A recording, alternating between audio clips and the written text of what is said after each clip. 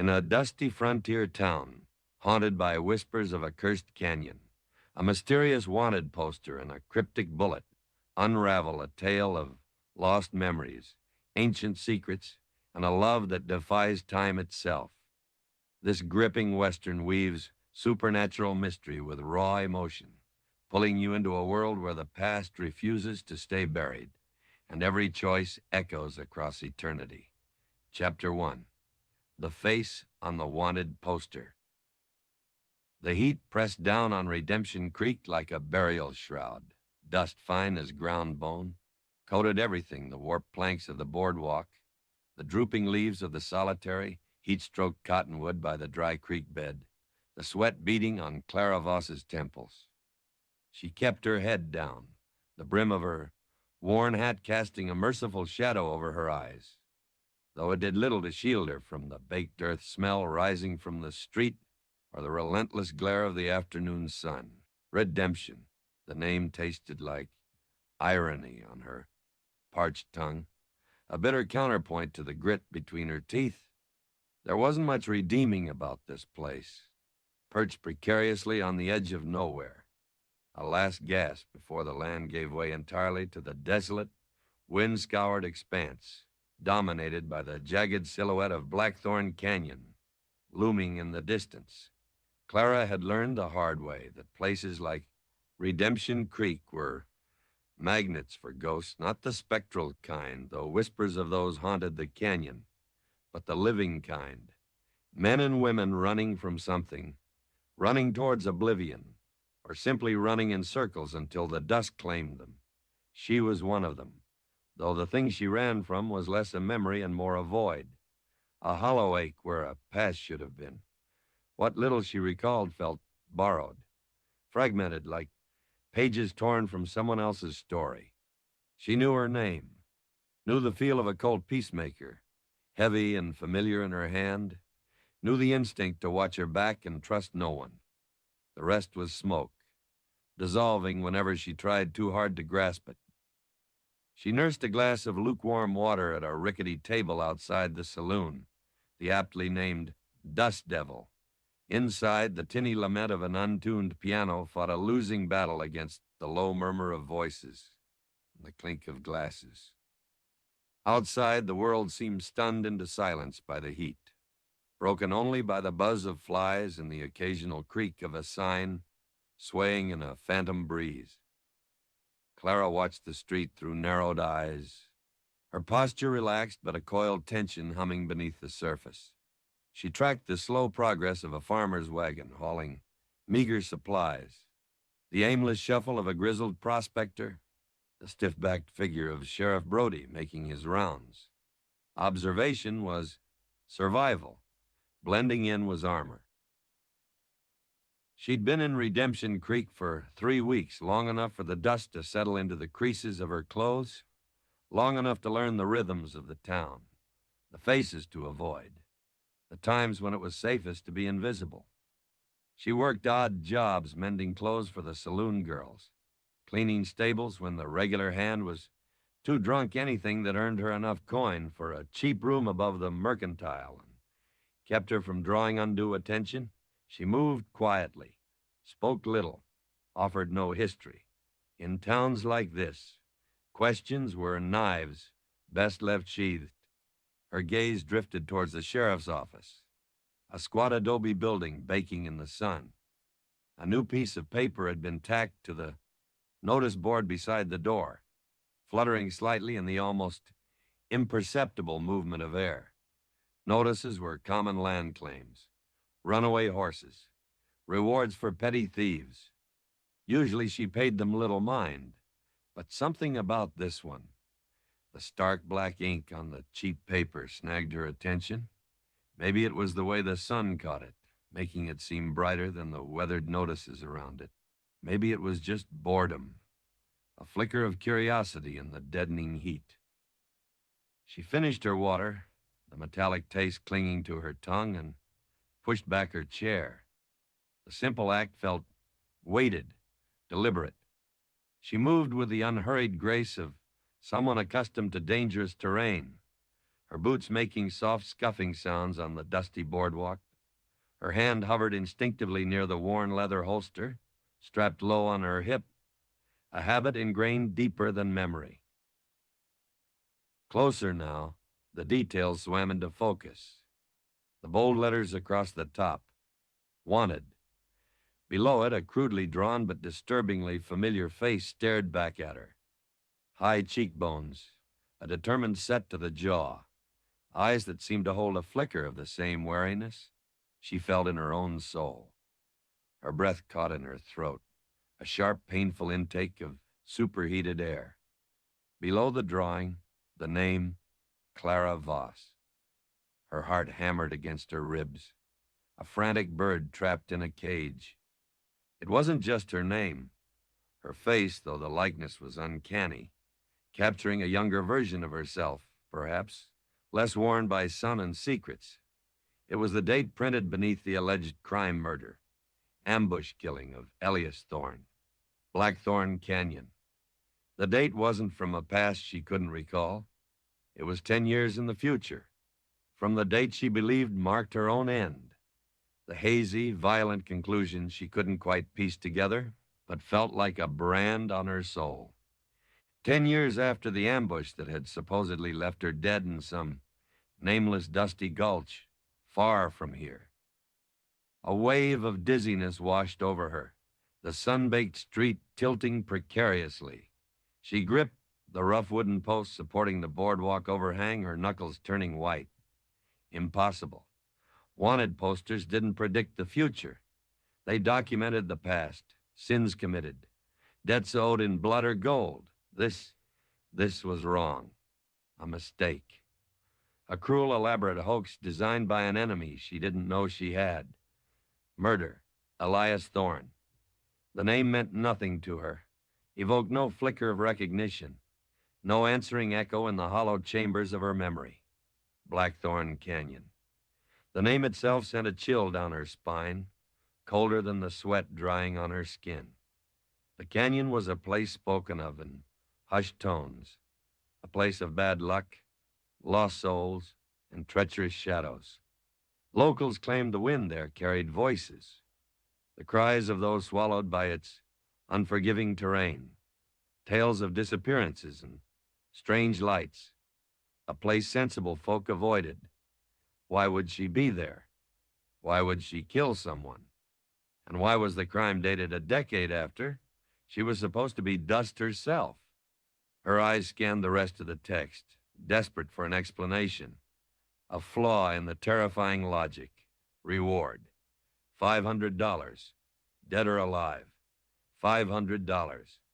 A small fortune in a place like Redemption Creek, enough to make desperate men careless and greedy men dangerous, enough to make anyone look twice at a quiet woman who kept to herself. Her gaze darted around the street. Had anyone noticed her reaction? The farmer's wagon was gone. The prospector had vanished. Sheriff Brody was nowhere in sight. Only a few listless figures remained, seeking refuge from the sun in doorways or the deep shade of the saloon porch. No one seemed to be looking her way, yet the feeling of being watched prickled the back of her neck, as sharp and sudden as a shard of ice. She forced herself to turn away, to walk casually back towards the Dust Devil Saloon, her legs feeling unsteady beneath her.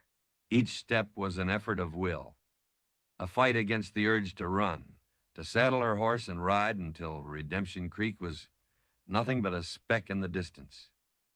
But running was what ghosts did, and right now she felt terrifyingly solid, trapped in a present that was suddenly entangled with an impossible future. Inside the saloon, the air was thick with the smell of stale beer, cheap whiskey, sweat, and desperation. The piano player hammered out a tune that was meant to be lively, but sounded mournful, each note coated in dust. Clara slid onto a stool at the far end of the bar, seeking the dimmest corner, the deepest shadow. She needed to think, to untangle the knot tightening in her chest. Whiskey, she murmured to the barkeep. a portly man named Sal, whose apron bore the stains of 100 spilled drinks and broken dreams.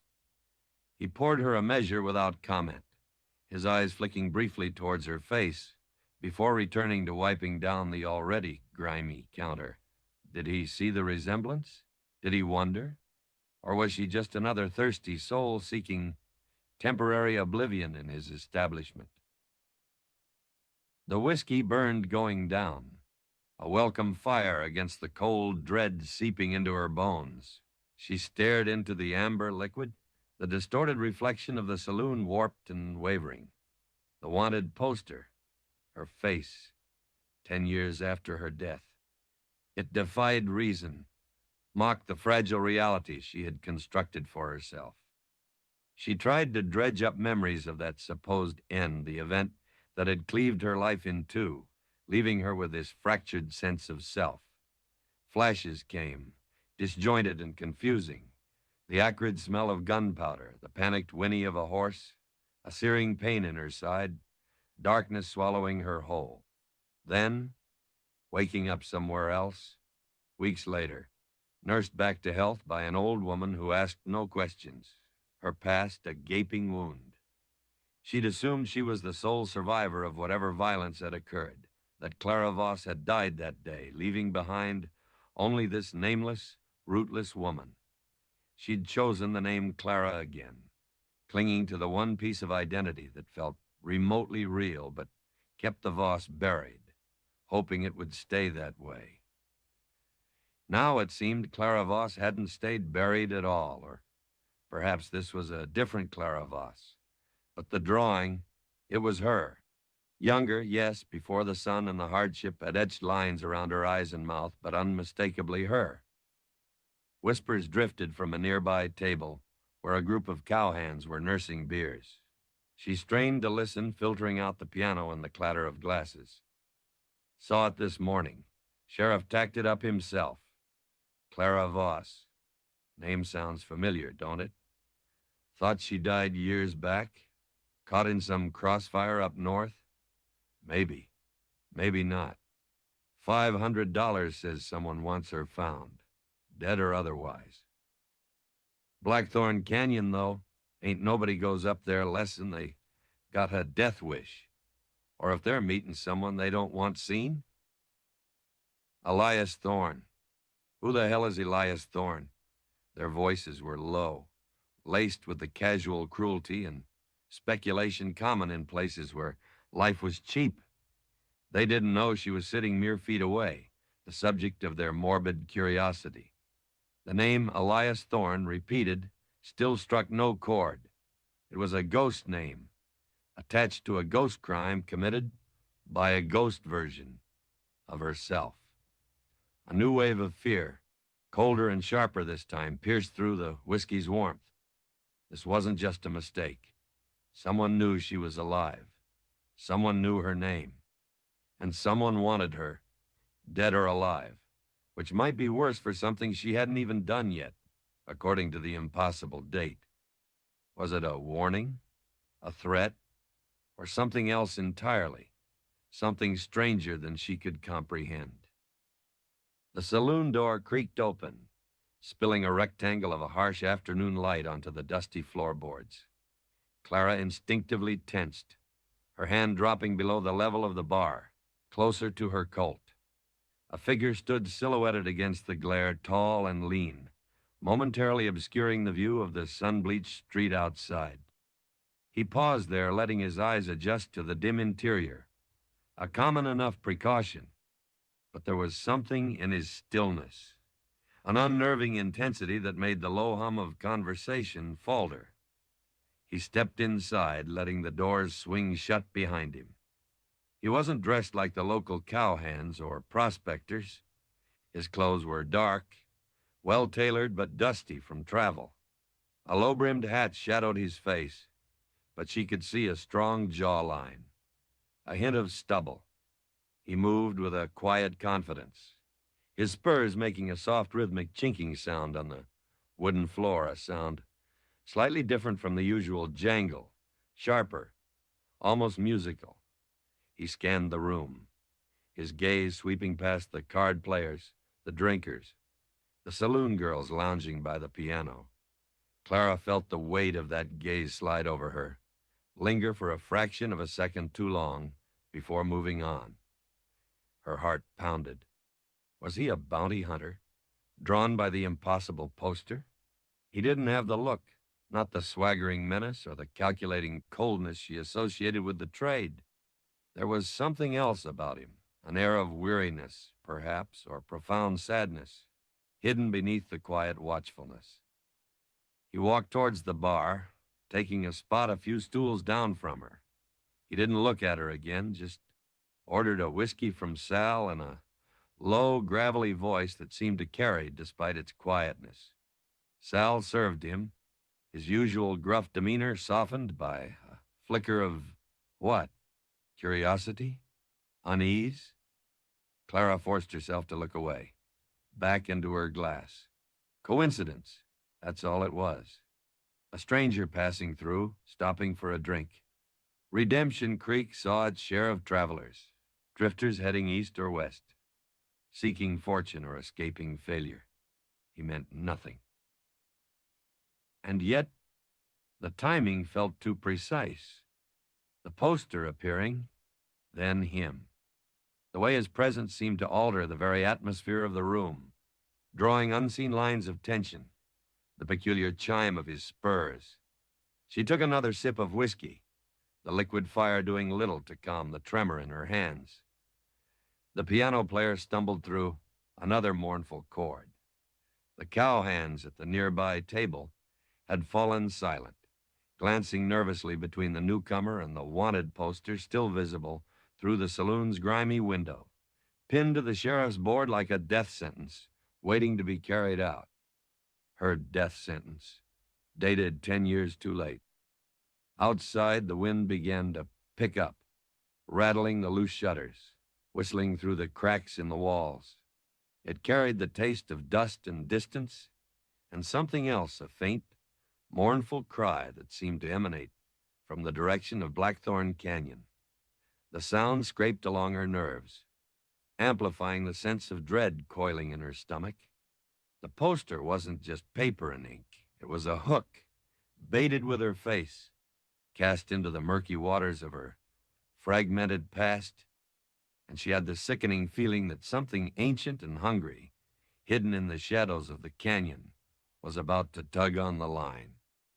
The whiskey tasted like poison now. The heat in the room felt suffocating, and the stranger's quiet presence at the bar felt like the first note of a terrible, inescapable song. Chapter 2. The Stranger with the Silver Spur. The silence that followed the stranger's entrance wasn't absolute, but it was profound. The tinny piano notes seemed to hang suspended in the thick air, hesitant. The low buzz of conversation near the card table dwindled to isolated murmurs, then faded altogether. Even Sal, usually bustling with a noisy semblance of efficiency, moved with unnatural quiet, polishing the same spot on the bar counter over and over, his gaze flicking nervously towards the newcomer. It was the kind of silence that precedes violence, a revelation, the held breath of a world waiting for the other shoe to drop. Clara kept her eyes fixed on her whiskey glass, but her senses were stretched taut, every nerve ending alive to the man, seated just a few stools away. She could feel his presence like a change in barometric pressure, a subtle shift in the weight of the atmosphere. She risked a glance sideways, catching his reflection in the dusty mirror behind the bar, distorted by flaws in the glass. The low brim of his hat still hid his eyes, but she saw the sharp line of his jaw, the set of his mouth firm, unsmiling, hinting at burdens carried in silence. He wasn't overtly threatening, yet an aura of profound stillness clung to him, the stillness of a predator conserving energy, or perhaps the stillness of deep, abiding sorrow. He drank his whiskey slowly, deliberately, his movements economical and precise. No wasted gestures, no nervous fidgeting. His left hand rested on the bar top, Long fingers curled loosely around the glass. His right hand remained out of sight, below the counter, likely resting near the gun she presumed he wore. Most men did out here, but with him it felt less like a precaution and more like an extension of his being, as natural and necessary as drawing breath. It was the spur that drew her attention again, catching a stray beam of light, filtering through the grimy window, just one on his left boot heel, resting lightly on the brass foot rail. It wasn't the common steel or iron type used by most riders. This one gleamed with a soft, silvery luminescence, intricately worked, reflecting the dim saloon light with an unusual clarity, almost as if it generated its own faint radiance. It looked old, perhaps Spanish silver, finely crafted but undeniably out of place in a dusty Creektown saloon. There was something almost hypnotic about its soft shine, a cold fire in the gloom. She remembered the premise description, a silver spur that glowed under moonlight. Here, even in the weak afternoon light, it seemed to possess an inner life. He shifted slightly on the stool, and the spur chimed again. Not the rough jangle of cheap metal, but a clear, resonant tone, like a tiny, distant bell. The sound was achingly familiar, plucking a chord deep within the hollow spaces of her memory. Yet the image it conjured remained frustratingly out of reach, like a name on the tip of her tongue. Where had she heard that sound before? Was he connected to the wanted poster? To the impossible date? To the name Elias Thorne? The questions circled in her mind like vultures over carrion. Bounty hunters came in all shapes and sizes, but they usually carried an air of impatient avarice or grim determination. This man radiated something different, a focused intensity, yes, but layered with a weariness that felt ancient, profound. He didn't look like a man chasing $500. He looked like a man chasing ghosts, or perhaps like a man haunted by them. Clara pushed her own glass forward slightly. "Another," she said, her voice lower than usual, careful to keep it steady. Sal jumped, startled by the sound, then quickly refilled her glass, splashing a little whiskey onto the counter. He mopped it up hastily with his rag, avoiding her eyes, and casting another sidelong glance at the stranger. The tension was contagious. Even Sal, who'd seen his share of trouble, walked through those doors, seemed unnerved. The stranger didn't react. He continued to sip his whiskey, seemingly lost in his own thoughts, oblivious to the quiet ripples his presence caused. Or perhaps he was simply accustomed to it. Clara studied his reflection again. The hat brim shadowed his eyes completely now, leaving his expression unreadable. Was that deliberate? A way to watch without being watched? She thought again of the face on the poster, her face. Had he seen it? Did he recognize her? The drawing was crude, but the likeness was there. If he was looking for Clara Voss, would he see her in the quiet, dust-covered woman nursing a whiskey at the end of the bar? She instinctively pulled the brim of her own hat lower, cursing the vulnerability she felt, the sudden, terrifying visibility. For years she had cultivated anonymity, moving through the West like a shadow, leaving faint traces. Now that wanted poster felt like a spotlight, pinning her against the wall, and the stranger felt like the man holding the lamp. The piano player, perhaps sensing the need to fill the void, began another tune. This one was slower, a melancholic ballad that spoke of lost love and lonely trails. The notes drifted through the saloon, weaving through the silence, somehow amplifying the underlying tension rather than easing it. The melody tugged at something within Clara, a familiar ache of loneliness, of paths not taken, of regrets too deep for words.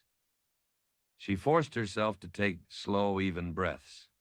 Panic was a luxury she couldn't afford. She needed information. She needed to understand what was happening, why her face was on that poster with a date from the future. why the stranger's arrival felt like destiny knocking, cold and hard, on her door. She considered approaching him, asking him outright if he knew the name Clara Voss, if he knew anything about the poster. But the instinct for self-preservation screamed against it. Revealing herself, showing her hand, could be fatal. Better to watch, to wait, to gather whatever clues she could from the shadows. The stranger finished his whiskey, placing the empty glass carefully on the counter. For a moment he sat perfectly still. Clara held her breath, anticipating his next move.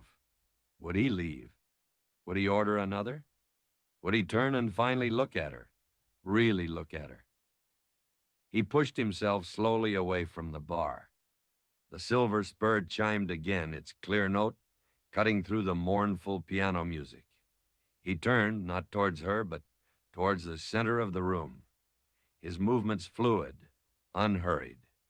His gaze swept the room once more, lingering for a heartbeat on the table where the cowhands had been whispering earlier. They shifted uncomfortably under his scrutiny, suddenly finding intense interest in their empty beer mugs. Then he walked towards the door. Each step was measured, his boots falling softly on the worn floorboards despite the chime of the spur. He didn't look back. As he reached the door, he paused again, his hand on the weathered wood. The dying sunlight outside caught the intricate tooling on his gun belt, the dark fabric of his coat. He seemed to carry the weight of the fading day with him. He pushed the door open and stepped out into the street, the rectangle of light momentarily flooding the dim interior, before the doors swung shut again, plunging the saloon back into its customary gloom. A collective sigh seemed to ripple through the room. The piano player's fingers found a slightly more confident rhythm. Sal busied himself collecting empty glasses. The cowhands resumed their low conversation, though their voices were hushed, subdued. The tension hadn't entirely dissipated. It had merely shifted, leaving behind an unsettling residue, like the fine dust that coated everything. Clara remained on her stool, her muscles tight, her mind racing. He was gone, just like that. A fleeting, unnerving presence. Perhaps she had imagined the intensity, the connection to the poster. Perhaps he was just another drifter. His unusual spur and quiet demeanor, nothing more than coincidence. She finished her second whiskey, the warmth spreading through her chest but failing to reach the cold knot of fear in her stomach. She should leave. Get her horse, pack her meager belongings, and ride out before dawn. Put Redemption Creek and its impossible wanted poster behind her. Find another nameless town, another way to disappear. But the stranger, the spur, the feeling of recognition, however faint, sparked by its unique chime. It held her rooted to the spot. And the poster wasn't just a threat. It was a puzzle, a piece of her missing past thrown in violently into her present. Running felt like leaving a crucial part of herself behind, unanswered. Slowly, deliberately, she slid off the stool. Her legs felt steadier now, the whiskey having burned away some of the initial shock, replacing it with a dull, simmering unease.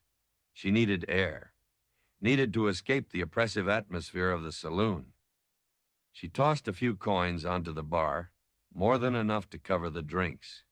Sal nodded mutely, still avoiding her gaze. She pushed through the saloon doors, squinting against the late afternoon light. The sun was lower now, casting long, distorted shadows across the dusty street. The heat had lessened slightly, but the air remained thick, heavy with the scent of dust and impending twilight. The wind had died down, the earlier gusts replaced by an almost unnerving stillness.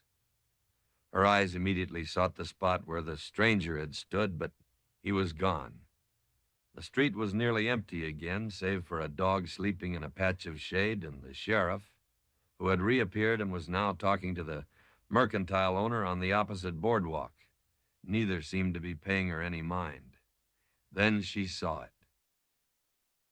On the rough wooden planks of the boardwalk, directly in front of the Dust Devil's entrance, lay a single gleaming object, not discarded, not dropped accidentally, but placed deliberately. It caught the fading sunlight, winking up at her. A bullet, not just any bullet. It was heavy caliber, likely for a Colt or a Remington, clean and polished. But it wasn't the caliber or the polish that made her breath catch again, sharp and painful. Etched into the side of the brass casing, small but distinct, was a rune, a complex swirling symbol, unlike anything she had ever seen, yet disturbingly familiar, resonating with the same unsettling echo as the chime of the silver spur. She stared at it, her heart pounding a heavy, frantic rhythm against her ribs. This couldn't be a coincidence. The stranger, the spur, the whispers of Blackthorn Canyon, the impossible wanted poster, and now this. A bullet left like a calling card, marked with a symbol that felt both alien and intimately known. Hesitantly, driven by a force she didn't understand, she bent down. Her fingers trembled slightly as she reached for the bullet. The moment her skin made contact with the brass, a jolt, like static electricity, but deeper, more resonant, shot up her arm. It wasn't hot, not physically, but it burned. An internal heat, fierce and instantaneous, flared behind her eyes. And with the burn came a flash of imagery, overwhelming and disorienting. Gunsmoke thick in the air, stinging her eyes. The terrified scream of a horse. Two figures silhouetted against a blood-red sunset near jagged canyon walls herself. Younger, fiercer, aiming a revolver. And the man opposite her. Tall, dark-clothed, falling, clutching his chest. His face obscured by shadow and smoke, but the glint of a single silver spur, unmistakable on his boot as he went down. The vision vanished as quickly as it came, leaving her gasping, clutching the bullet in her hand, the phantom burn still tingling in her fingertips. The rune seemed to pulse faintly against her skin. She looked wildly around the street. Nothing. No sign of the stranger. Only the long shadows, the dusty silence, and the oppressive weight of the canyon looming on the horizon. He knew. The stranger knew who she was. He knew about the duel, the killing the one depicted in the vision, the one the wanted poster accused her of committing 10 years from now. He had left the bullet as a message, a reminder, a threat, or something else. The vision felt like memory, sharp and visceral, yet utterly impossible. She hadn't fought that duel. She didn't know Elias Thorne. She hadn't killed anyone in Blackthorn Canyon. Had she? The bullet felt heavy in her palm, a tangible piece of an inexplicable puzzle. The rune seemed to stare back at her, an ancient eye holding secrets she was terrified to uncover. The stranger with the silver spur wasn't just a bounty hunter or a drifter.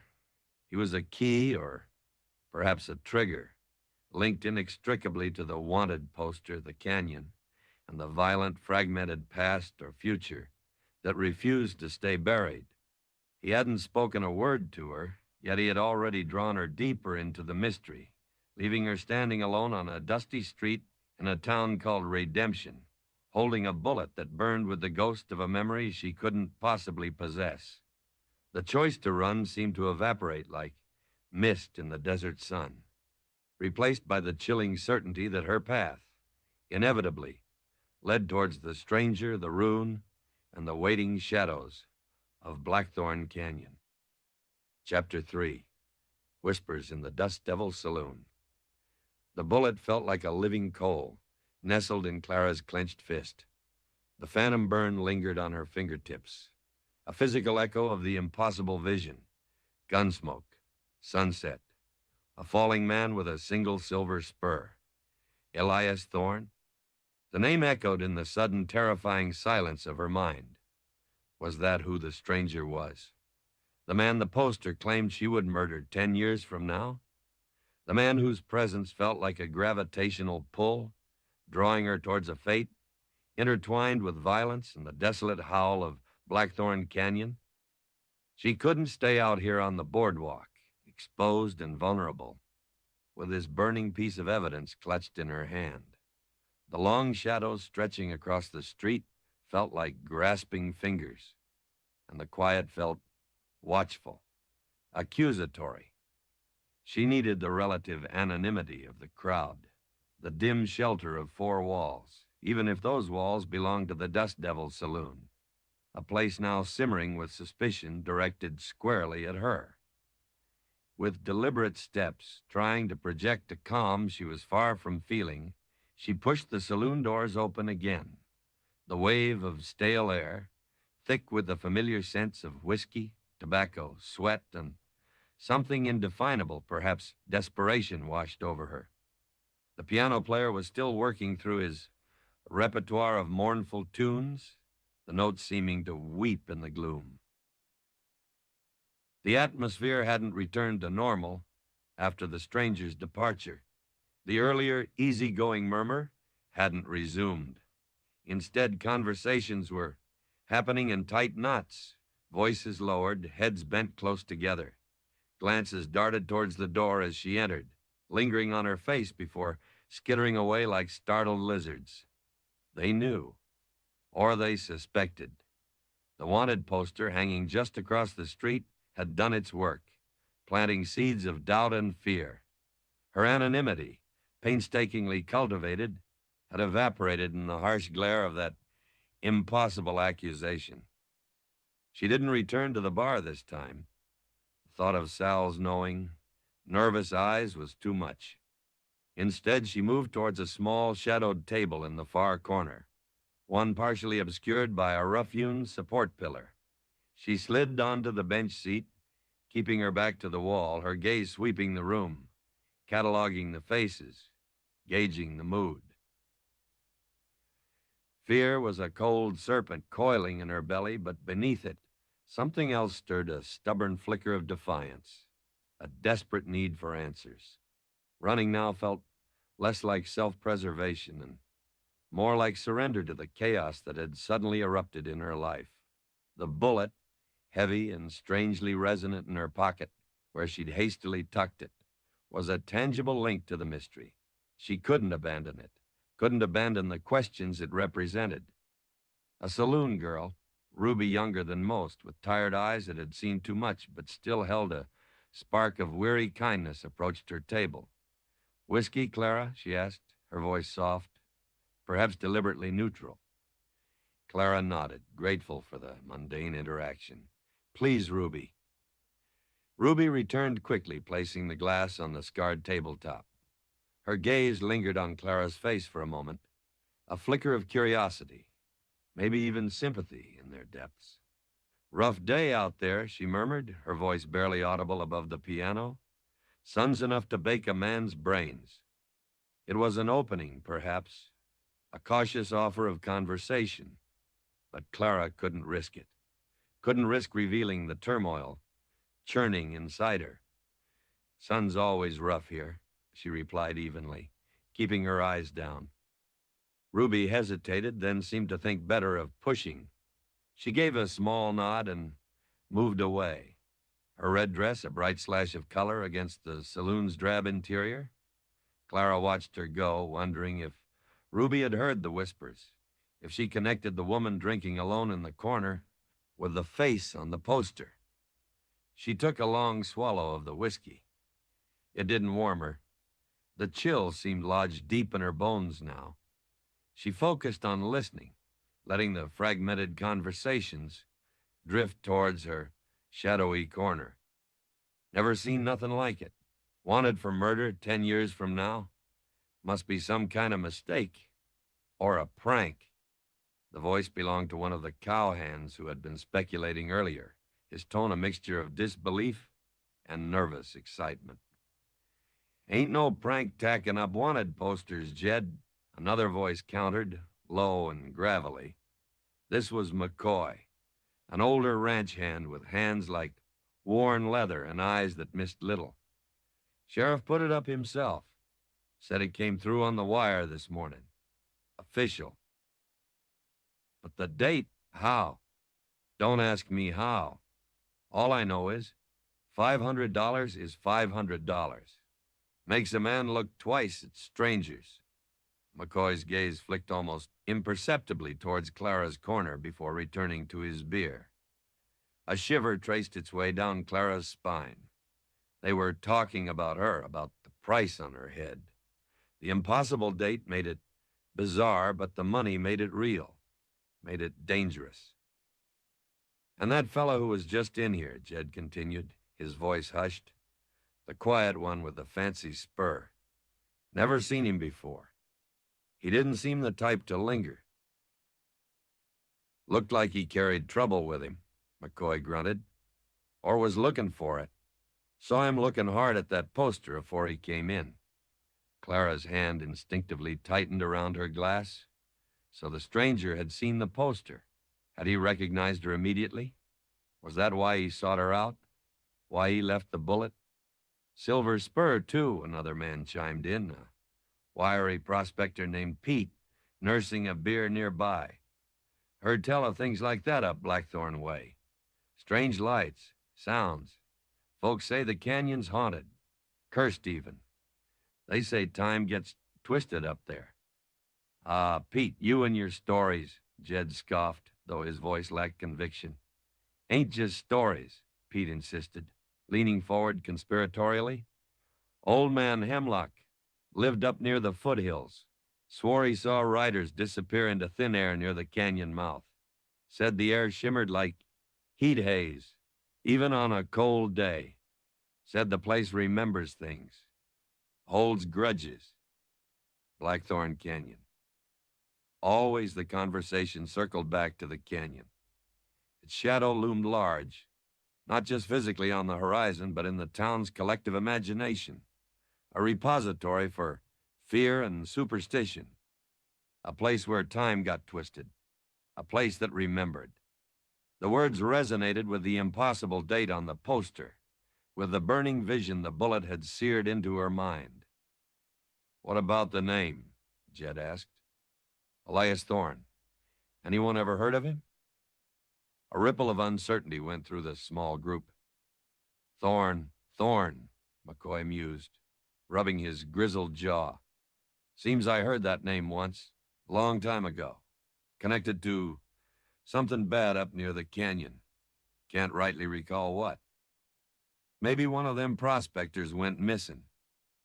Or maybe he's the ghost Pete's always going on about. A nervous chuckle followed this suggestion. Elias Thorne, a half-forgotten name linked to trouble near the canyon, and the stranger, the man with the silver spur, the man in her vision. Was he Thorne? Or was Thorne the man she was destined to kill? The confusion was a thick fog in her mind. She risked another glance around the saloon. More eyes seemed to be watching her now, less furtively. A cattle buyer near the door narrowed his gaze, comparing her face to the image he must have studied on the sheriff's board. Two dusty travelers who had just entered paused their conversation, looking her over with open curiosity. The whispers weren't just whispers anymore. They were coalescing into a shared suspicion, a silent consensus that the woman in the corner was the one on the poster, regardless of the nonsensical date. Sal caught her eye from behind the bar. He wasn't polishing anymore. He just stood there, wiping his hands on his stained apron, his expression unreadable, but conveying a clear warning. Trouble's brewing. Be careful. Clara felt the walls closing in. The dim, smoky air felt heavy, hard to breathe. Every tick of the cheap clock behind the bar sounded unnaturally loud, marking time towards what? An accusation? A confrontation? A gunshot? She needed to think clearly, away from the prying eyes and poisonous whispers. She pushed her half-finished whiskey away. Staying here was inviting danger. Leaving town still felt like running from her own shadow, but the immediate threat was here now, in the hostile curiosity of these saloon patrons. Just as she gathered herself to stand, the saloon doors swung open again. This time, it wasn't a stranger. It was Sheriff Brody. He stood there for a moment, his presence instantly commanding attention. Brody was a big man, gone slightly to seed, but still formidable, his face weathered by sun and cynicism. He wore his authority like a second skin, his hand resting casually on the butt of his holstered revolver. His eyes, shrewd and pale blue, swept the room, missing nothing. They passed over the cowhands, the prospector, the cattle buyer, lingered for a second on Sal, and then settled, with unnerving deliberation, on Clara. A hush fell over the saloon, deeper and more complete than the one that had greeted the stranger. Even the piano player's hands faltered and stilled on the keys. Everyone watched the sheriff. Everyone watched Clara. Brody didn't move towards her immediately. He ambled over to the bar, his spurs, ordinary steel ones, jingling prosaically. "Afternoon, Sal," he said, his voice calm, almost conversational, yet carrying easily through the silence. "Sheriff," Sal acknowledged, his voice tight. "Quiet afternoon," Brody observed, leaning an elbow on the counter, though his gaze remained fixed on Clara's table. "Mostly," Sal mumbled, picking up his rag again, his movements jerky. Clara sat frozen, her heart pounding against her ribs like a trapped bird. This was it. He knew. He'd seen the poster. He'd heard the whispers. Maybe someone had pointed her out. He was going to question her, maybe arrest her based on that impossible warrant. How could she explain? How could she defend herself against a crime dated 10 years in the future?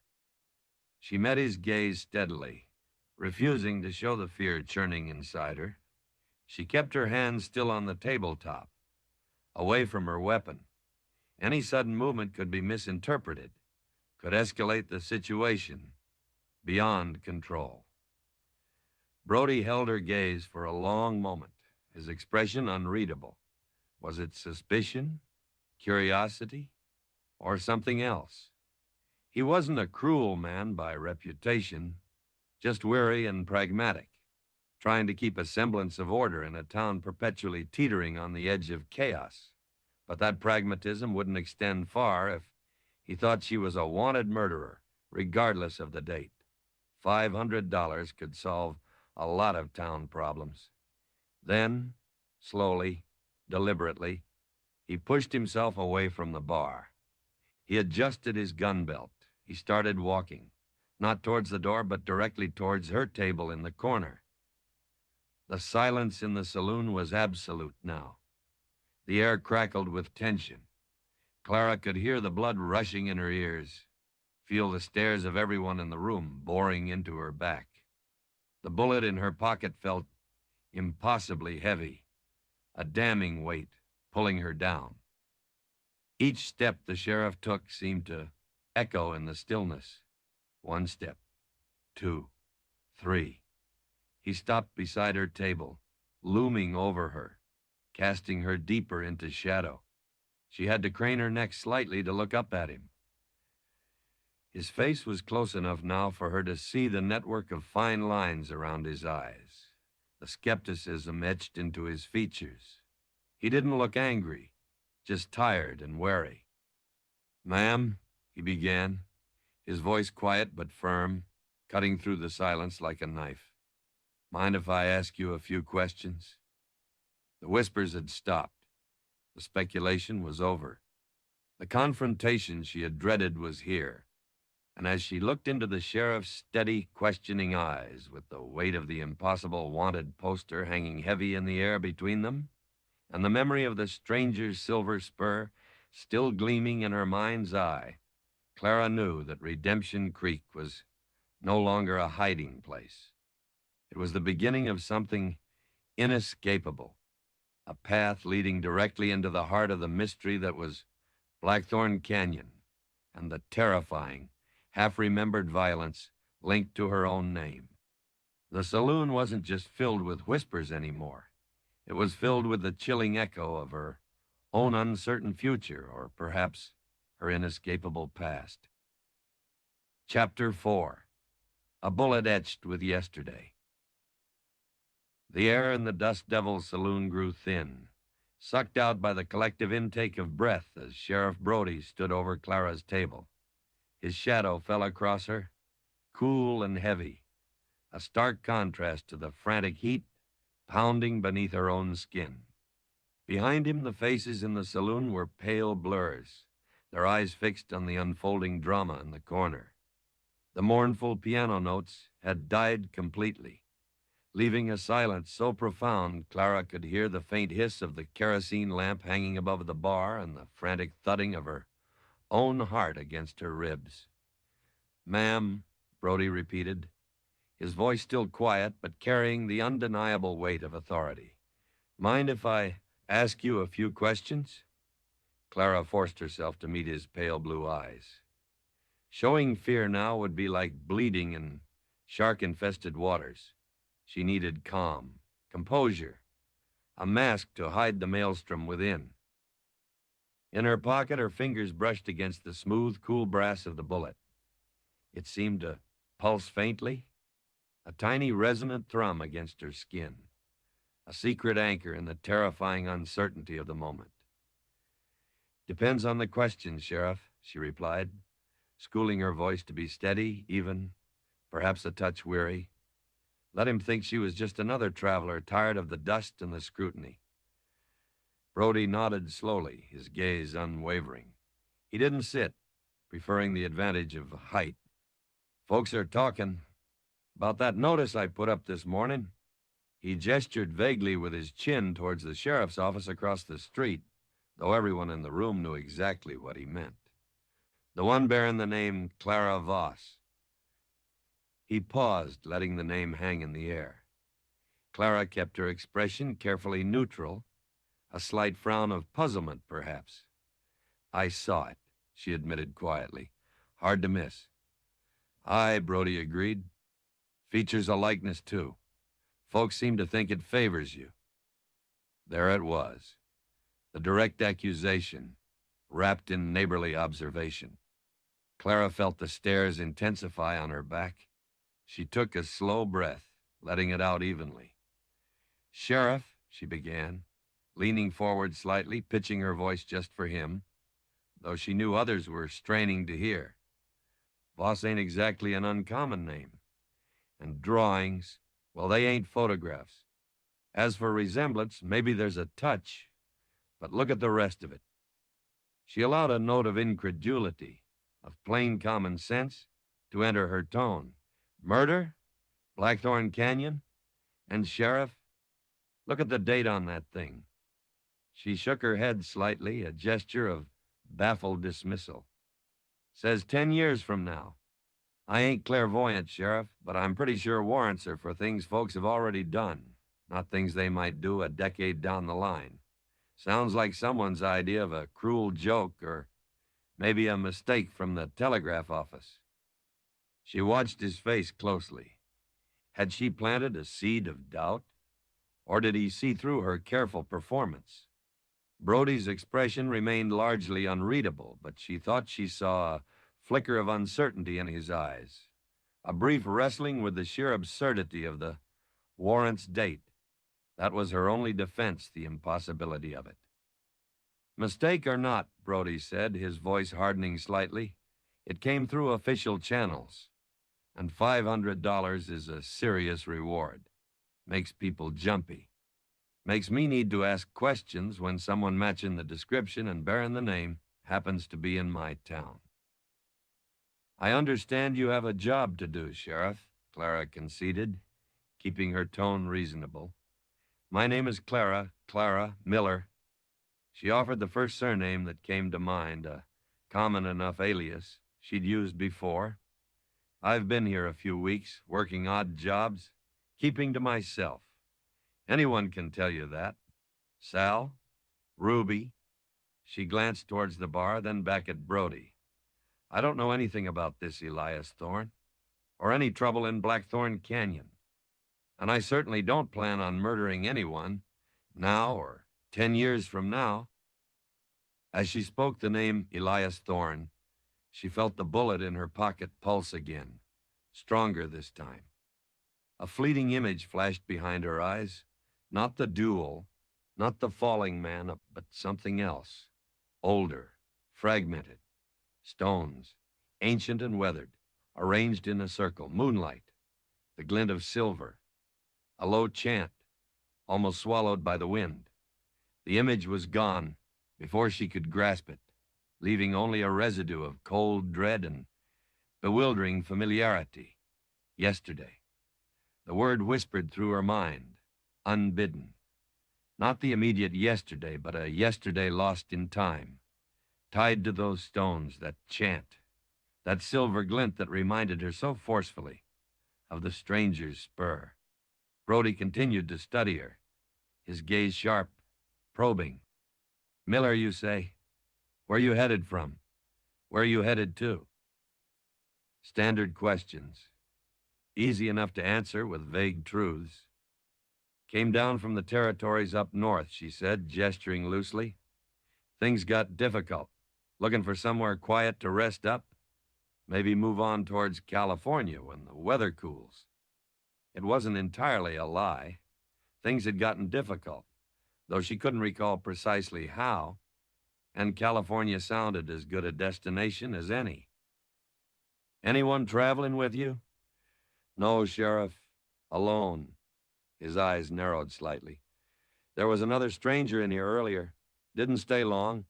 Tall fella, dark clothes, fancy silver spur." Clara met his gaze directly. "I saw him, kept to himself." She offered nothing more. Admitting any interaction, even the discovery of the bullet, was unthinkable. Brody grunted, seeming to chew on this information. He glanced around the saloon, noting the rapt attention of his audience. Perhaps he sensed the potential for gossip, for trouble brewing around this woman and the bizarre wanted poster. Perhaps the stranger, a known unknown, was now a more immediate concern than a woman accused of a future crime. "All right, Miss Miller," he said finally, straightening up. The use of the assumed name felt like a small victory, a temporary reprieve.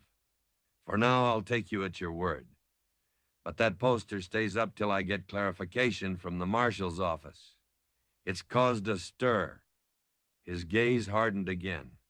"I don't want any trouble in my town. You understand? Keep your head down. Stay out of places you shouldn't be." His eyes flicked meaningfully towards the direction of Blackthorn Canyon, visible through the saloon window as a dark, brooding silhouette against the paling sky. "And if that fellow with the silver spur comes back around, or if anything unusual happens, I expect to be informed. Immediately." "Understood, Sheriff," Clara said quietly. She didn't release her breath until he had turned and walked, with the same deliberate steps, back towards the door. The saloon remained silent until the doors swung shut behind him, leaving behind the residue of his authority and the heavy weight of unresolved suspicion. Slowly, the low murmur of conversation started up again, but it was different now. The speculation wasn't idle curiosity anymore. It was focused, wary. Clara felt like a marked woman, isolated in her corner, the sheriff's warning echoing in the tense quiet. She pushed back her chair and stood, acutely aware of the eyes following her movements. She dropped another coin on the table for Ruby, more than enough for the untouched whiskey, and walked towards the door. Her steps measured, her gaze fixed straight ahead. Outside, twilight was bleeding into the sky, painting the dust-choked air in hues of bruised purple and faded orange. The heat of the day was finally receding, replaced by a cool breeze that carried the scent of dry earth and something wilder, lonelier, blowing in from the direction of the canyon. The wanted poster still fluttered on the sheriff's board, her face a ghostly smudge in the gathering dark. She hurried down the boardwalk, away from the accusing glow of the saloon windows towards the relative anonymity of the mercantile and the small, stuffy room she rented above it. She needed solitude, needed space to think, to examine the object burning a hole in her pocket. Inside her room, lit only by the faint moonlight filtering through the single grimy window, she locked the door behind her, a flimsy defense, but a necessary ritual. The room was small, containing only a narrow cot, a rickety table, and a chipped porcelain basin and pitcher. Home was wherever she laid her hat, and right now this felt less like home and more like a cage. She sat on the edge of the cot, the springs groaning beneath her weight. For a long moment, she just breathed, letting the adrenaline from the confrontation with Brody slowly subside, leaving behind a bone-deep weariness, an gnawing anxiety. Then, carefully, she reached into her pocket and drew out the bullet. In the dim moonlight, the brass casing seemed to gleam with its own inner light, much like the stranger's spur had. She turned it over and over in her fingers, the metal cool now, the earlier phantom burn replaced by a subtle vibration, a low hum that seemed to resonate deep within her bones. Her thumb traced the etched rune. It was intricate, more so than she'd realized in the fading streetlight. Not just random swirls, but a deliberate pattern, flowing and sharp-edged at the same time. It reminded her vaguely of ancient symbols she might have seen in books, perhaps Celtic or something older, stranger, but it wasn't quite like anything identifiable. It felt alive, potent, like solidified magic or a fragment of a forgotten language. As she focused on the room seemed to fade. The moonlight intensified, pooling around the bullet in her hand. The low hum grew, vibrating not just in her hand, but in the air itself, a deep, resonant frequency that seemed to loosen the knots in her fragmented memory. Another vision flickered behind her eyes, clearer this time, less violent than the duel, more pervasive. It wasn't a single scene, but overlapping impressions, echoing the flash she'd experienced when Brody mentioned Thorn. Ancient stones under a cold moon. The wind whispering secrets through dry grass. The rhythmic chime of a single silver spur keeping time with a low guttural chant. Figures cloaked in shadow moving around a dying fire. And the rune, the same symbol etched on the bullet glowing faintly on a weathered rock, on a piece of dark cloth, on the hilt of a knife. It was a symbol of power, of binding, perhaps of a blood oath sworn long ago beneath that unforgiving sky.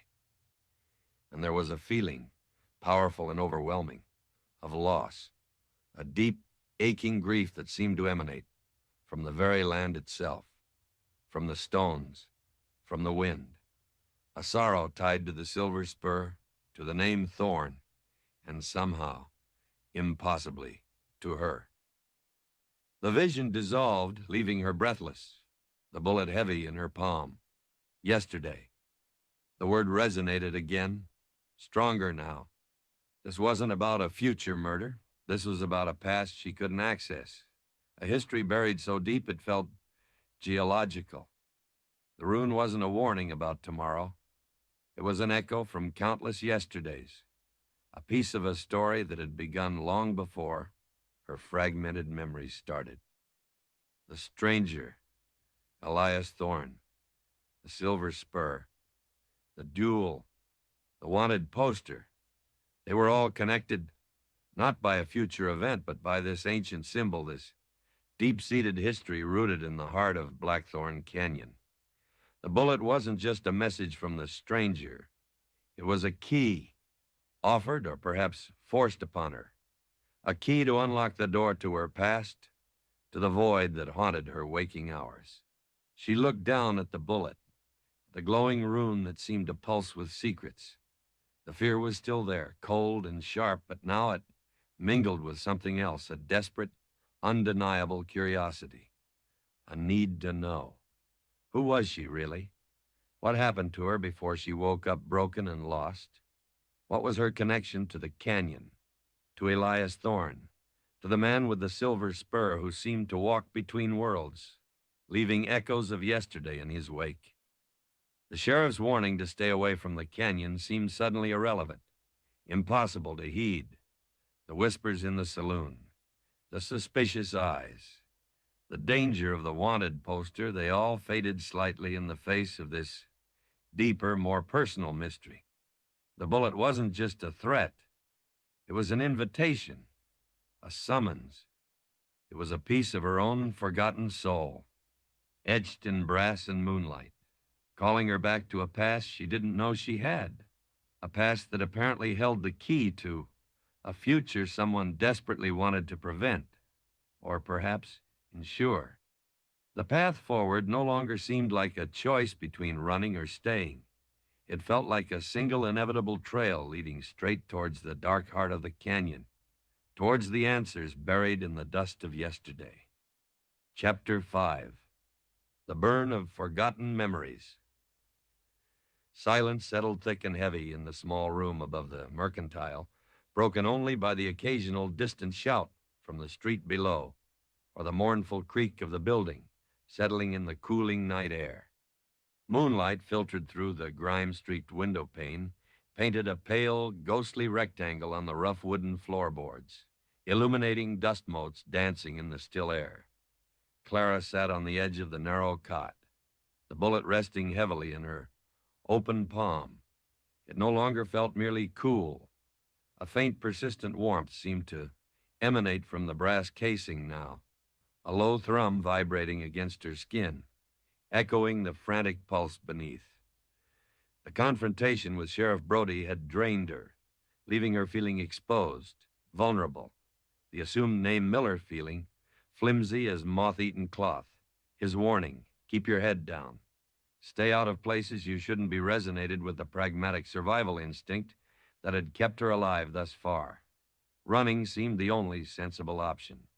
Disappear before the sheriff's questions turned into accusations, before some desperate soul decided $500 was worth gambling on her resemblance to the woman on the poster.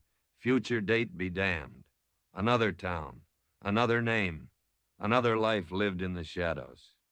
It was a familiar pattern, the only one she truly remembered. Yet she couldn't move, couldn't bring herself to toss the bullet aside, saddle her horse, and ride into the anonymous darkness, because the bullet and the stranger who left it represented something more potent than fear, the possibility of answers, the possibility of reclaiming the vast, terrifying emptiness where her past should be. Her thumb instinctively traced the intricate, swirling lines of the rune etched into the casing. The metal warmed further beneath her touch, the low hum intensifying, resonating not just in her hand, but deeper, within her chest, behind her eyes. It wasn't unpleasant, this vibration, but it was profoundly unsettling, like tuning into a frequency just beyond normal hearing, a broadcast from another time, another place. She closed her eyes, concentrating on the sensation, on the rune's complex pattern burned into her mind's eye. The sheriff, the saloon whispers, the dusty streets of Redemption Creek began to fade, replaced by a different kind of awareness, sharper, more immediate, yet dreamlike. The burn started subtly, not a physical heat, but an internal ache, a friction deep within her psyche as forgotten fragments scraped against the walls of her amnesia. It was the burn of memory trying to surface, pushing through layers of scar tissue and willful forgetting. A sudden, visceral sensation, the sting of high-altitude wind whipping strands of hair across her face, carrying the scent of pine and cold stone. Not the baked earth smell of Redemption Creek, but something cleaner, wilder, ancient, Blackthorn Canyon. The name formed in her mind, not as a place on a map, but as a feeling, a presence. Then another scent, sharp and metallic, overlaying the pine. Blood. Not a lot, just the coppery tang of it, sharp in the cold air. Whose blood? Hers. Someone else's? The sensation brought a wave of nausea, a cold dread that had nothing to do with Sheriff Brody or the wanted poster. This felt older, deeper. The faint, clear chime of a single silver spur echoed in the silence of her mind. Closer this time than when she'd heard it in the saloon. It wasn't just a sound, it carried an emotion, a complex chord of sorrow, determination, and something that felt terrifyingly like love, or perhaps love's bitter ghost. With the chime came the whisper of a voice, low and rough, seeming to ride the same wind that carried the scent of pine and blood. It spoke a name, indistinct, swallowed almost immediately by the phantom gale, but she felt a jolt of recognition, a painful pang of something, longing, fear, regret. She squeezed her eyes tighter, trying to hold on to the fragments, to piece them together. The bullet in her hand pulsed, a steady, rhythmic beat against her palm. The rune seemed to glow brighter behind her closed eyelids. Another image surfaced, swimming up from the depths. The stranger's face. Not shadowed by his hat brim as he'd been in the saloon, not obscured by gun smoke, as in the vision of the duel. This was clearer, younger perhaps, etched with hardship but not yet consumed by the profound weariness she'd sensed earlier. His eyes, she could see them now, dark and intense, held a raw vulnerability, a flicker of warmth directed at her. Yes, at her. They were standing close, the air charged between them, not with hostility, but with a potent, unspoken connection. There was trust in his gaze and a shared understanding that transcended words. Where was this? When? It felt real, solid, a memory of touch and shared breath, starkly contrasting the violence of the dual vision. Then, jarringly, the image fractured. The warmth in his eyes turned to bewildered pain, then cold fury. The trust shattered like glass. Betrayal. The word screamed through her mind, sharp and devastating. Whose betrayal? Hers? His? The pain associated with it was immense, a physical blow that made her gasp, her hand flying to her own chest as if warding off an invisible strike. The visions dissolved, leaving her trembling on the edge of the cot, the faint moonlight seeming harsh and unforgiving now. The room felt too small, the silence too loud. The burn wasn't just friction anymore. It was the searing agony of reopened wounds, wounds she hadn't known existed until this moment. Grief, sharp and unexpected, washed over her, grief for the connection glimpsed in the stranger's eyes. Grief for the trust shattered. Grief for a life, a love. A self that felt irretrievably lost, sacrificed on some forgotten altar in the shadow of that cursed canyon. These weren't just random flashes. They were echoes of choices made, consequences suffered, pieces of her story, the one she couldn't remember but could now, terrifyingly, begin to feel. The emptiness inside her hadn't been filled but ignited. The void now blazed with the phantoms of love, betrayal, violence, and loss. She opened her eyes, staring down at the bullet, at the rune that seemed to mock her with its silent knowledge. This object held the key, yes, but opening the door might unleash more pain than the emptiness it replaced. The stranger wasn't just a man. He was a living embodiment of that pain, of that complex, contradictory past. The silver spur wasn't just decoration. It was a symbol, its chime the tolling bell of a history steeped in blood and sorrow. And Elias Thorne? Was he the stranger, or the casualty of that betrayal? The name resonated with the falling figure in the duel, but also with the ancient stones, the chanting, the sense of deep, foundational loss tied to the land itself.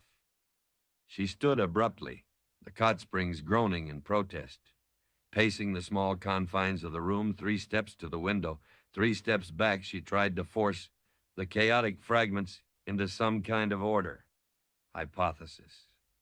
The wanted poster wasn't predicting the future. It was reflecting the past, distorted through whatever temporal anomaly haunted Blackthorn Canyon, the place Pete the prospector claimed could twist time. Maybe the duel had happened years ago.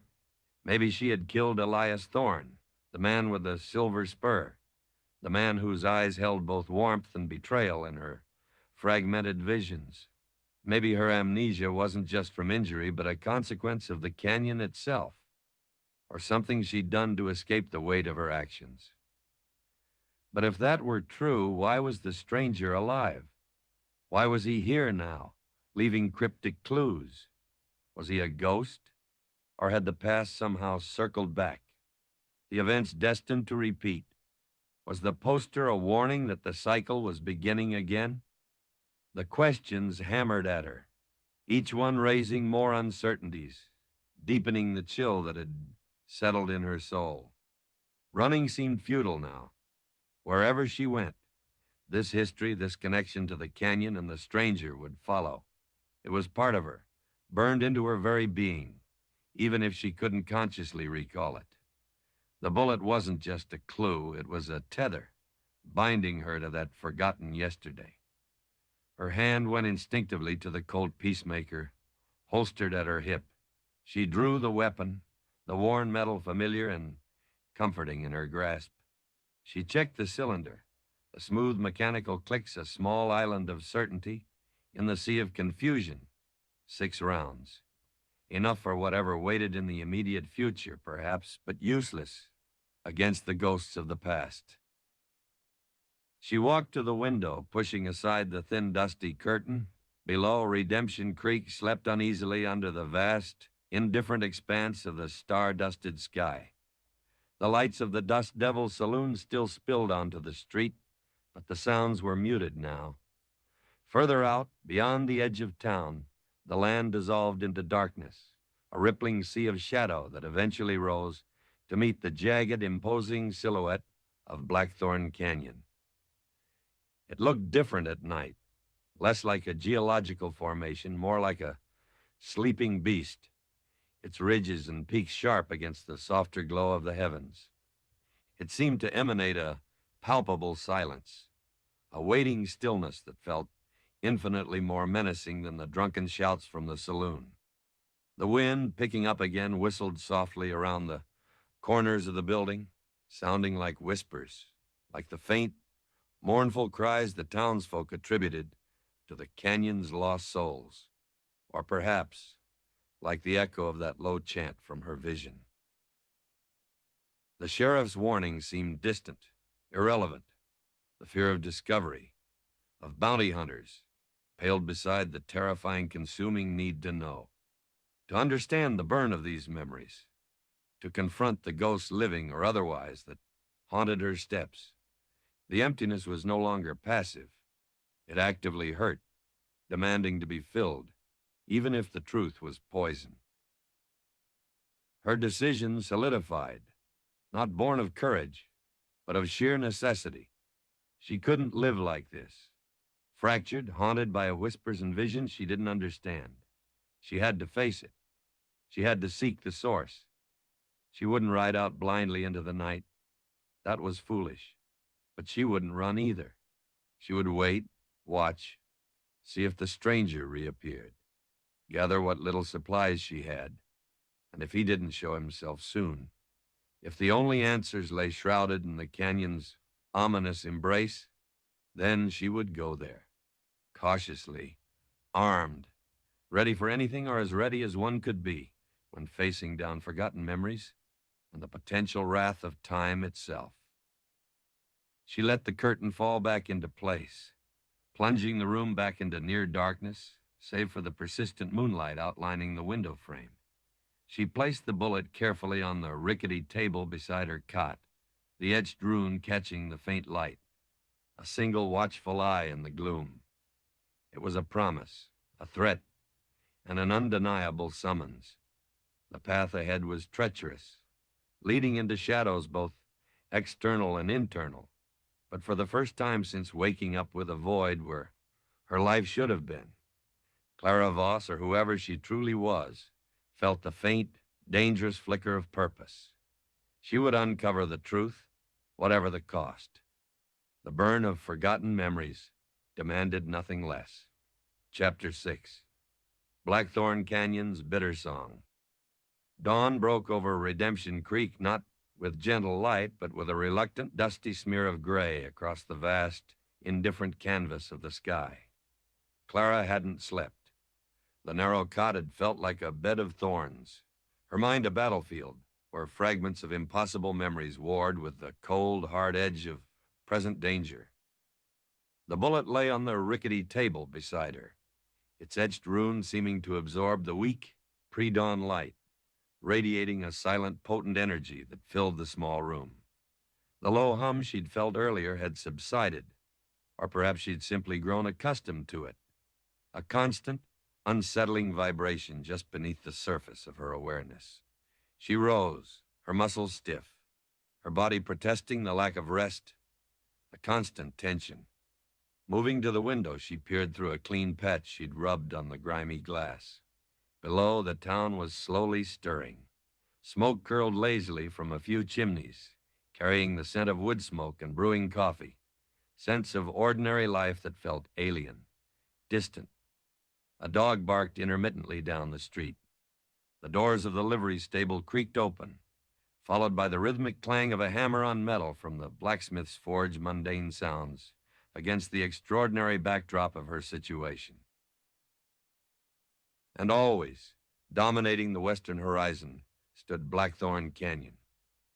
In the flat gray light of dawn, it looked less like a sleeping beast and more like a colossal scar on the face of the earth, raw, jagged, and infinitely forbidding. Its peaks clawed at the sky, wreathed in shifting mist that clung to the higher elevations like burial shrouds. It seemed to draw the light towards itself, swallowing it, leaving the surrounding landscape looking pale and washed out. A wind rose with the dawn, keening through the gaps in the window frame, rattling the loose pane. It wasn't the hot, dust-laden wind of the previous afternoon, but a cooler, sharper breeze blowing directly from the canyon. It carried a different sound today, not whispers, not cries, but a low, mournful moan that seemed to vibrate deep within the rock itself.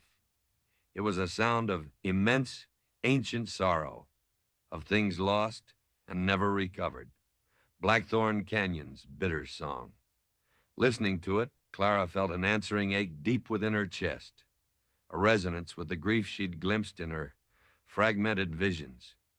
The canyon wasn't just rock and shadow, it was a vessel, holding the echoes of past tragedies, singing them into the wind. Her resolve, forged in the lonely darkness of the night, felt fragile in the face of that desolate sound in the harsh light of day. The sheriff's warning echoed in her mind, the faces in the saloon, hardening from curiosity to suspicion, the very real danger of a $500 bounty, regardless of its bizarre context. Running was still the sensible choice. Find a horse, ride east, lose herself in the vastness of the plains. But the bullet lay on the table, a silent accusation against sensibility. The rune pulsed in her memory, the face of the stranger haunted, weary yet tied to her by some invisible, unbreakable thread hovered at the edge of her thoughts. The burn of those fragmented memories demanded attention, demanded understanding. To run now would be to leave the most crucial part of herself behind, condemned to wander forever in the shadowlands of amnesia. No, the decision held. She wouldn't run. She would prepare. She would watch. And she would find a way to confront this mystery, even if it meant walking directly into the heart of the canyon's bitter song. First, supplies. She needed sturdy boots if hers gave out, more ammunition, dried rations, perhaps a better canteen. things that spoke of travel, of preparedness, things that might attract unwanted attention, especially after Sheriff Brody's pointed warning.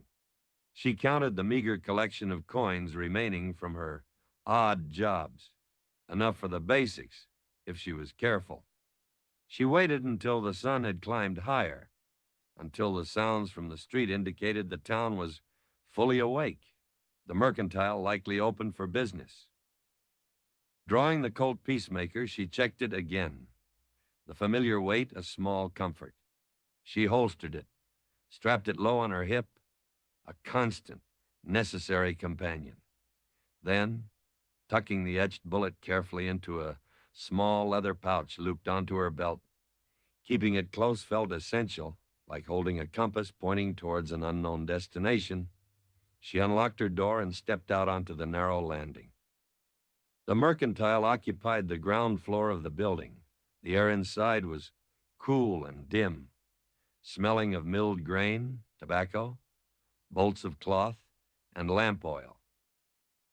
Mr. Henderson, the proprietor, a thin, balding man with spectacles perched on his nose and an perpetually worried expression, looked up as she entered, the small bell above the door announcing her arrival.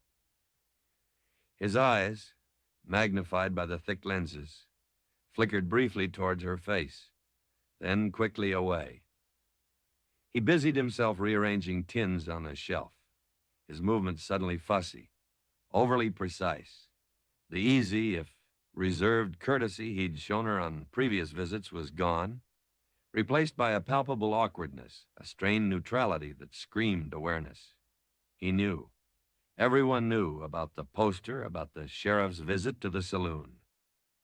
Clara ignored the shift in atmosphere, forced herself to move calmly through the cramped aisles, selecting what she needed: a small sack of jerky, a tin of hardtack biscuits, a spare water skin, checking the seams carefully. She needed bullets for the Colt .45 caliber. "Mornin', Mr. Henderson," she said, her voice even as she placed the items on the counter. "Need a box of .45 S2 if you have 'em." Henderson turned slowly, avoiding her gaze. He fiddled beneath the counter for a moment before producing a box of cartridges. He placed it beside her other purchases, his fingers brushing nervously against the water skin. "Getting ready for a trip, miss?" "Miller?" he asked, his voice carefully devoid of inflection, yet the question hung heavy in the air. "Might be moving on soon," Clara replied vaguely, meeting his magnified gaze briefly before focusing on counting out her coins. "Weather's turning. Thought I'd be prepared." He nodded, quickly scooping up the coins, his relief at concluding the transaction almost comical. "Right then. Best be prepared." He slid her purchases towards her, still not quite meeting her eyes. "Anything else?" "No, that's all, thank you." Clara gathered her supplies, resisting the urge to hurry out the door. She needed to project normalcy, or at least the normalcy of a drifter preparing to drift on. As she turned to leave, the bell above the door jingled again. Two cattlemen entered, dusty from the trail, their faces hard-bitten and sun-creased. They stopped short when they saw her, their eyes narrowing almost simultaneously. One nudged the other, his gaze flicking significantly towards her, then back towards the general direction of the sheriff's office, across the street. They didn't speak, but their hostile appraisal was louder than words. The bounty, $500. Enough to make men like these take notice, take risks. Clara's hand instinctively dropped closer to her Colt. She gave them a cool, level look, holding their gaze for a beat longer than comfortable, a silent warning before turning and walking out into the sunlight. The encounter left a sour taste in her mouth. Redemption Creek was rapidly becoming untenable. The clock was ticking. She carried her supplies back up to her room, the mundane items feeling charged with significance. These weren't just jerky and bullets. They were tools for survival in the face of the unknown, provisions for a journey into the heart of a mystery rooted in violence and forgotten time. She spent the next hour checking her gear, cleaning the colt until it gleamed dully in the sparse light, making sure her horse, tethered behind the livery, was well fed and watered, ready to ride at a moment's notice. Every action was deliberate, focused, a way to channel the nervous energy churning inside her, to impose order on the encroaching chaos. Mid-morning found her back near the window, watching the street, watching the canyon. The sun climbed higher, burning off the morning mists, revealing the stark, brutal geology of Blackthorn in unforgiving detail. Sharp peaks, sheer cliffs plunging into deep shadow, slopes littered with scree the color of old blood. It looked like a place actively hostile to life, a landscape sculpted by violence and indifference. And the wind continued its song, lower now as the day warmed, but still present, a constant, sighing lament that seemed to emanate from the very rock. It stirred the dust in the street below, rustled the leaves of the lone cottonwood, and scraped against Clara's nerves like fingernails on slate. She saw Sheriff Brody make his rounds, his gaze lingering on the mercantile, perhaps checking if she was still inside. She saw Ruby emerge from the saloon, shaking out a rug, her movements listless in the growing heat. She saw Pete the prospector shuffle out of the SA office, squinting up at the canyon, muttering to himself before spitting tobacco juice into the dust. Pete. He'd spoken of the canyon twisting time, of disappearances, of the place remembering. Could he know more? Could his ramblings hold a kernel of truth relevant to her own fractured reality? The urge to seek him out, to press him for details, was strong, but the risk of drawing more attention, of revealing her desperate interest in the canyon, held her back. Brody's warning, the cattleman's hostile stare, she couldn't afford another misstep. She turned her attention back to the bullet, taking it from the pouch. She sat on the cot, turning it over and over, tracing the rune, hoping for another flash of insight, another fragment of memory. But nothing came. The bullet remained warm, humming faintly, but the vision stayed hidden, locked away behind the veil of her amnesia. Perhaps it required the stranger's presence or the proximity of the canyon itself to act as a true key. Frustration gnawed at her. Waiting felt like torture, caught between the simmering hostility of the town and the silent, ominous pull of the canyon. What was she waiting for? The stranger to reappear? An explanation to fall from the sky? Or for those cattlemen, their greed overcoming their caution, to decide $500 was worth challenging a woman known to carry a gun? As the sun reached its zenith, baking the town into a state of heat-dazed stupor, she saw him, not close, not heading towards her, but unmistakable, far down the dusty track leading out of town, the one that wound its way slowly towards the foothills and the gaping maw of Blackthorn Canyon. A lone rider moved steadily westward, tall in the saddle, dressed in dark clothing, sunlight glinting off something metallic near his boot. Even from this distance, the set of his shoulders, the way he sat his horse with quiet, weary confidence, was instantly recognizable. The stranger, the man with the silver spur. He wasn't looking back. He rode with unwavering focus, his destination clear. He was heading directly towards the canyon. Clara's breath caught in her throat. Her heart hammered against her ribs. He was going there, to the place where the duel in her vision occurred, the place Pete claimed twisted time, the place that sang its bitter song on the wind, the place the sheriff had warned her away from. Was he seeking answers too, or fulfilling some predetermined role in the cycle hinted at by the impossible wanted poster? Was he Elias Thorne, heading towards his fated death, or was he something else entirely? The ghost of Thorne, perhaps, drawn back to the site of his demise. Watching his distant figure recede towards the jagged silhouette on the horizon, Clara felt a powerful, irresistible pull. The waiting was over. The questions burning inside her couldn't be answered by hiding in this room, by deciphering runes, or listening to saloon gossip.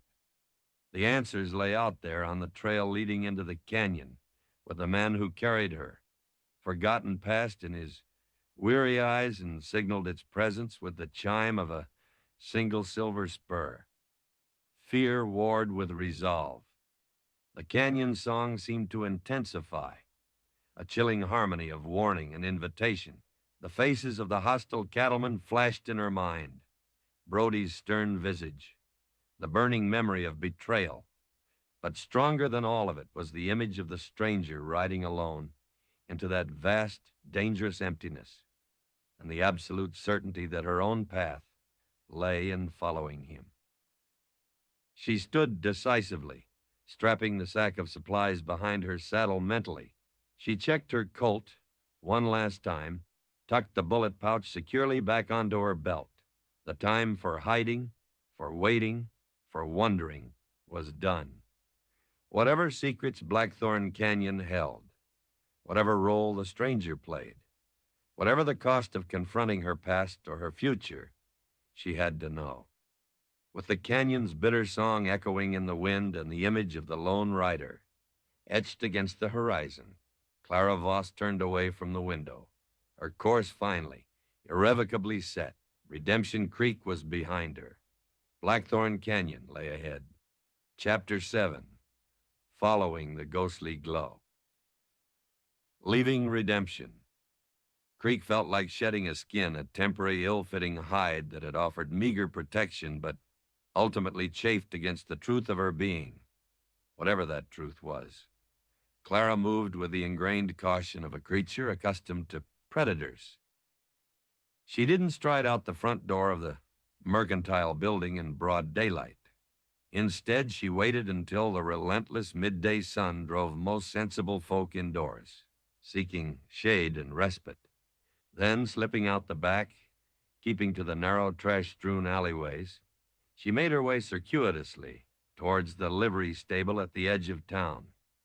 Her horse, a sturdy buckskin mare named Dust Devil, ironically named after the saloon where her fragile anonymity had shattered, nickered softly as she approached. Clara murmured soothing words, her hand stroking the mare's dusty neck, feeling the solid warmth beneath her palm, a small anchor of reliability in a world suddenly tilted on its axis. Saddling Dust Devil was a familiar ritual. The creak of leather, the jingle of the bit, the rhythmic tightening of the cinch actions, performed countless times, yet today imbued with a heightened sense of finality, of crossing a threshold. She mounted smoothly, settling into the worn saddle, her meager supplies jerky, hardtack, the extra water skin, ammunition secured tightly behind her. The weight of the Colt Peacemaker against her hip was a familiar reassurance. In the small leather pouch at her belt, the etched bullet felt like a lodestone, pulling her westward towards the brooding silhouette of Blackthorn Canyon. Her exit from town was deliberately inconspicuous. She didn't take the main track leading west, the one the stranger had taken hours before. That route offered little cover and would likely be watched, if not by Sheriff Brody, then by opportunistic eyes dreaming of bounty money. Instead, she cut south first, following the dry, meandering creek bed, its banks offering intermittent concealment through sparse thickets of mesquite and palo verde. The heat was still oppressive, reflecting off the sandy bottom, the air thick with the buzz of unseen insects. Dust Devil moved surely, accustomed to rough terrain, her hooves making soft crunching sounds in the sand. Clara kept her head low, scanning the edges of town constantly, watching for any sign of pursuit or observation. She saw no one. Redemption Creek seemed content to bake and simmer in its own dusty apathy, unaware or perhaps indifferent to her quiet departure. Only the distant rhythmic clang of the blacksmith's hammer followed her, a fading heartbeat of the life she was leaving behind. Once clear of the town's immediate vicinity, screened by a low rise dotted with sun-bleached cholla cactus, she urged Dust Devil into a steady trot, circling wide before angling back towards the west, aiming for a point that would eventually intersect the main trail leading towards the canyon foothills. It cost her time, precious time she knew the stranger was gaining, but caution was paramount. Being seen now could mean a bullet in the back before she ever reached the canyon's shadow. The landscape began to change, almost immediately. The flat, dusty plain surrounding Redemption Creek gave way to rougher ground, rolling hills dotted with tenacious scrub, ancient junipers clinging to rocky outcrops. The soil grew stonier, redder, hinting at the mineral wealth, real or imagined, that drew prospectors to this harsh land. And always, ahead and slightly to her left, Blackthorn Canyon loomed, growing steadily larger, its jagged peaks seeming to scrape against the pale, heat-washed blue of the sky. The wind, her constant companion since dawn, shifted direction subtly, now sighing down from the higher elevations of the canyon itself. It still carried that low, mournful sound, the canyon's bitter song. But here, closer to the source, it felt less like a generalized sorrow and more like a specific warning, a lament for tragedies enacted on this very ground. Gooseflesh prickled on Clara's arms despite the heat. The air felt thinner here, charged with an unseen energy, the silence deeper, more profound, broken only by the wind's sigh, the crunch of Dust Devil's hooves, and the occasional cry of a hawk circling high overhead. By mid-afternoon, she reached the main track. It was little more than two parallel ruts carved into the resistant earth by years of infrequent wagon travel and riders pushing towards the canyon's elusive promises or fleeing its grasp. She paused, scanning the trail in both directions. Empty, but the signs were clear. Hoofprints, relatively fresh, heading west. A single rider, judging by the pattern. The stranger. He was still ahead, but not impossibly so. His pace seemed steady, unhurried. The pace of a man who knows his destination and is certain of reaching it. Now began the delicate dance of tracking. She couldn't ride directly on his trail. That would be too obvious if he happened to glance back. She stayed parallel to the track, using low ridges, clusters of boulders, and stands of hardy pinon pine for cover, moving from one vantage point to the next. Her eyes constantly scanned the ground ahead, searching for displaced stones, broken twigs, the telltale impressions in the dust that marked his passage. It was slow, painstaking work, requiring intense concentration, every sense alert. The sun beat down relentlessly, reflecting off the rocky ground, heat waves shimmering in the distance, distorting the landscape. Sweat trickled down her temples, stinging her eyes, plastering her shirt to her back. Dust coated her throat, her lips cracking despite infrequent sips from her water skin. Dust Devil, too, felt the strain, her breathing growing heavier, her pace slowing. But Clara pushed onward, driven by the image of the receding rider, by the insistent pull of the bullet against her hip, by the gnawing need for answers. As the afternoon wore on, the foothills rose more steeply around her. The track narrowed, twisting through shallow arroyos and climbing over rocky spurs. The canyon itself was very close now, its immense shadowed cliffs towering above, blotting out a significant portion of the western sky. The scale of it was overwhelming, humbling. Standing at its base felt like standing at the edge of the world, gazing into a place carved by forces ancient and indifferent to human concerns. The air grew cooler in the advancing shadows, the wind song more pronounced, swirling around the rock formations with an eerie, whistling intensity. She caught glimpses of him occasionally, a dark figure moving steadily ahead, sometimes silhouetted against a ridge, sometimes disappearing into a fold in the land. He never looked back.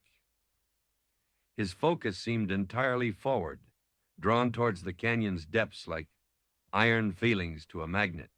Was he oblivious to her presence, or did he simply not care? The uncertainty was unnerving. The sun dipped lower, painting the undersides of the few clouds in fiery streaks of orange and blood red.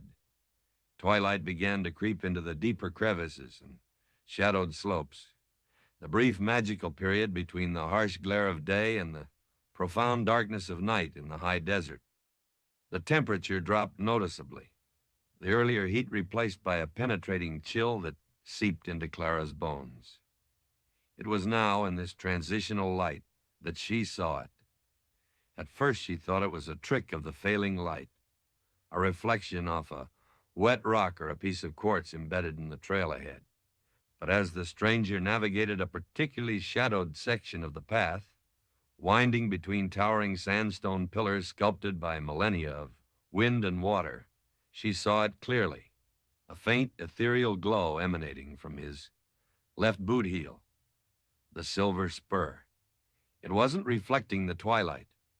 It was generating its own light, a soft, cool, silvery luminescence, pulsing faintly, rhythmically, in time with his horse's stride.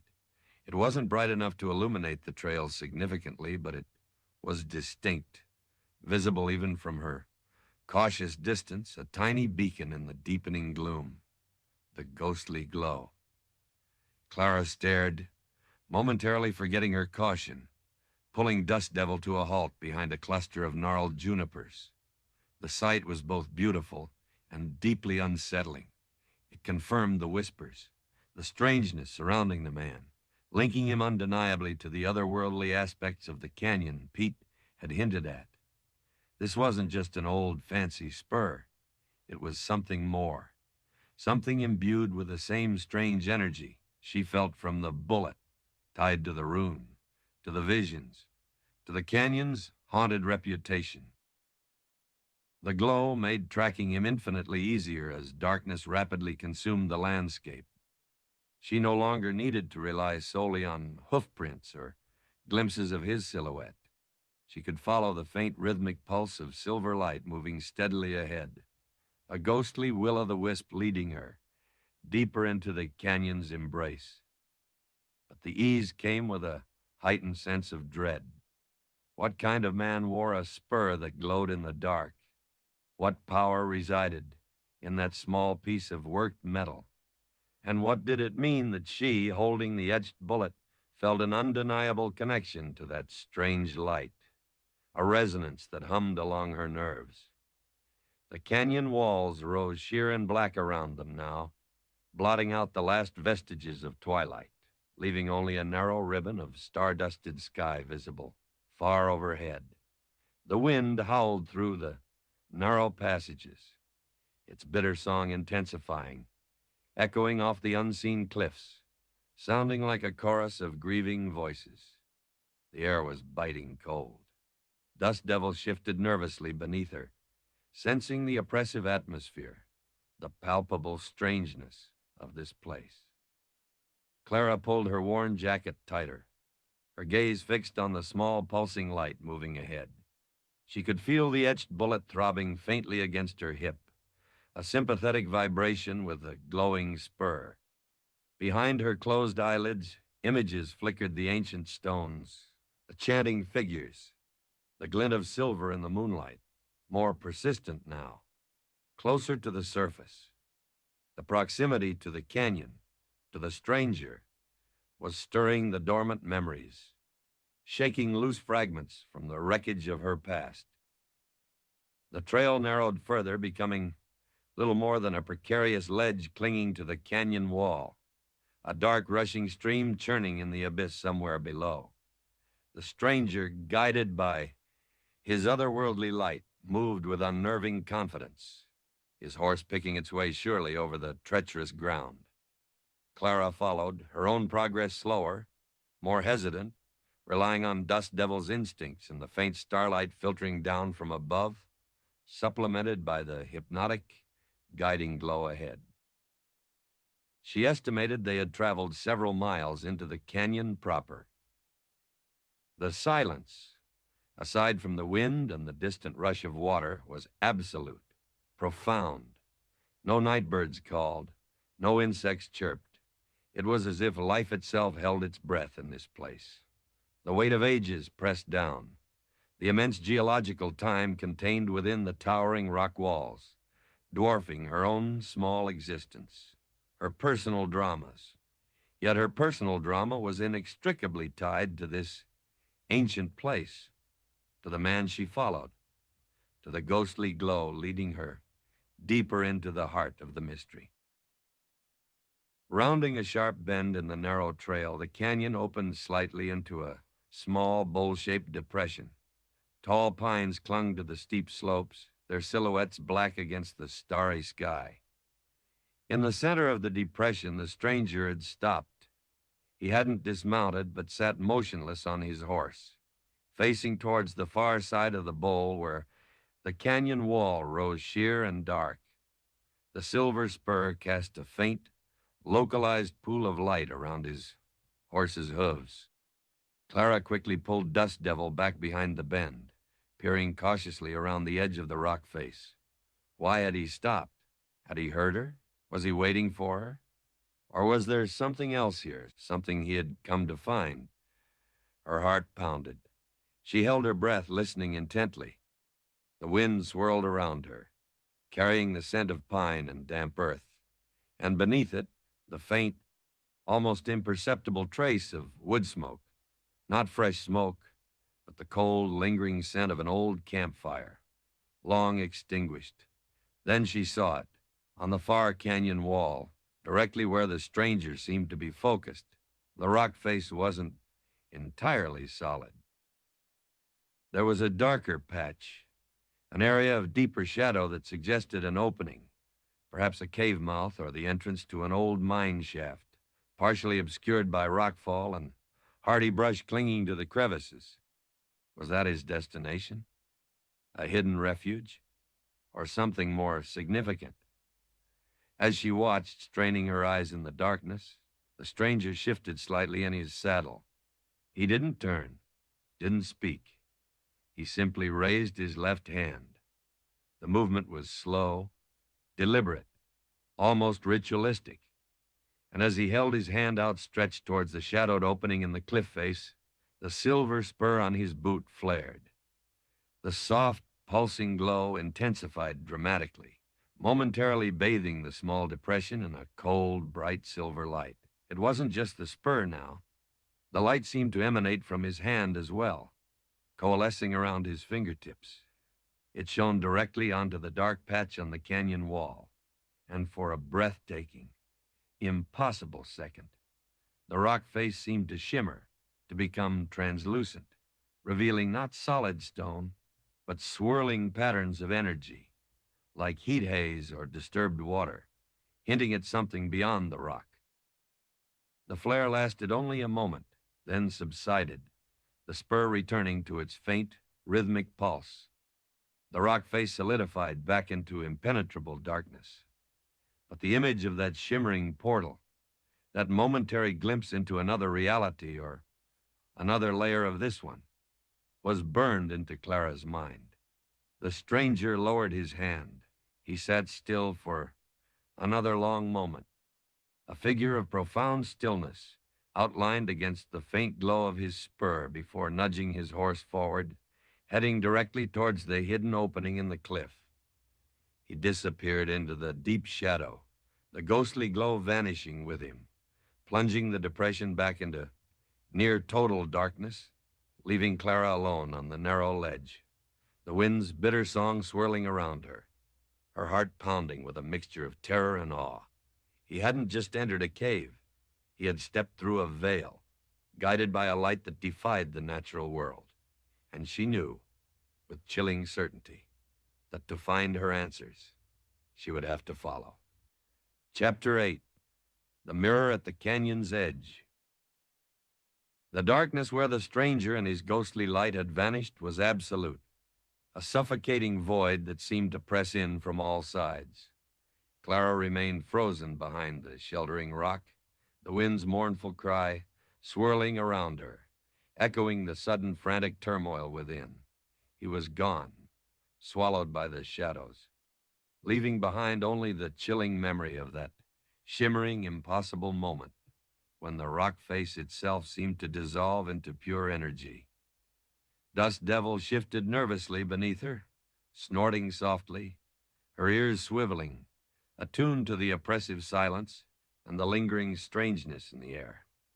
Clara patted the mare's neck reassuringly, though her own hand trembled slightly. Every instinct screamed at her to turn back, to flee this place where the laws of nature seemed frayed at the edges, where men carried spurs that glowed with otherworldly light and solid rock, yielded like water.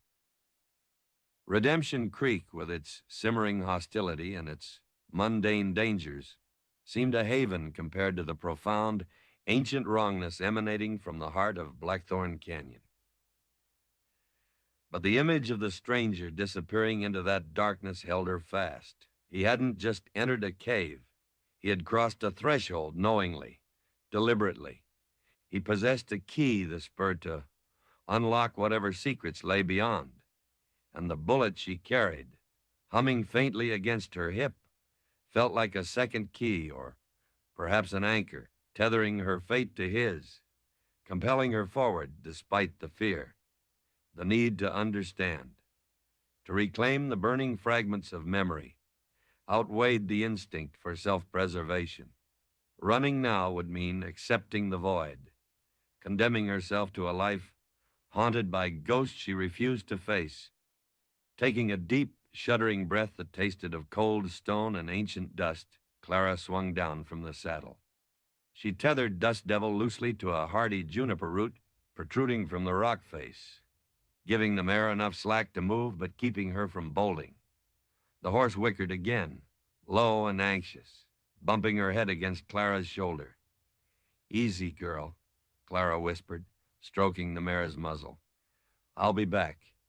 Or we'll see." The uncertainty hung heavy in the cold air. With her Colt drawn, held loosely at her side, she moved cautiously towards the spot where the stranger had vanished. The ground here in the small depression was uneven, littered with loose rock and tangled roots. The wind eddied around her, colder now, carrying the faint, persistent scent of old wood smoke she'd noticed earlier, stronger here near the cliff face. She reached the sheer wall of rock. In the faint starlight filtering down from the narrow strip of sky overhead, it looked solid, impenetrable. There was no obvious cave mouth, no gaping mine entrance, just rough, dark stone, fissured and weathered by millennia. Yet she knew this was the place. She could feel a subtle difference in the air right here, a faint vibration, a residual energy that prickled her skin, the lingering echo of the spur's intense flare. Hesitantly, she reached out her free hand, her fingers brushing against the cold stone. It felt real enough, solid, no shimmering energy now. Had she imagined it? Was the strain, the fear, the canyon's unsettling atmosphere playing tricks on her mind? But the scent of old smoke was undeniable, seeping faintly from the rock itself, and beneath her feet, almost imperceptible. The ground seemed to hum with the same low frequency she felt from the bullet.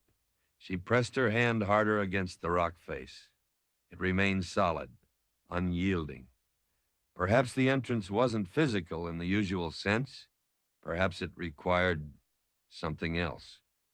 The bullet. She fumbled with the leather pouch at her belt, her fingers clumsy with cold and apprehension. She drew out the etched bullet, holding it aloft. In the near darkness, the rune etched into the brass casing seemed to gather the scant starlight, glowing faintly, much like the spur had. The low hum intensified, vibrating up her arm, resonating within her chest. Holding the bullet, she reached again towards the rock face. This time, Her fingers didn't meet cold stone. They met nothing. Or rather, something that yielded, like pushing through a thick, invisible curtain of static electricity.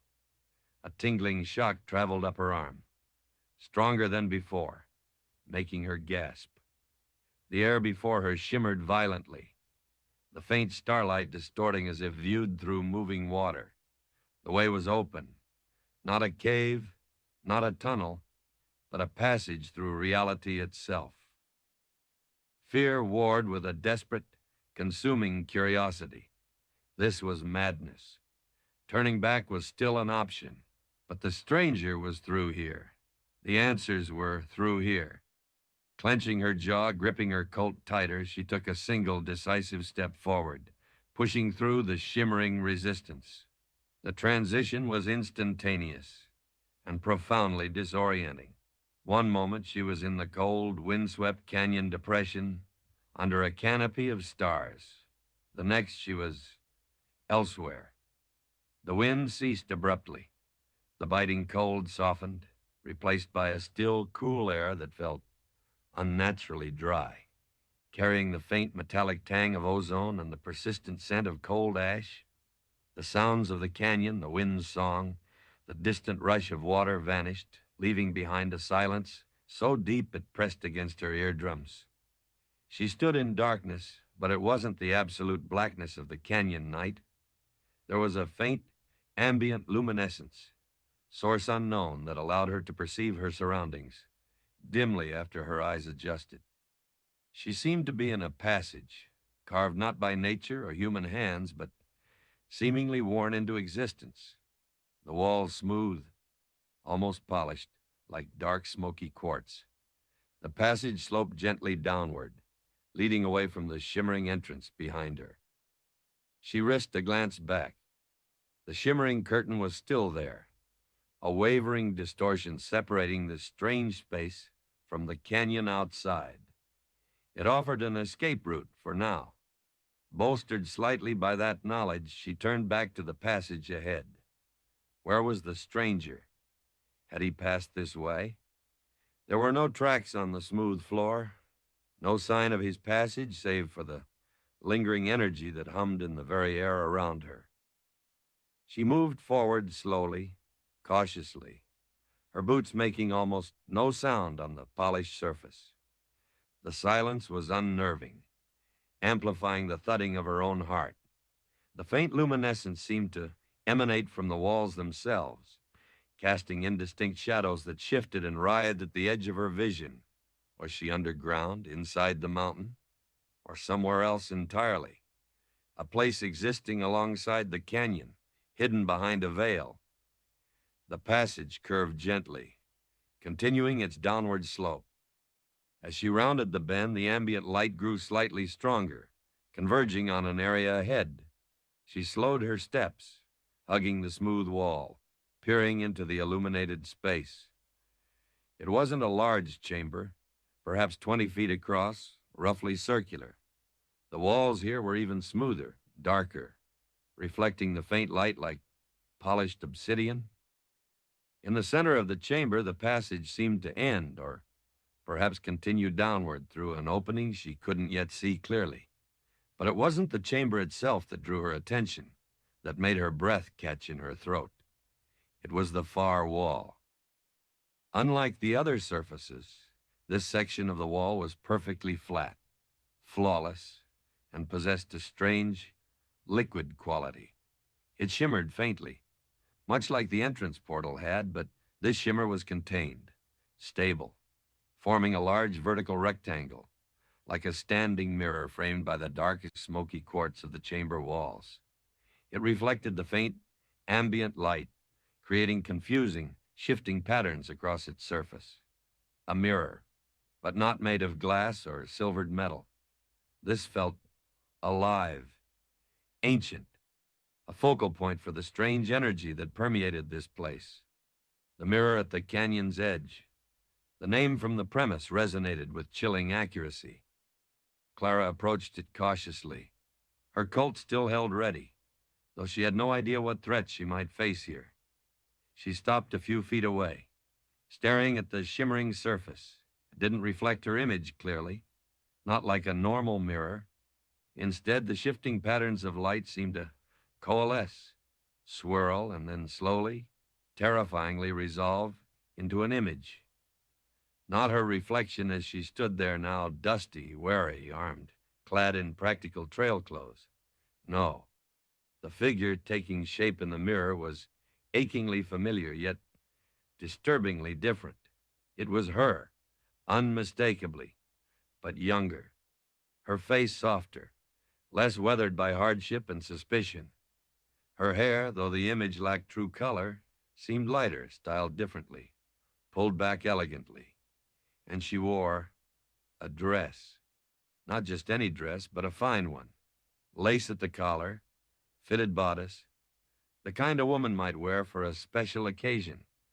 A wedding dress? Beside her in the mirror image stood a man. Tall, dark-haired, his features sharper, less burdened than the strangers she'd followed, but undeniably the same man. He wasn't wearing dusty trail clothes either, but a tailored dark suit. His arm was around her waist, possessively yet tenderly. They stood close, gazing not out of the mirror, but into each other's eyes. The expression on the mirrored Clara's face was one she didn't recognize on herself, open, vulnerable, filled with a radiant, trusting love. The man's expression mirrored hers, his dark eyes holding a warmth, a fierce devotion that seemed to burn through the shimmering surface. Clara stared, her heart clenching painfully. This was the connection she'd glimpsed in her fragmented visions, the warmth, the trust before the betrayal. This was the life she couldn't remember, the love she had apparently thrown away. His bride. The premise echoed in her mind. This was the unlived life, or the forgotten one. As she watched, mesmerized, horrified, the scene in the mirror shifted subtly. The tender gaze remained, but a shadow flickered in the man's eyes. A hint of the weariness she knew now, a premonition of sorrow. The mirrored Clara's smile tightened almost imperceptibly. The background, initially indistinct, resolved slightly. They seemed to be standing near the entrance of a rustic but well-built cabin, mountains visible behind them, Blackthorn Canyon. Then the image dissolved, replaced by another, harsher scene. The same cabin, but later. Night. Lamplight spilled from a window. Inside, the mirrored Clara and the man were arguing. Their faces were taut with anger, with pain. She couldn't hear their words, but the gestures were sharp, accusatory. Betrayal hung heavy in the air between them, palpable even through the silent, shimmering surface. The mirrored Clara's face was contorted with a mixture of fury and heartbreak. The man looked devastated, cornered. Clara felt a wave of nausea. She wanted to look away, to deny this intimate, ugly glimpse into a past or a possibility that felt both alien and terrifyingly familiar. But she couldn't tear her eyes from the mirror. The scene shifted again, faster this time. Outside under a blood-red sunset, near jagged canyon walls, the setting from her first violent vision. The mirrored Clara stood facing the man. The soft dress was gone, replaced by practical trousers and a shirt, a gun belt strapped around her hips. Her face was hard, resolute, devoid of the earlier warmth, etched with a terrible, cold determination. The man stood opposite her, his face a mask of disbelief and anguish. He wasn't armed, or at least she couldn't see a weapon. He took a step toward her, his hand outstretched, pleading. And then the mirrored Clara raised a Colt Peacemaker, identical to the one Clara held now. Her hand was steady. Her eyes were cold. There was a flash of orange fire from the muzzle, the silent scream of the gunshot, echoing only in Clara's mind. The man staggered back, clutching his chest, his eyes wide with shock and incomprehensible pain, found the mirrored Clara's one last time before he collapsed onto the dusty ground. The glint of a single silver spur on his boot heel caught the dying light. The mirror image held for a second longer, the smoking gun in the mirrored Clara's hand, the fallen man at her feet, the desolate canyon bathed in the bloody light of sunset. Then the image dissolved completely, the surface of the mirror returning to its swirling, indistinct patterns of light, reflecting nothing but the faint, ambient glow of the strange chamber. Clara stumbled back, gasping for breath, the Colt slipping from her numb fingers and clattering onto the smooth floor. Bile rose in her throat. Her legs trembled violently, threatening to buckle beneath her. She leaned against the cool, polished wall for support, pressing her forehead against the stone, trying to fight back the overwhelming wave of horror and disbelief. No, it couldn't be true. She couldn't have done that. Couldn't have looked at him with such love, only to... She squeezed her eyes shut, but the image was burned onto the inside of her eyelids. The flash of the gun, the look in his eyes as he fell, the silver spur gleaming in the dust. The bullet in the pouch at her belt felt suddenly ice cold, then searingly hot, pulsing with a frantic, erratic energy. The rune seemed to burn against her skin through the leather. This place, this mirror. It hadn't just shown her a possibility. It felt like it had shown her the truth. The terrible, forgotten truth behind her amnesia. Behind the stranger's haunting presence. Behind the impossible wanted poster that named her. A murderer. She was Clara Voss, the woman who loved Elias Thorne, for the stranger had to be Thorne and then killed him in cold blood. The weight of that knowledge was crushing, suffocating. The carefully constructed identity of the quiet drifter, the woman running from a vague, undefined past, shattered completely, leaving only the raw, horrifying reality of the murderer staring back at her from the depths of her own soul. Who was she now? How could she live with this? The silence of the chamber pressed in on her, broken only by her own ragged breathing. The mirror remained silent, shimmering, offering no further answers, no comfort, only the reflection of its own enigmatic light. She was alone in this strange, hidden place, armed with a truth far more dangerous than any outlaw or bounty hunter. The canyon's bitter song seemed to have followed her here, echoing not in the wind, but in the hollow chambers of her own heart, a lament for a love destroyed by her own hand. The edge of the canyon wasn't just geographical. It was the precipice of her own sanity, and the mirror had just pushed her over. Chapter 9. A Bride's Veil. A Smoking Gun. The silence in the obsidian chamber was a physical weight, pressing down on Clara, amplifying the frantic hammering of her heart and the ragged rasp of her own breathing. The image reflected in the shimmering mirror, the love, the argument, the final brutal betrayal replayed relentlessly behind her closed eyelids, each frame searing itself into her consciousness. The Colt peacemaker lay where it had fallen on the smooth, dark floor, looking alien and menacing, no longer a tool of defense, but the instrument of a murder she now believed she had committed. She pushed herself away from the wall, her legs shaky, unsteady. Nausea churned in her stomach, a sickening blend of horror, guilt, and a profound, soul-deep confusion.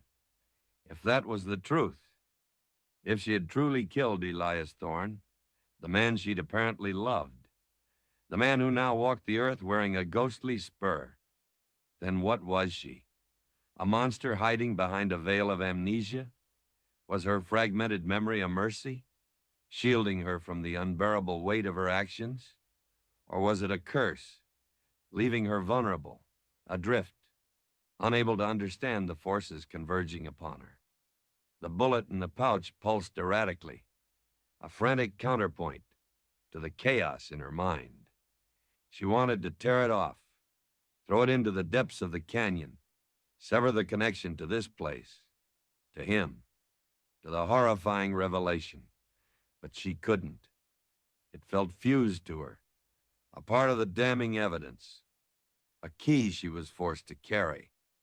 She stumbled towards the center of the chamber, her gaze drawn irresistibly back to the mirror. The surface still shimmered, offering no reflection, only shifting patterns of internal light, like captured starlight swirling in liquid mercury. It had shown her the past her past, but offered no explanation, no context for the love that turned to murderous rage. Why? What betrayal could possibly justify such an act? What had driven the woman in the mirror, the younger, softer Clara, to point a gun at the man she loved and pull the trigger?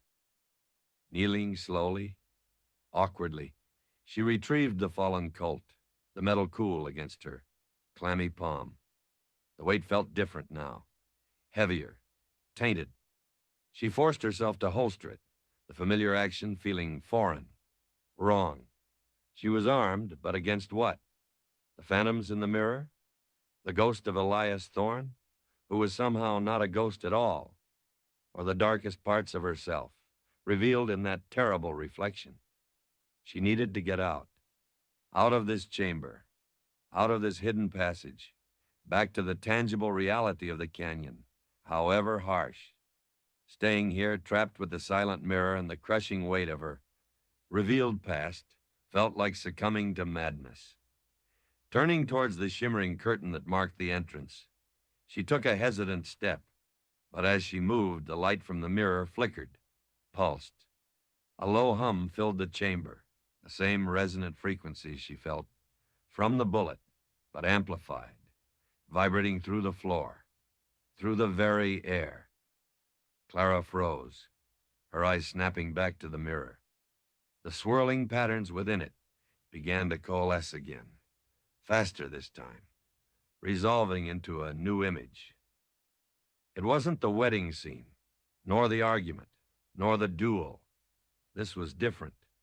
It showed the mirrored Clara, but after the shooting. She stood alone beside the fallen body of Elias Thorne, the smoking gun still clutched in her hand. The blood-red sunset had faded, replaced by a deep, bruised twilight. Her face, illuminated by the last vestiges of light, was a mask of utter devastation. Tears streamed down her cheeks, cutting clean paths through the grime and gunpowder smudged there. Her shoulders shook with silent, racking sobs. The cold determination was gone, replaced by an agony so profound it felt like a physical blow even through the mirror's surface. She knelt beside Thorne's body, reaching out a trembling hand. Not to check for life the finality of the shot had been absolute, but to gently touch his face, her fingers tracing the line of his jaw, brushing back a lock of dark hair from his forehead. Her silent grief was a raw, open wound. This wasn't the act of a cold-blooded killer. This was the desperate, heartbroken reaction of someone who had committed an unthinkable act against their own soul. The mirrored Clara hadn't killed him out of malice or cold fury. She had killed him out of what? Desperation? Necessity? A terrible, impossible choice forced upon her? As Clara watched, transfixed by this new layer of the tragedy, the mirrored Clara lowered her head, her forehead resting against Thorne's still chest. Her body shook with the force of her grief. Then, slowly, deliberately, she reached down and unbuckled the single silver spur from his left boot. It gleamed faintly even in the deepening twilight. She clutched it tightly in her hand, pressing it against her heart, her knuckles white. The scene shifted again. Now the mirrored Clara was riding away from the canyon, not on Dust Devil, but on Thorne's horse, a powerful dark stallion.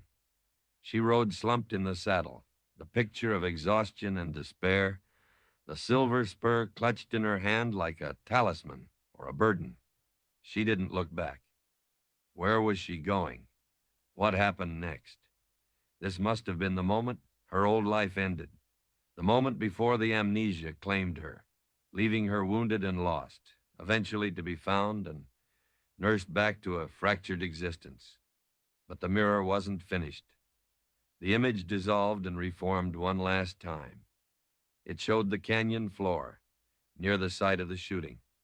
Thorne's body lay still, unattended. But then something extraordinary happened. The ground around him began to shimmer, pulsing with the same faint light Clara had seen when the stranger opened the portal. The air vibrated, and slowly, impossibly, Thorne's body began to dissolve, not decaying, but breaking down into particles of light, swirling energy that flowed towards the shimmering ground absorbed by the canyon itself. The process was slow, strangely beautiful, and utterly terrifying. Within moments, there was no body left, only the disturbed dust, the lingering scent of gunpowder, and the overwhelming presence of the canyon. The mirror went dark, the swirling lights fading completely, leaving only a smooth, obsidian surface that reflected nothing. The humming ceased. The chamber fell back into profound silence. Clara stood rooted to the spot, trying to process the torrent of conflicting information. She had killed him. She had grieved him with shattering intensity. She had taken his spur. And the canyon had claimed him, absorbed him, dissolved him into light and energy. What did it mean? Was the stranger she followed not Elias Thorne resurrected, but some echo, some manifestation of the energy the canyon had absorbed? A ghost-given form, perhaps, bound to the place, to the spur, and to her? It would explain his otherworldly presence, the glowing spur, his ability to manipulate the fabric of reality at the canyon's edge. It would explain why he seemed both intimately familiar and yet strangely distant, burdened by a sorrow that felt ancient. And the wanted poster, 10 years in the future, perhaps it wasn't predicting a future event at all. Perhaps in the twisted time of Blackthorn Canyon, the past could echo forward, demanding resolution. Maybe the bounty wasn't for a future crime, but for the original act, the murder that had set these strange events in motion, its consequences rippling across time, anchored by the power residing within the canyon. The implications were staggering, terrifying. She hadn't just stumbled into a personal drama of love and betrayal. She had stumbled into something far older, stranger, a conflict involving the fundamental nature of this place, its power to hold echoes, twist time, and perhaps even manifest the ghosts of its own violent history. The mirror remained dark, offering no more visions. It had shown her the core of the tragedy, a bride's veil implicitly present in the first vision of love, replaced by the smoking gun of betrayal and murder, followed by shattering grief, and culminating in Thorne's inexplicable absorption by the canyon itself. The love was real. The murder was real. The grief was real. The consequences were walking ahead of her, deeper into this strange passage, carrying a silver spur that glowed with borrowed light. She looked again at the Colt, holstered at her hip. She hadn't been a monster. She had been heartbroken, desperate. Why? What had driven her to that final, fatal act? What betrayal had shattered the profound love reflected in the mirror's first vision? The mirror hadn't shown her the reason, only the devastating result.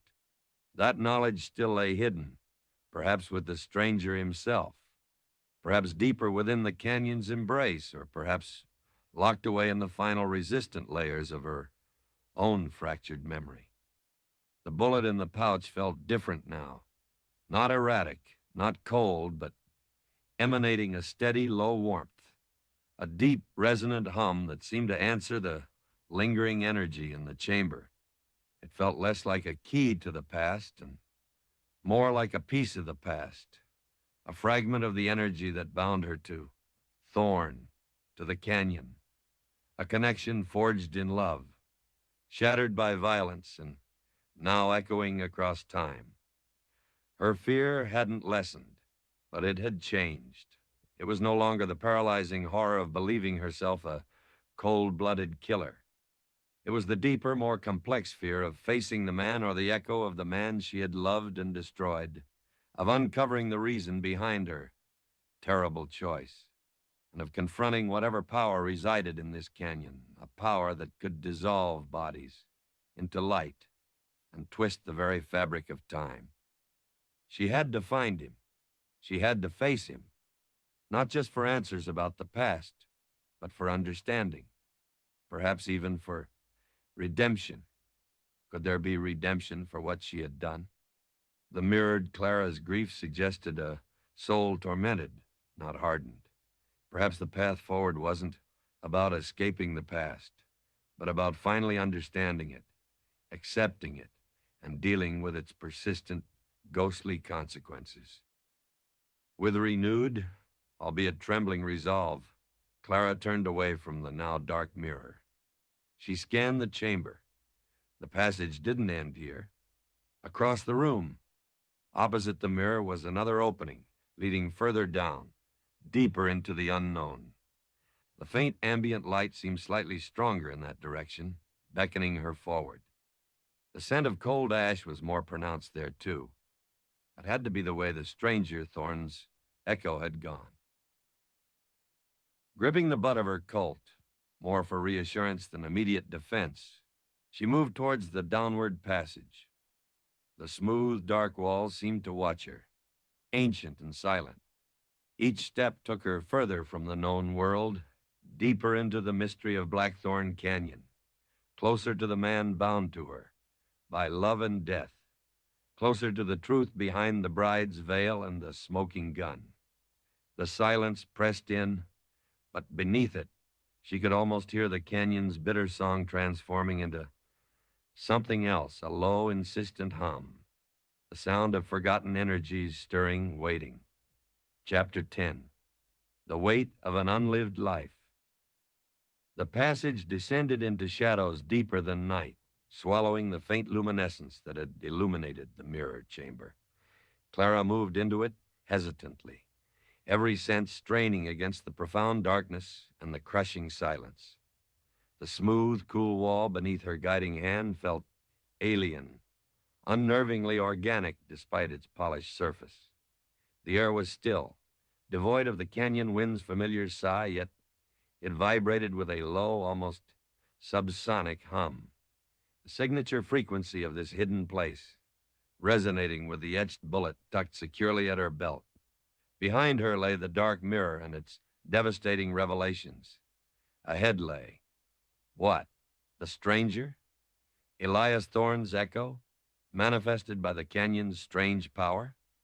The architect of her forgotten downfall, or merely another phantom leading her deeper into madness? The questions echoed in the vast emptiness where her memories should have been, an emptiness now aching with the weight of the life reflected in the mirror, the unlived life. That life pressed down on her, a tangible burden. The image of the smiling, trusting woman in the wedding-like dress, her face, younger, untouched by the corrosive cynicism of survival, radiating a love she couldn't consciously recall, but now felt as a profound and aching loss haunted her steps. Beside her, the man, Thorne, his eyes alight with fierce devotion before the shadows of betrayal crept in. That brief glimpse of shared joy, of simple, profound connection, was a torment. It was the life stolen, not by circumstance or fate, but by her own hand, holding a smoking gun under a blood-red sky. The horror of the act remained, a cold stone in her gut.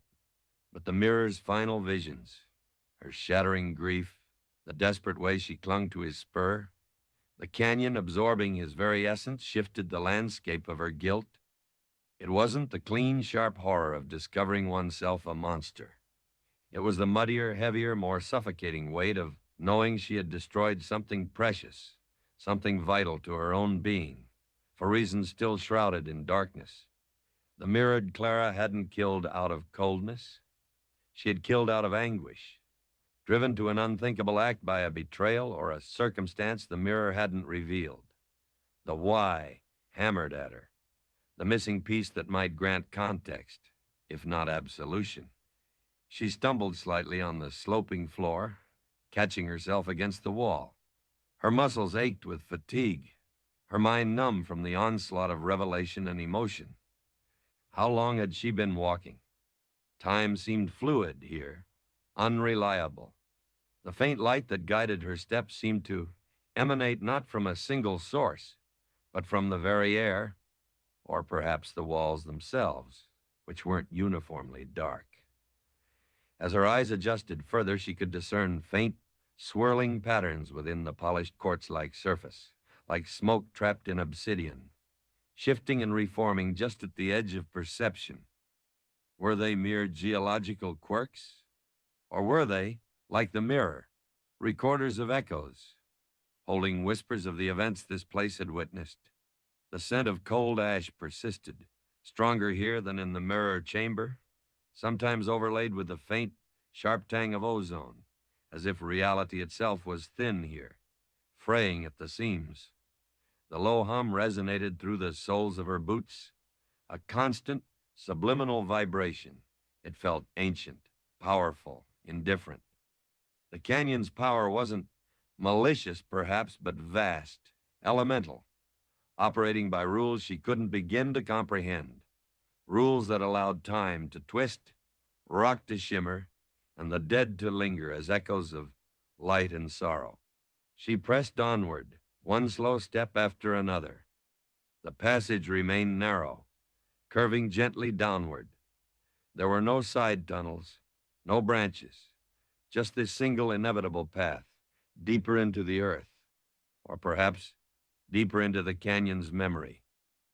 She tried to focus on the physical sensations, the feel of the wall, the slight incline, the strange air grounding herself against the turbulent waves of emotion and fragmented memory. The bullet pulsed against her hip, a steady, warm thrum.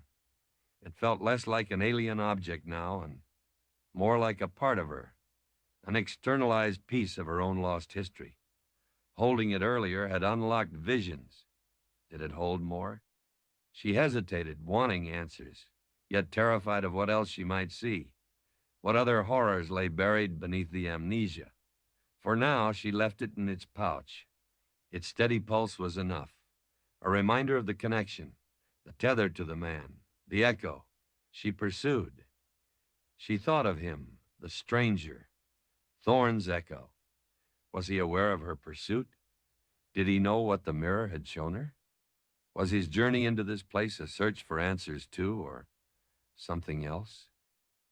His weariness, the profound sadness she'd sensed in the saloon, did it stem from the echo of his own death, the memory of her betrayal? Or was it tied to the canyon itself, to the strange half-life it had granted him? He was both the victim of her past actions and a living or unliving consequence she had to confront. The weight of the unlived life settled more heavily. It wasn't just the lost love, the shattered trust. It was the path not taken, the woman she might have become. The mirrored Clara, even in the throes of argument, had seemed fiercely alive, engaged, fighting for something. The woman Clara had become, since the amnesia was a shadow, moving through the world cautiously, disconnected, defined only by what she lacked. Seeing that other self, however flawed or doomed, made her current existence feel thin, hollow. She mourned not just the lost love, but the lost self, the woman capable of such fierce emotion, both loving and destructive. Had killing Thorne also killed the most vital part of herself, leaving behind only this cautious survivor? A flicker of movement ahead, down the passage. Clara froze, her hand instantly going to her Colt, heart leaping into her throat.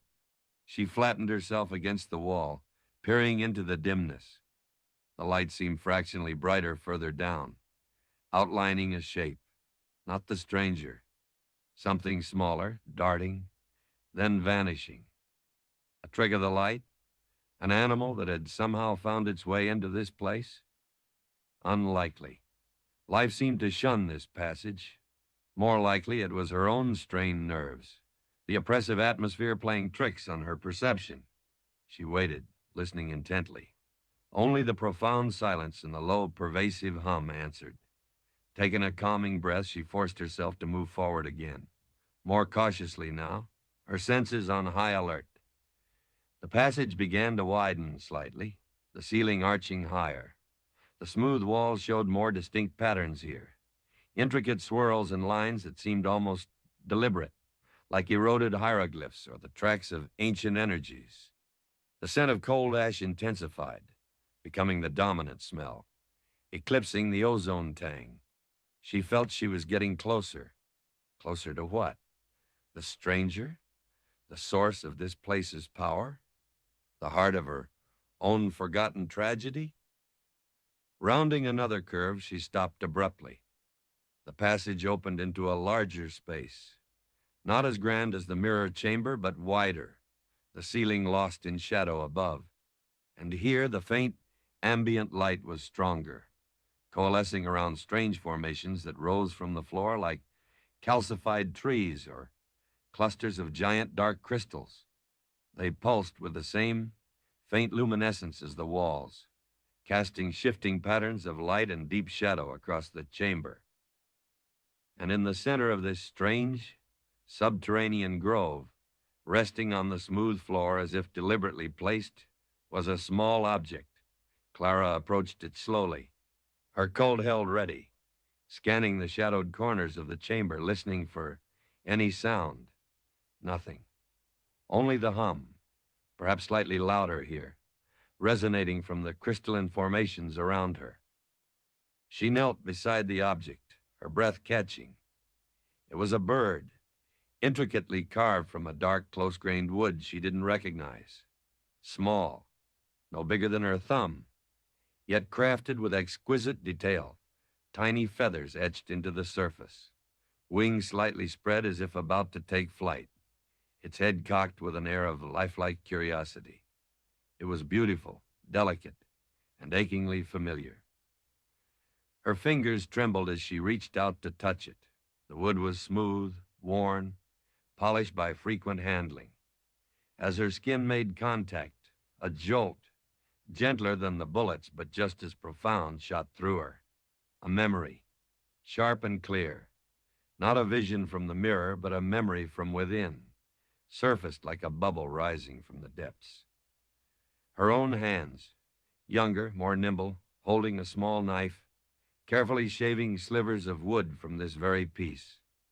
Sunlight streaming through the window of a rustic cabin, the same cabin from the mirror vision. Laughter, low and warm, from nearby. Thorne's voice, teasing her gently about her concentration. Still wrestling with that stubborn piece of pine, Clara? It's not pine and it's not stubborn, she retorts playfully, not looking up from her intricate work. It just requires understanding. He comes closer, leaning over her shoulder, his familiar scent leather, pine smoke, and something uniquely his enveloping her. His hand rests lightly on her back. Like its carver, he murmurs, his voice soft against her ear. She looks up then, meeting his warm, dark eyes, her heart doing a familiar, pleasant flip. Perhaps, she smiles. Later, she presents the finished bird to him. His eyes light up with genuine delight. It's beautiful, Clara. Truly, you have a gift. He holds it carefully, turning it over in his large hands, admiring the detail.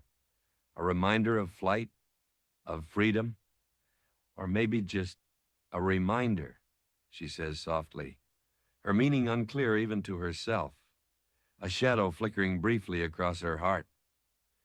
The memory faded, leaving Clara kneeling in the strange, glowing chamber, the small wooden bird clutched tightly in her hand. Tears welled in her eyes, hot and unexpected, blurring the crystalline formations around her. This bird, she had carved it, for him, a gift, a symbol of what? Love? Hope? Or a reminder of something else? Something tied to that fleeting shadow of unease she'd felt? Even in that moment of shared warmth, he had dropped it, or left it. Here, why? Was it discarded carelessly or placed deliberately? Another message like the bullet? Was he, too, remembering? Was Thorne's echo haunted by these fragments of the life they'd shared? The life that ended in blood and betrayal under the canyon sky? The bird felt impossibly heavy in her hand now, imbued with the full weight of that unlived life, the poignant beauty and the crushing tragedy. It was a tangible piece of their shared past, a testament to the love that had existed before the darkness fell. Holding it, the why became even more urgent, more desperate. What could have happened to turn the woman who carved this delicate symbol of affection into the woman who pulled the trigger?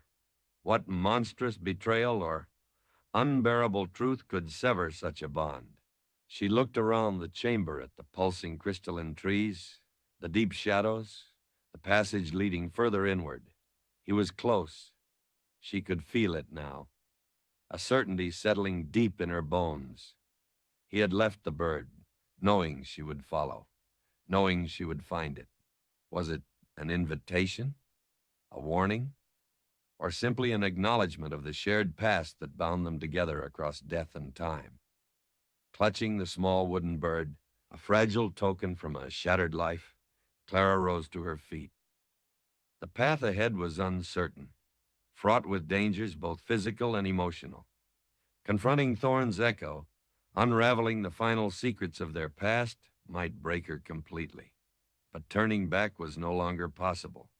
The weight of the unlived life was too heavy to carry alone in the darkness. She had to go forward, towards the echo of the man she loved and killed, towards the heart of the canyon's power, towards the answer that lay waiting in the pulsing shadows ahead. The bird, warm from her grasp, felt like both a comfort and a curse, a reminder of the heavens she had lost and the hell she had created. Chapter 11, A Dance Between Worlds. Clutching the small wooden bird, its worn surface smooth and familiar against her palm, Clara stepped out of the chamber of crystalline trees and back into the descending passage. The faint pulsing light from the strange formations receded behind her, leaving her once again immersed in a deeper, more profound darkness, relieved only by the almost imperceptible ambient glow that seemed to emanate from the very fabric of this hidden place. The bird felt like a tiny, fragile anchor to a past she barely comprehended, a past filled with both idyllic warmth and shattering violence. It was a paradox she held in her hand, a symbol of love from the woman who became a killer, a gift to the man she then destroyed.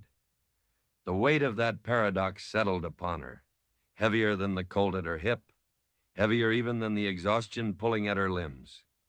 The mirror had shown her the what and the how of her forgotten tragedy, but the bird whispered of the before, the life suffused with sunlight, laughter, and the simple, profound connections she'd seen reflected in the mirrored Clara's eyes.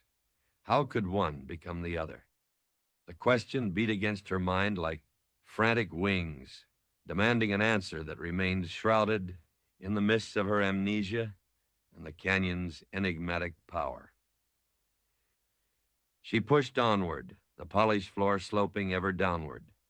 The silence remained profound, broken only by the near-silent whisper of her own footsteps and the low, pervasive hum that vibrated through the soles of her boots, a constant reminder of the ancient energies surrounding her. The air grew colder, damper, carrying the persistent scent of cold ash mingled now with a distinct mineral tang, sharp and metallic, like freshly struck flint or the taste of ozone after a lightning strike. The passage itself began to change again. The walls, still smooth and dark, seemed less solid, less defined. The faint, smoky patterns swirling within the quartz-like substance grew more active, shifting and coalescing in her peripheral vision, creating fleeting impressions, faces contorted in agony, riders galloping across desolate plains, stars wheeling in unfamiliar constellations. Were they hallucinations born of stress and the strange environment? Or were the walls themselves dreaming, broadcasting faint echoes of the countless lives and ages this place had witnessed? Reality felt thin here, stretched taut, like worn fabric about to tear. Time, which had felt fluid before, now seemed to stutter, moments elongating unnaturally, others compressing, leaving her with a sense of temporal dislocation. Occasionally, a phantom breeze, impossible in this sealed passage, would sigh past her cheek, carrying a fleeting scent. Pine needles, wood smoke, wildflowers crushed underfoot scents, tied viscerally to the fragmented memories surfacing within her. It was as if the canyon, or whatever consciousness resided here, was probing her, sifting through her broken past, projecting its echoes onto the canvas of her perception. This was the dance between worlds, not just the physical transition from the sun-baked canyon into this hidden passage, but a dance between past and present, memory and reality, life and the strange echo of death. That was Elias Thorne. She felt caught between them, an unwilling participant in a choreography she didn't understand, led by a partner whose face was shrouded in shadow and whose steps were guided by sorrow and otherworldly light. The bullet in the pouch at her belt pulsed with a stronger, more insistent rhythm now, its warmth seeping through the leather, a steady beat against her hip. It seemed to react to the thinning reality, to the proximity of Thorne's echo, to the very energy of the passage. Sometimes, as she navigated a particularly disorienting section where the walls seemed to waver and dissolve, the rune etched on the bullet would flare brightly in her mind's eye, accompanied by a brief, intense wave of dizziness and a fleeting image. Ancient stones arranged in a circle under a cold moon, symbols glowing faintly on their surface, the low murmur of a chant weaving through the wind. The ritual, the place where Thorne's body had dissolved into light. Was the bullet a fragment of that ritual, a piece of the power used, or perhaps a shard of Thorne's own essence, bound to her through the violence of their shared past? She pressed her hand against the pouch, the steady warmth a focal point against the encroaching strangeness. The wooden bird in her other hand felt cool, solid, a connection to a simpler, more tangible reality. Even if that reality was irrevocably lost, she clung to it, a talisman against the disorienting dance. Ahead, the passage seemed to shimmer more intensely. The low hum deepened, resonating not just through the floor, but within her bones, making her teeth ache slightly. She slowed her pace, every nerve ending tingling with apprehension. Was she nearing the source? Or was Thorne's echo close, his presence warping the already fragile reality around him? She heard it then faint, intermittent, cutting through the low hum, the clear resonant chime of a single silver spur. It wasn't coming from directly ahead, but seemed to echo from multiple directions at once, distorted by the strange acoustics of the passage and the warping energies. Sometimes it sounded distant, receding. Other times chillingly close, as if he were walking just beside her, separated only by an invisible veil. Her heart hammered against her ribs. She drew the Colt, the familiar weight a necessary counterpoint to the rising panic. She wasn't ready to face him, the ghost of the man she'd killed, the living embodiment of her guilt and her loss. What would she say? What could she possibly say? I'm sorry I shot you after loving you. Why did I do it? What happened to us? The questions felt feeble, inadequate in the face of the magnitude of her actions and the strangeness of his continued existence. The shimmering intensified. The walls beside her seemed to dissolve momentarily, replaced not by smoky patterns, but by vivid three-dimensional scenes that flickered like faulty lantern projections. To her left, the sunlit interior of the cabin, the younger Clara laughing as Thorne teased her about the carving. To her right, the blood-red sunset over the canyon, the echo of a gunshot, the mirrored Clara's face contorted in grief, past and present, love and violence, layered atop each other, bleeding through the thinning veil between worlds. Clara cried out, stumbling back, raising her free hand as if to ward off the onslaught of contradictory realities. The wooden bird felt slick with sweat in her grasp. The Colt felt heavy, useless against these intangible assaults. The chime of the spur sounded again, sharp, immediate, seemingly right behind her. She whirled around, gun raised, finger tightening on the trigger, expecting to find him there.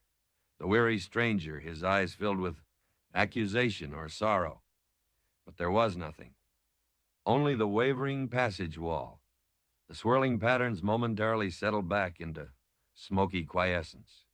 The chime faded, leaving only the resonant hum and the frantic pounding of her own blood in her ears. He was playing with her, or perhaps this place was playing with them both, forcing them into this tormented dance, drawing them deeper into its labyrinth of echoes and regrets. She leaned against the wall, catching her breath, fighting down the rising tide of fear and disorientation. She had to stay focused, had to keep moving. Giving in to the confusion, the fear, was tantamount to surrender, to letting this place, this past, swallow her whole. Taking a deep, steadying breath, she lowered the Colt, though she kept it clutched tightly in her hand.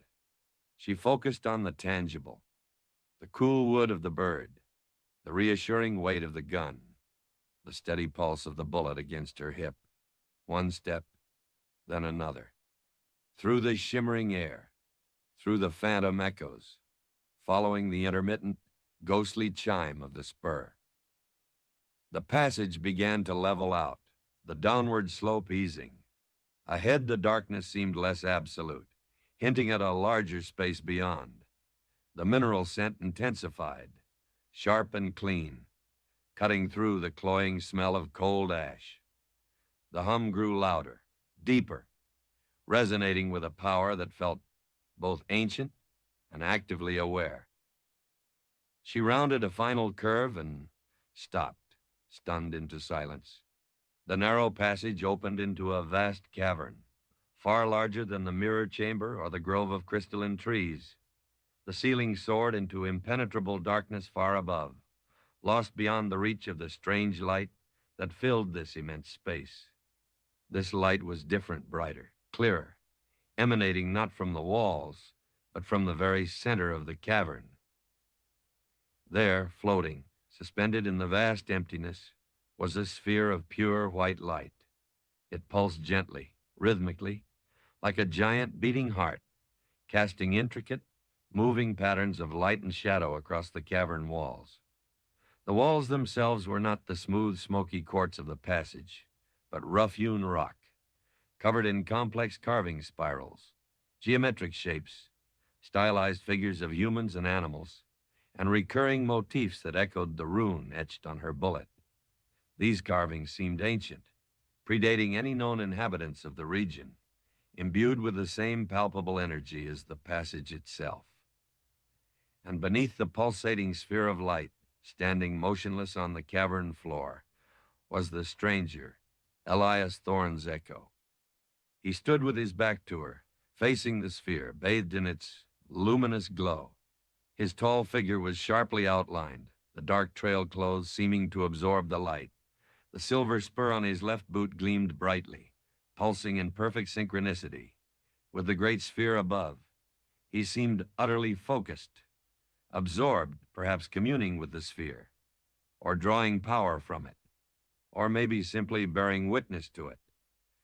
Clara stood frozen at the entrance to the cavern, hidden in the shadow of the passage mouth. Her heart pounded so hard she thought he must surely hear it, even across the distance.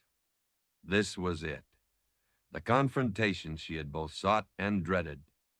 He was here at the heart of the canyon's power, beneath its luminous, beating core.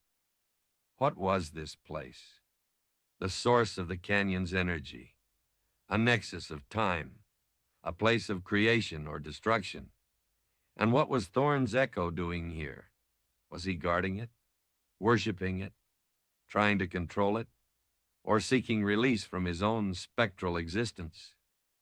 As she watched, holding her breath, he shifted slightly. He didn't turn, but tilted his head, as if listening, not to her, but to the sphere, or perhaps to something beyond it. The light pulsed, casting his weary profile into sharp relief for a moment.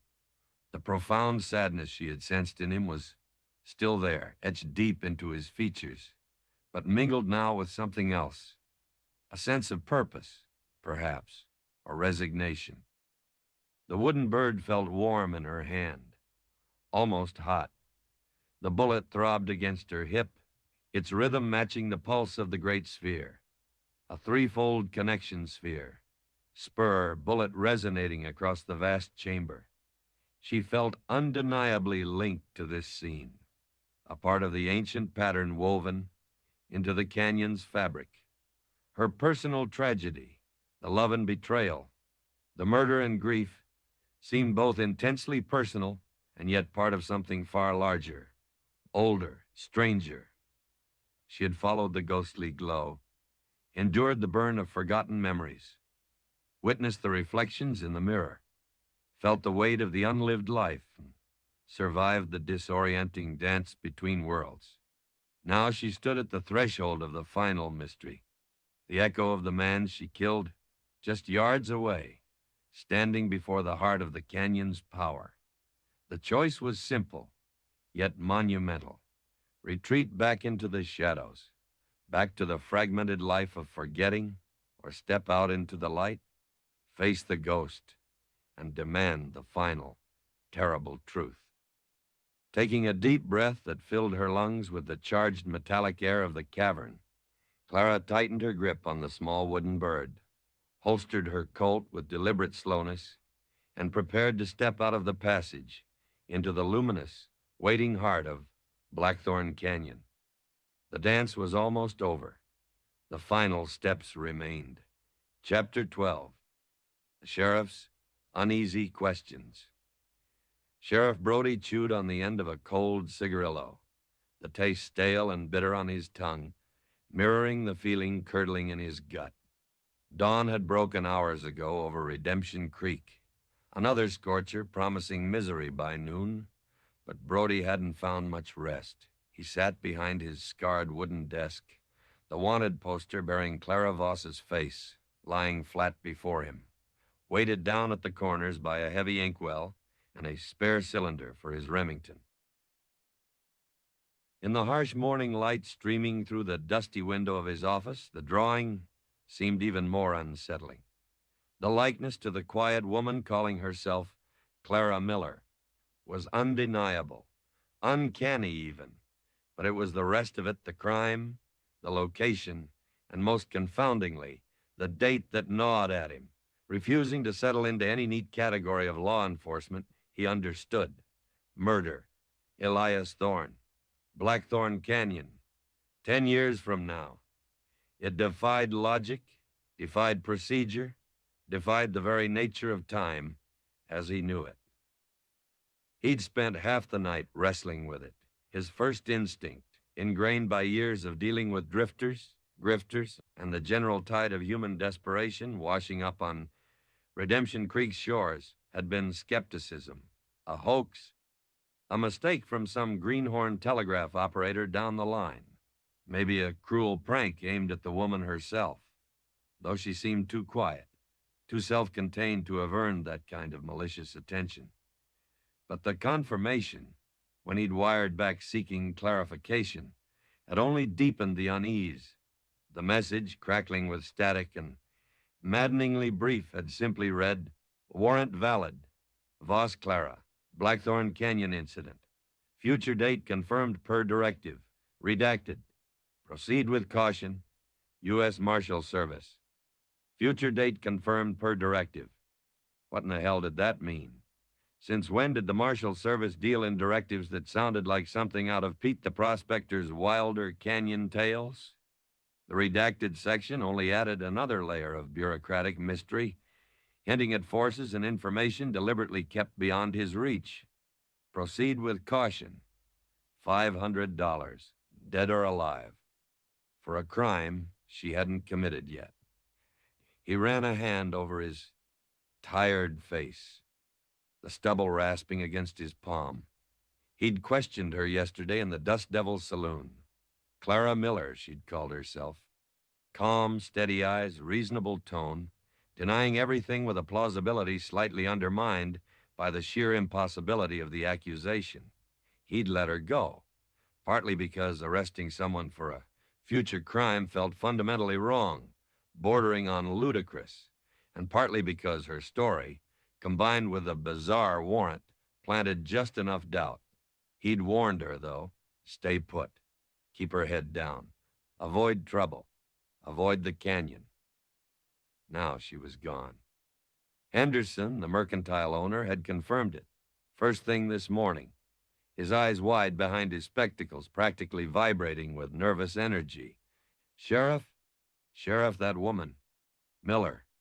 She came in yesterday afternoon, right after you, after. Bought jerky, hardtack, a new water skin, box of .45S. Said she might be moving on, preparing for a trip. Seemed determined, Sheriff. Had a look in her eye. Brody had checked her room above the mercantile himself. Empty. The narrow cot was roughly made, a few meager belongings gone. No note, no sign of struggle. Just gone. Then the livery stable. Her horse, the sturdy buckskin mare, was missing too. Paid up her dues yesterday evening, the stable hand reported. Quiet as ever. Didn't say where she was headed. He leaned back in his chair, the old wood groaning in protest. Gone. After he'd specifically told her to stay put. And Henderson's mention of supplies, jerky, ammunition. That wasn't someone just skipping town quietly. That was someone preparing for a hard ride, possibly into rough country. His gaze drifted out the window past the dusty street towards the jagged silhouette of Blackthorn Canyon dominating the western horizon. A place sensible folk avoided. A place steeped in bad luck, disappearances, and Pete's damn stories about twisted time and vengeful spirits. A place named on the impossible wanted poster. A place he'd explicitly warned her away from. He pushed himself up from the desk, the frustration simmering beneath his weary exterior. He needed answers, or at least better questions. He grabbed his hat and stepped out into the already oppressive heat. First stop, the Dust Devil. Sal might have seen something last night. Ruby, the saloon girl who sometimes spoke with Miller, might know more. The saloon was quiet at this hour, smelling faintly of stale beer and regret. Sal was polishing glasses behind the bar, his usual meticulous routine. He looked up as Brody entered, his expression wary. "Morning, Sheriff." "Sal?" Brody leaned on the bar. "Miller woman. Did she come back in here last night after I spoke with her?" Sal shook his head, his jowls wobbling slightly. "Nope, never saw her again. Paid for her drink, and I left right after you did, quiet as a mouse." He lowered his voice. "Whole place was spooked, Sheriff. That poster, and that other fella. The stranger? With the spur?" Brody's interest sharpened. "Did he come back?" "No, vanished like smoke. Didn't see him leave town, mind you, but he wasn't around. Quiet one he was. Too quiet. Had eyes like he'd seen the bottom of the world." Sal shuddered theatrically. "Gave me the creeps. Anyone else mention seeing Miller leave? Or seeing her with the stranger?" Sal shook his head again. "Nothing. Place emptied out pretty quick last night. Folks were jumpy." Brody thanked him and turned towards the back where Ruby was listlessly sweeping the floor. She looked up, her young old eyes guarded. Ruby, that woman, Clara Miller. You spoke with her sometimes. Did she ever mention family? Friends? Where she was headed before Redemption Creek, or where she planned to go next? Ruby leaned on her broom, considering. Not really, Sheriff. She kept to herself mostly. Polite, but closed off. Like she was afraid of looking back. Or maybe looking forward. She frowned. Did say once something about looking for peace. Said the world felt fractured like a broken mirror. Didn't make much sense. Fractured. Like a broken mirror. The phrase snagged in Brody's mind, an odd way to describe things. Did she seem scared? Worried? Always seemed watchful, Ruby said slowly. Like she expected trouble around every corner. But yesterday, after that poster went up, and especially after that stranger was in here, yeah, she seemed more than watchful. She seemed haunted. Haunted. Fractured. Looking for peace. It painted a picture, but offered no solid leads. Brody thanked Ruby and left the saloon, the stale air clinging to him. He found Pete the prospector hunkered down in the shade outside the assay office, whittling listlessly on a piece of wood. Pete looked up as Brody approached, his eyes rheumy and perpetually squinting, held a flicker of morbid curiosity. Sheriff, heard tell the woman skipped out. Headed for the canyon, reckon? Brody ignored the speculation. Pete, you talk a lot about Blackthorn Canyon, about strange things happening up there. Twisted time, you said? Pete spat a stream of tobacco juice into the dust. Ain't just talk, Sheriff. It's true. Place ain't right. Holds echoes. Gets folks turned around, not just on the trail, but in their heads. Seen men go in young and come out looking ancient. Seen others vanish altogether. He leaned closer, his voice dropping to a conspiratorial whisper. They say time flows different up there. Past, present, future, all tangled up like snare wire. That wanted poster, with the date all wrong, don't surprise me none. Not if it's tied to the canyon. Brody frowned, scrubbing his jaw. Normally, he'd dismiss Pete's ramblings as sunstroke or cheap whiskey. But the marshal's cryptic telegram, the impossible date, it made the old prospector's words resonate with an unsettling frequency. This name, Pete, Elias Thorne. Ever hear it for real? Not just speculation? Pete squinted harder, scratching his grizzled head. Thorne. Yeah, seems I recall that name. Long time back. Something about a claim up near the canyon mouth generations ago, maybe. Spanish silver, some said. Caused bad blood. Disappearances. Nothing concrete, mind. Just whispers on the wind like the canyon itself talking. He looked towards the brooding peaks.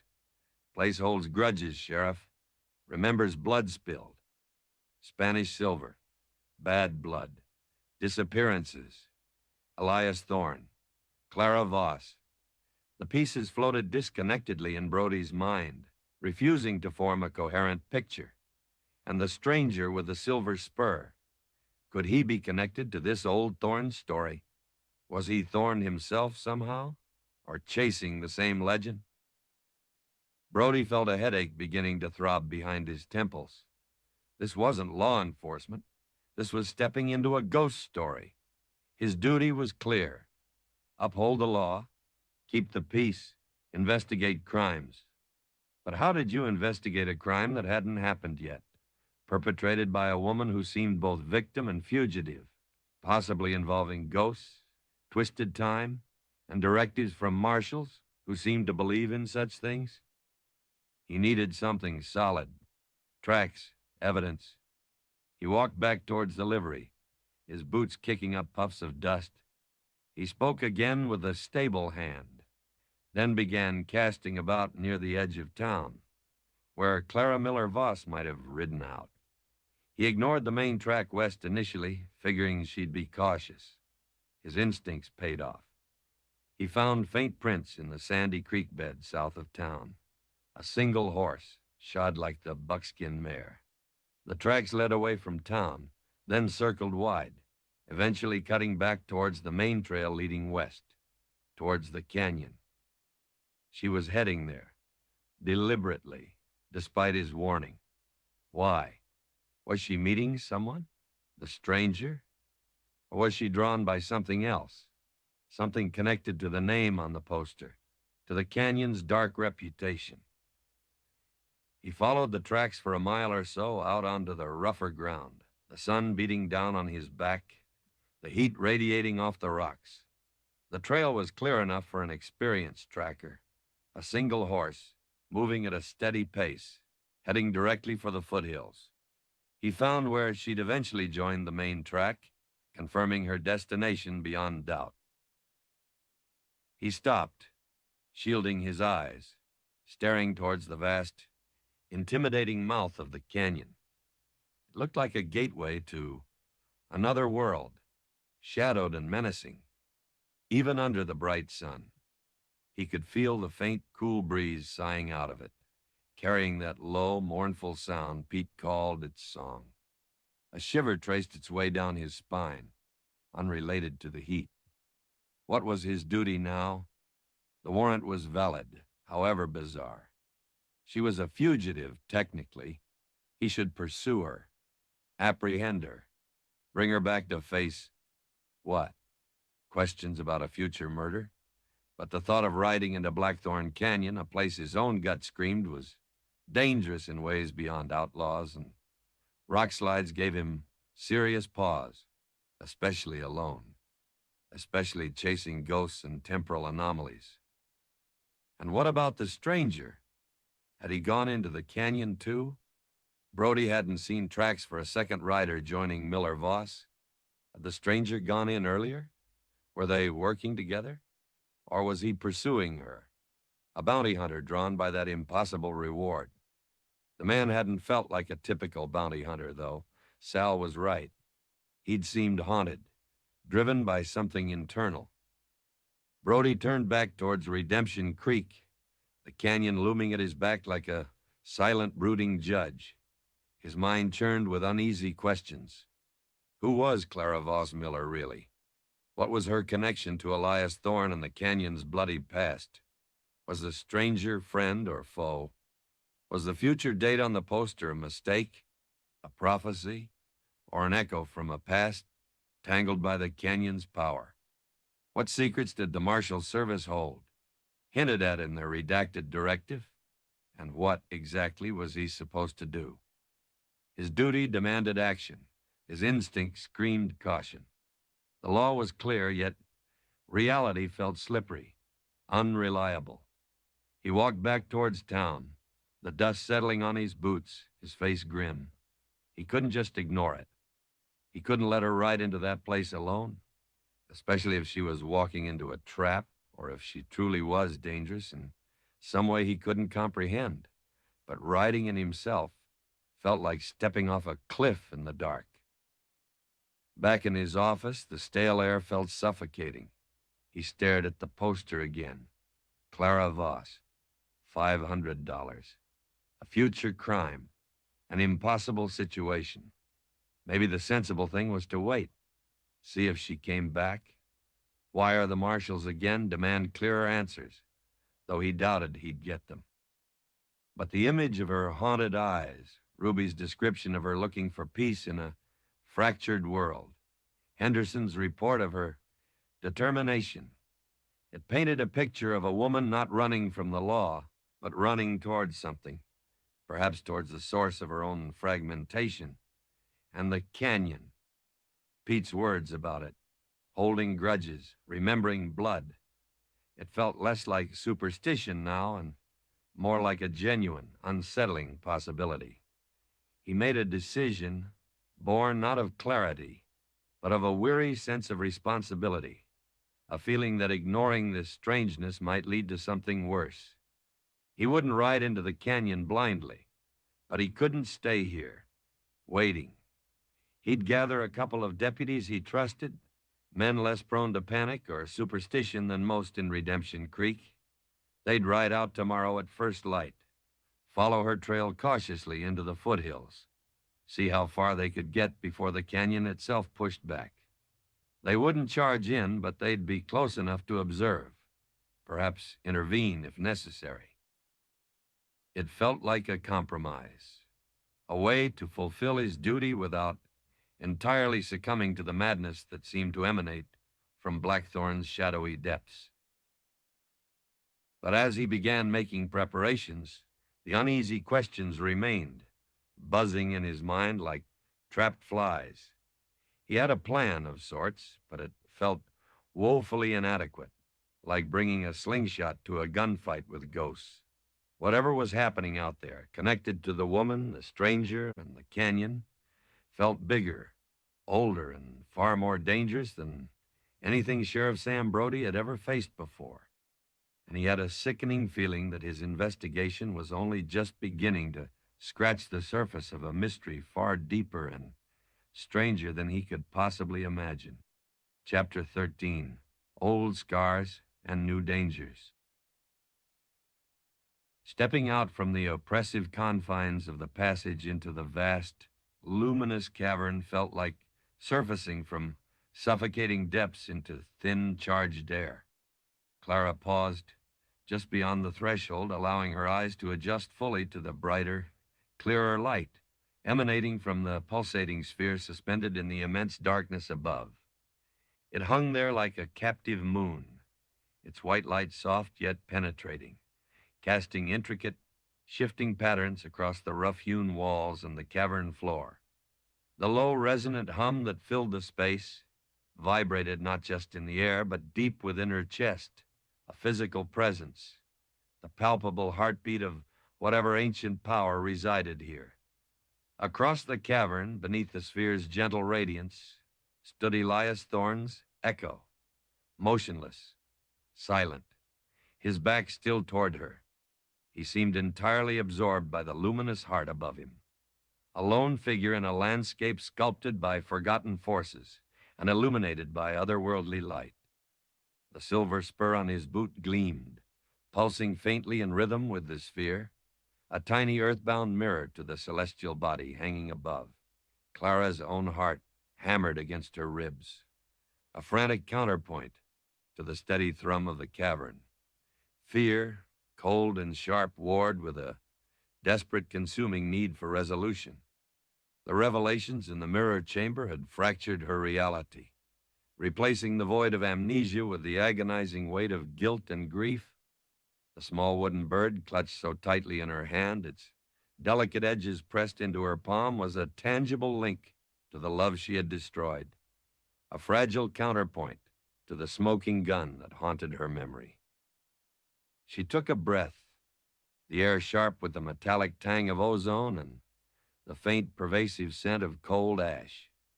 She had followed him this far, drawn by the ghostly glow of his spur, guided by the cryptic message of the bullet, compelled by the fragments of her own shattered past. There was no turning back now.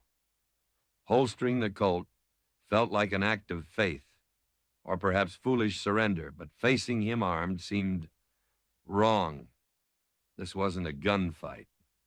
This was an excavation, digging through the ruins of their shared history, searching for the bedrock of truth, however painful. Slowly, deliberately, she began to walk towards him, her boots echoing slightly on the cavern floor. The sound seemed unnaturally loud in the vast stillness. She kept her eyes fixed on his back, watching for any sign of reaction, any acknowledgement of her presence. He remained utterly still, seemingly lost in contemplation of the sphere. As she moved deeper into the cavern, the carvings on the walls became clearer, sharper in the pulsating light. They depicted scenes that resonated with a disturbing familiarity, figures resembling the cloaked chanters from her visions, circles of standing stones, celestial bodies arranged in strange alignments, and serpentine lines of energy flowing through landscapes that looked unnervingly like Blackthorn Canyon. Interspersed were scenes of violence battles, sacrifices, figures falling under sun or moon, and woven through it all like a recurring signature was the intricate, swirling symbol etched onto her bullet.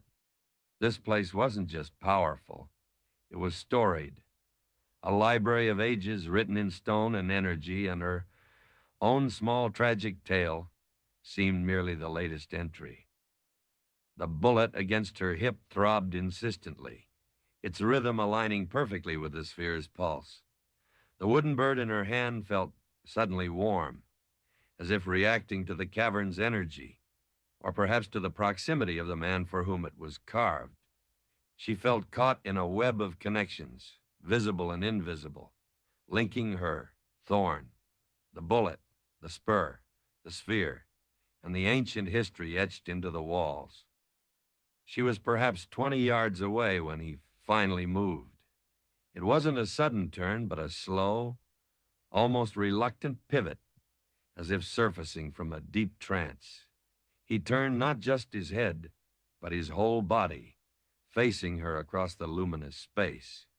The light from the sphere illuminated his face fully. Clara's breath hitched. It was him, the man from the mirror's first vision, the man whose eyes had held such warmth before betrayal shadowed them. Yet it wasn't quite him. The lines of hardship and sorrow were etched deeper now, profound weariness clinging to him like canyon dust. His eyes, dark and intense, held the echoes of unimaginable pain, but also a strange detachment, as if viewing her across a vast distance, through layers of time and death. He looked solid, real, yet seemed to shimmer almost imperceptibly at the edges, especially near the gleaming silver spur, as if his connection to the physical world was tenuous, maintained only by the canyon's power and the anchor of the spur itself. Old scars. They were visible not just in the lines on his face, but in the very way he held himself. A stillness born not of peace, but of enduring sorrow. And perhaps, just perhaps visible only in the strange, revealing light of the sphere, she thought she saw a faint discoloration on the dark fabric of his shirt, high on the left side of his, just near his heart, where the bullet had struck. He didn't speak immediately. He simply looked at her, his gaze sweeping over her face, her dusty clothes, lingering for a moment on the hand clutching the wooden bird.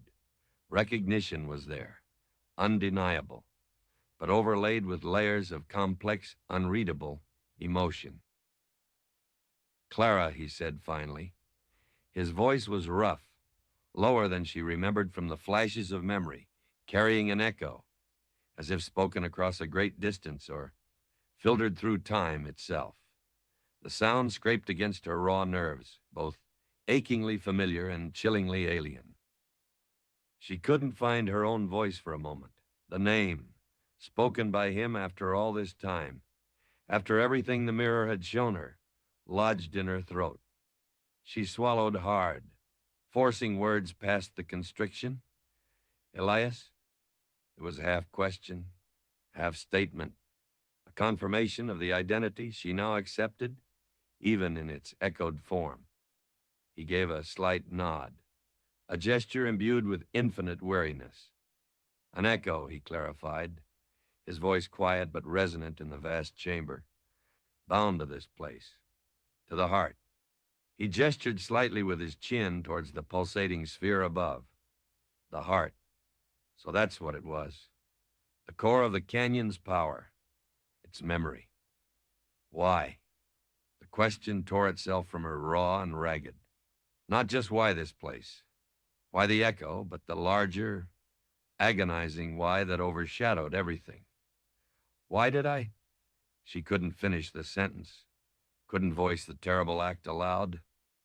His expression tightened, a flicker of the old pain, momentarily surfacing through the weary detachment.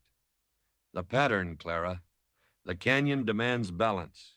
Blood spilled requires resonance.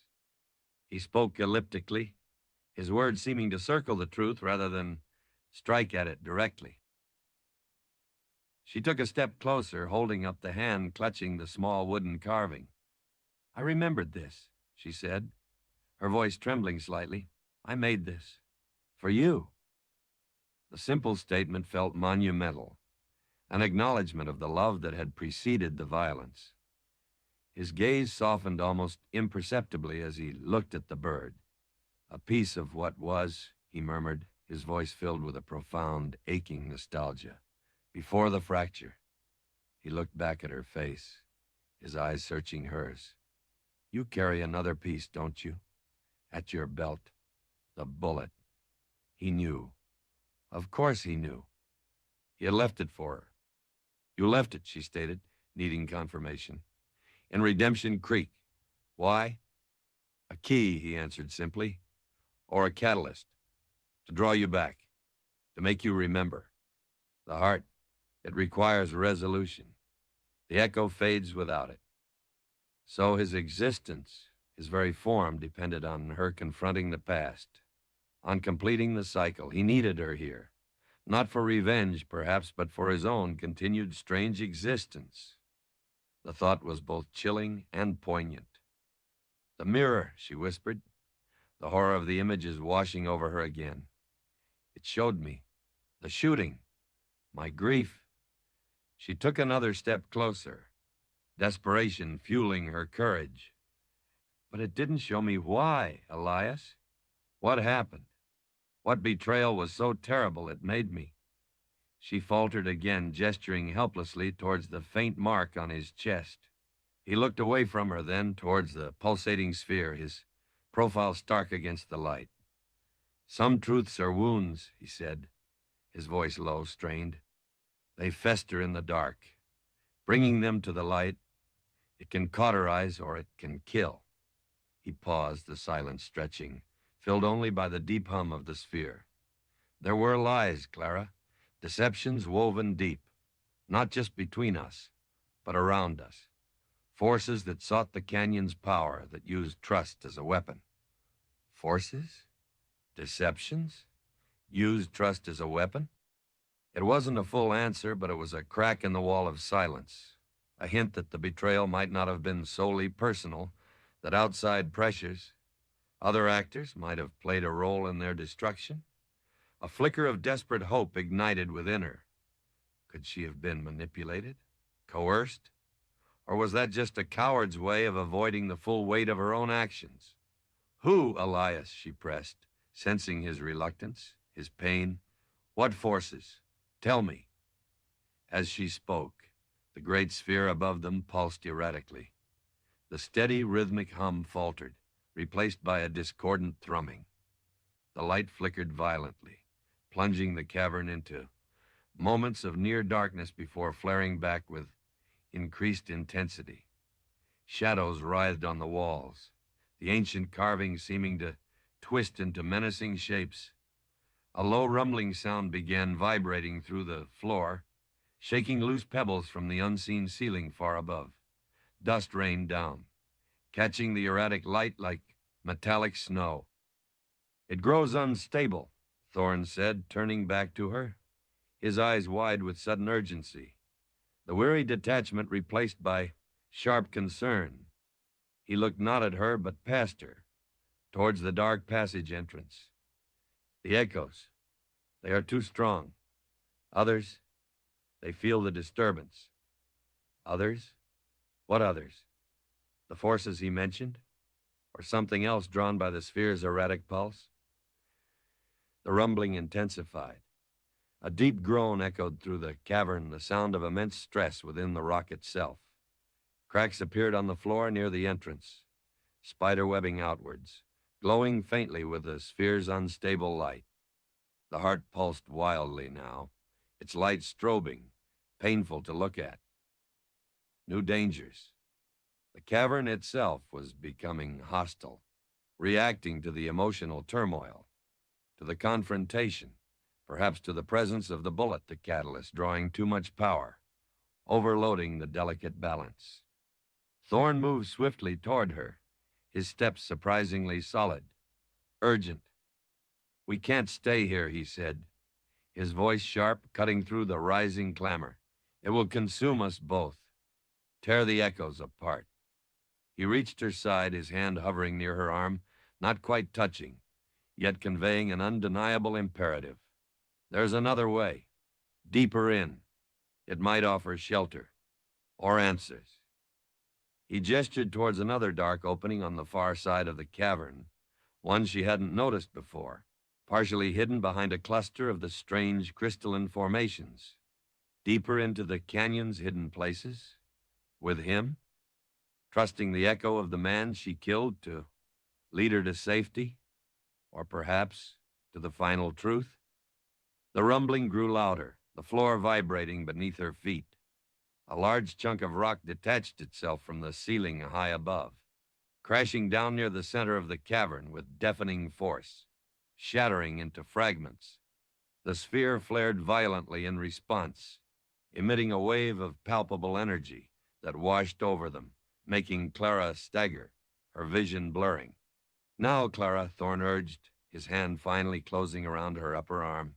His touch was shockingly real, warm, firm, yet carrying that faint, underlying vibration, the energy of the canyon itself. It wasn't the touch of a ghost, but of something else, something anchored between worlds. The entrance passage behind her groaned, the rock shifting ominously. Retreat was impossible. Staying here meant being crushed or consumed by the sphere's chaotic energy. Following him deeper into the unknown seemed the only path, however fraught with peril and uncertainty. He pulled her forward towards the hidden passage. She didn't resist, couldn't resist.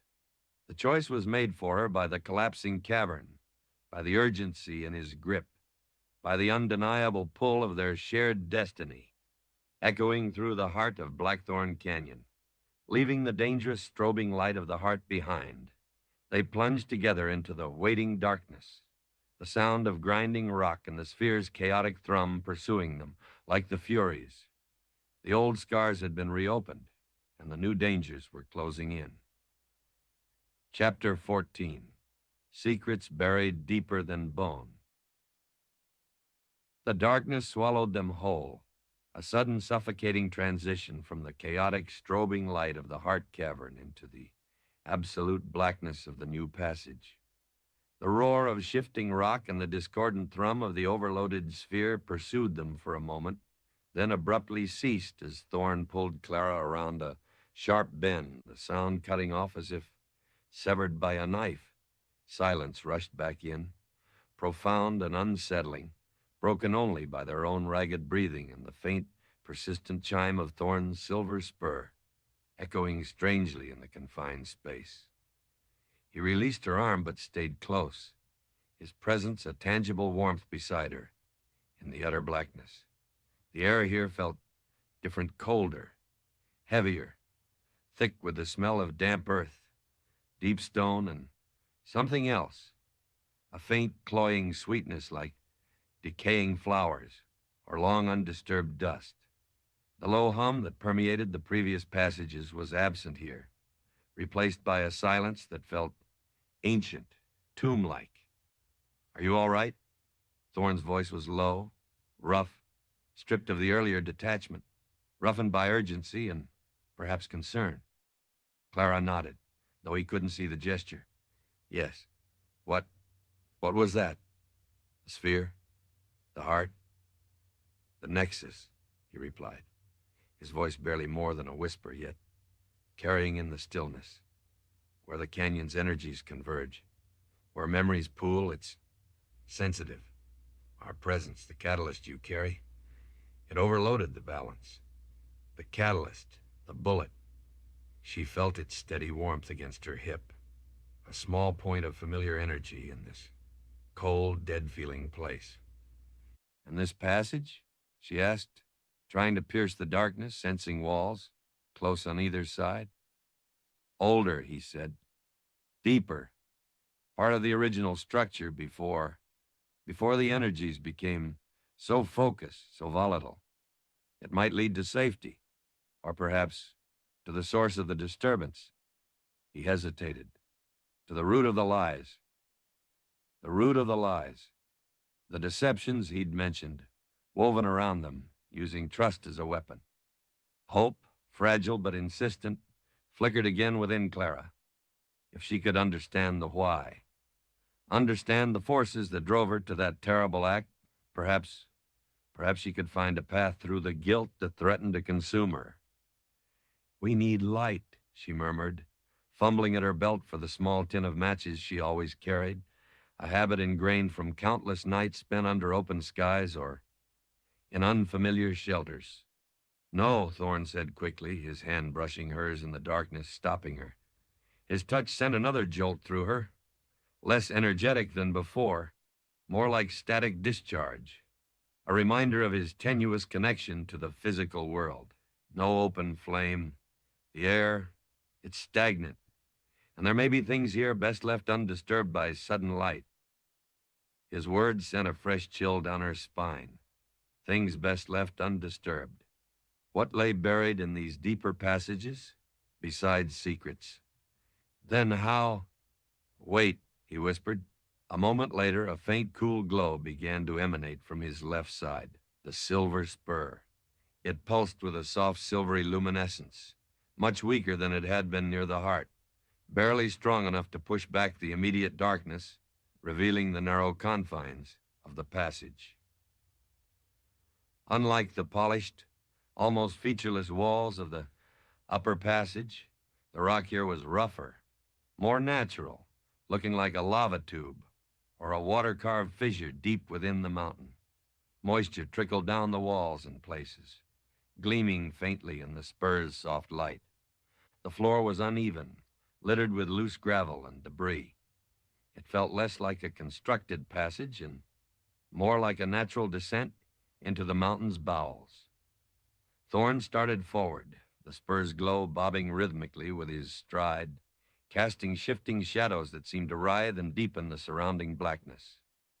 Clara followed close behind, the small wooden bird clutched tightly in one hand, the other hovering near her colt, though she doubted the firearm would be much use against whatever secrets or entities this place held.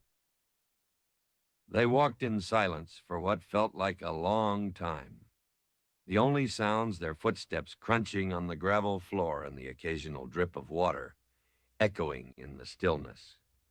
The passage twisted and turned, sometimes narrowing so they had to move single file, sometimes opening into small, alcove-like chambers filled with strange, pale fungi that glowed faintly with their own phosphorescence.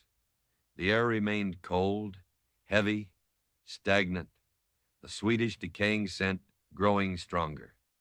Clara's mind raced, trying to piece together the fragments Thorne had offered. The canyon demands balance. Blood spilled requires resonance. Lies woven deep.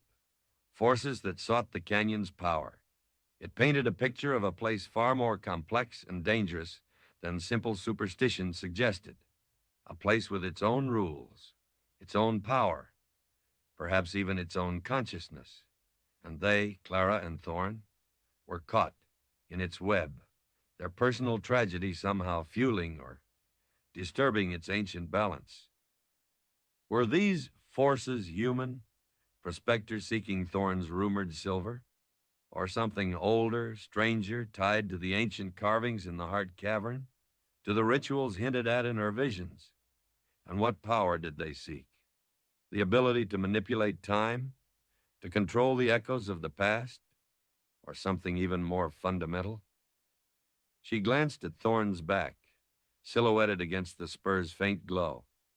He moved with a steady, determined pace, seeming to know the way, yet there was a tension in his shoulders, a wariness in the way he scanned the shadows ahead. Was he leading her to answers, or deeper into the trap that had apparently ensnared them both long ago? Despite the shared urgency of their escape from the heart cavern, despite the undeniable connection pulsing between the spur and her bullet, a core of mistrust remained, a necessary caution born of the mirror's horrifying revelation. She had killed this man once. Could she truly trust his echo now?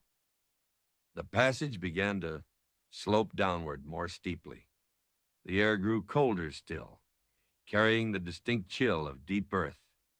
The sound of dripping water became more constant, suggesting a larger body of water nearby. Thorn slowed his pace, raising the spur slightly, casting its meager light further ahead. The passage opened abruptly into a much larger cavern, not vast like the heart chamber, but sizable, its ceiling lost in darkness above the reach of the spur's glow.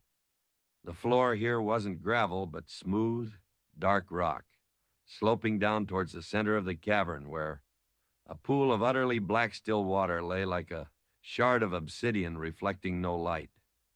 The air hung heavy, damp, echoing with the rhythmic drip, drip, drip of water from unseen stalactites, strange, pale rock formations, sculpted by millennia of seepage, rose like ghostly sentinels around the perimeter of the dark pool. Thorn stopped at the edge of the pool, the spur's light casting faint, shimmering reflections on the moist cavern walls, but penetrating the black water not at all. He stood motionless for a long moment, gazing down into the pool's opaque depths, as if searching for something. "What is this place?"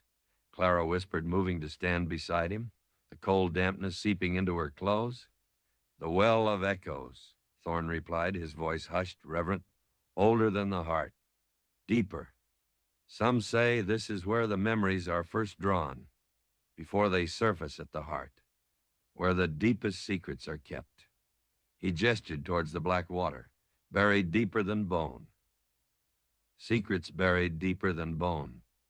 The phrase resonated with the cold finality of the place. Was the why she so desperately sought hidden down there in those Stygian depths? "Can we find them?" she asked, her voice barely audible above the echoing drip of water. Thorn turned to look at her, his face shadowed, only faintly illuminated by the spur's glow. His expression was grim. "Perhaps, but the well doesn't yield its secrets easily, Clara. It demands a price, a sacrifice, an offering of truth, an offering of truth." What truth could she offer? The fragmented memories, the guilt, the confusion? She clutched the wooden bird tighter. Was this small token of a happier past enough? As if sensing her thoughts, Thorn's gaze flickered down to the bird in her hand, then to the pouch at her belt, where the bullet rested. "Sometimes," he murmured, turning back to the pool, "the deepest truths are carried unknowingly. Fragments of power, fragments of memory, like the catalyst you hold, like the spur I bear." He lifted his booted foot slightly, the silver spur catching the faint light, its intricate carving seeming to shift and flow. "This wasn't always mine," he said softly, a profound sadness entering his voice. "It belonged to the first Thorn who sought the canyon's secrets generations ago. He forged it, binding his own life force, his own ambition to the metal, hoping to control the heart. Instead, it bound him and his line to the canyon's cycle, to the pattern of resonance and bloodshed. Generations ago, the first Thorn, seeking power, bound to the canyon." Pete the prospector's hazy recollection suddenly snapped into sharper focus. This wasn't just about their tragedy. It was the culmination of a much older story, a legacy of ambition and consequence passed down through blood. "He caused bad blood?" Clara prompted, remembering Pete's words. Thorn nodded grimly. He wasn't alone in his quest. Others sought the heart's power. The Navarona family. The name meant nothing to Clara, yet Thorn spoke it with a chilling bitterness. "They were stewards of this place once, long before my ancestor arrived, bound to protect the balance, not exploit it. My ancestor betrayed their trust, allied himself with darker elements, seeking shortcuts to power. Blood was spilled. Oaths were broken. The Navarrones were driven out. their knowledge scattered, their connection to the heart severed. He paused, the silence stretching, heavy with unspoken history. But they left guardians and curses tied to the land, tied to the bloodlines involved. Guardians, curses, bloodlines. The story grew darker, more complex, weaving their personal tragedy into a tapestry of ancient feuds and forbidden magic. These forces you mentioned, the ones who used trust as a weapon, were they descendants of your ancestor or the Navarones? Both, Thorne said, his voice tight. And neither. Ambition runs deep. Old feuds fester. When you and I found happiness, found a measure of peace near the canyon, living in that cabin, his voice caught, the memory clearly painful. We became pawns. Our connection, perhaps even our love, resonated with the heart, amplifying its power, making it a prize again. Certain parties, descendants of my ancestor, driven by the same lust for control, saw an opportunity. They allied themselves with remnants of the Navarone line, those who sought not balance, but revenge. He turned fully towards her now, his eyes burning with a cold fire in the dim light. They manipulated us, Clara, played on old fears, old loyalties, twisted truths into lies. They needed the heart fully awakened, needed the resonance of strong emotion, love, hate, betrayal to make it vulnerable. They whispered poison in your ear, showed you half-truths, twisted circumstances, made you believe I had betrayed you, betrayed the memory of the Navarones. You felt inexplicably drawn to protect, even without full memory. Clara stared at him, her mind reeling, manipulated. Poison whispered in her ear, made to believe he was the betrayer. It explained the mirrored Clara's fury, her cold determination during the shooting, followed by the utter devastation of her grief. She hadn't acted out of malice, but out of a manipulated sense of righteousness, a belief that she was avenging a terrible wrong. They made me kill you? The words were a choked whisper.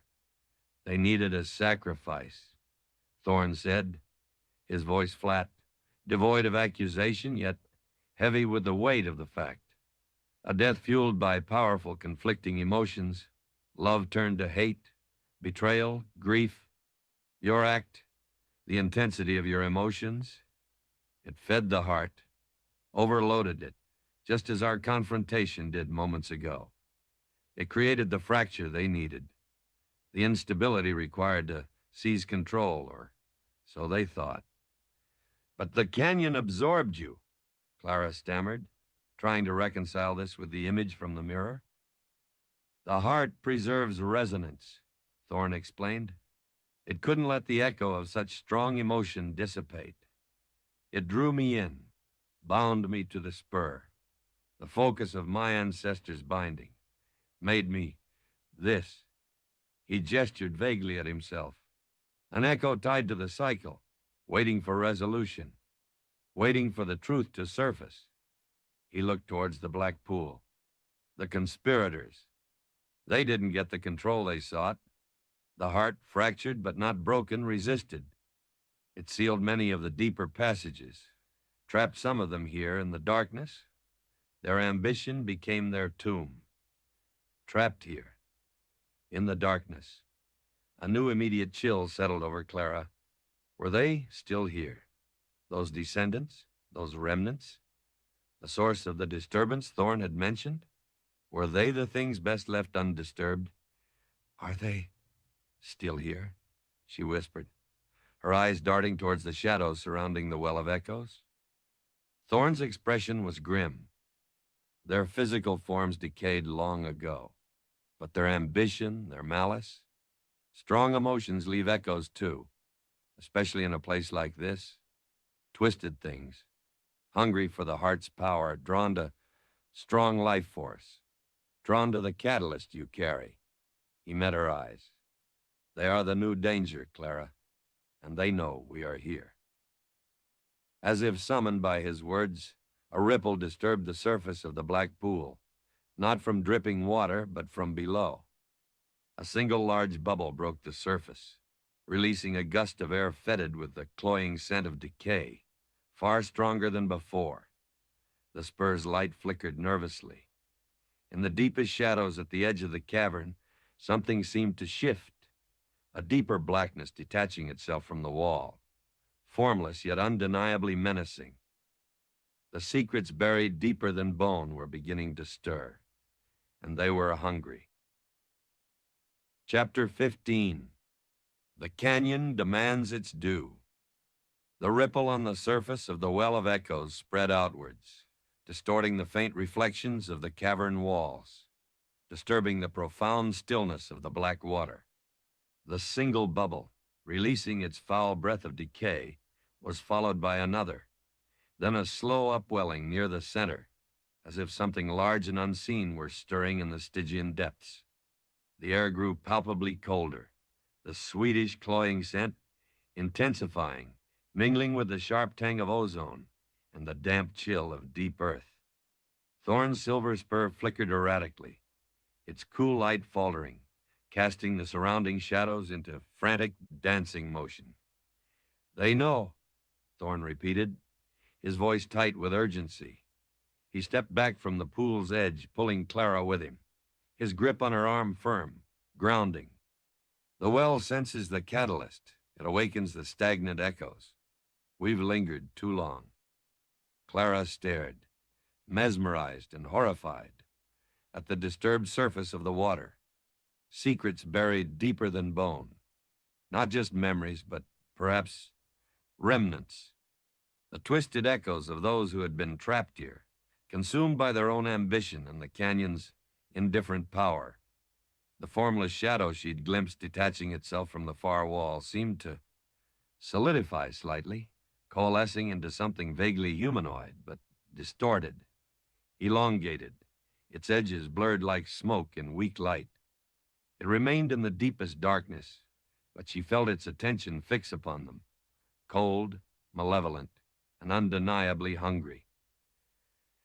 "What are they?" she whispered, her hand instinctively going to the cold at her hip, though the gesture felt futile against such an intangible threat. "Echoes of malice," Thorn said grimly. "Fragments of the conspirators, trapped between worlds when the heart sealed the passages. They're drawn to life, to strong emotion, to the heart's energy. They feed on it, and they resent intruders." His gaze swept the cavern, noting other patches of deeper shadow that seemed to stir, detaching themselves from the rock. "They are the guardians the Navarrones spoke of, twisted into jailers by their own bitterness and the canyon's power." Guardians turned jailers. Another layer of the canyon's dark irony. The place didn't just remember, it repurposed, turning ambition into imprisonment, protectors into predators. The floor beneath their feet vibrated faintly, not with the deep hum of the heart, but with a lower, discordant frequency, originating from the pool itself.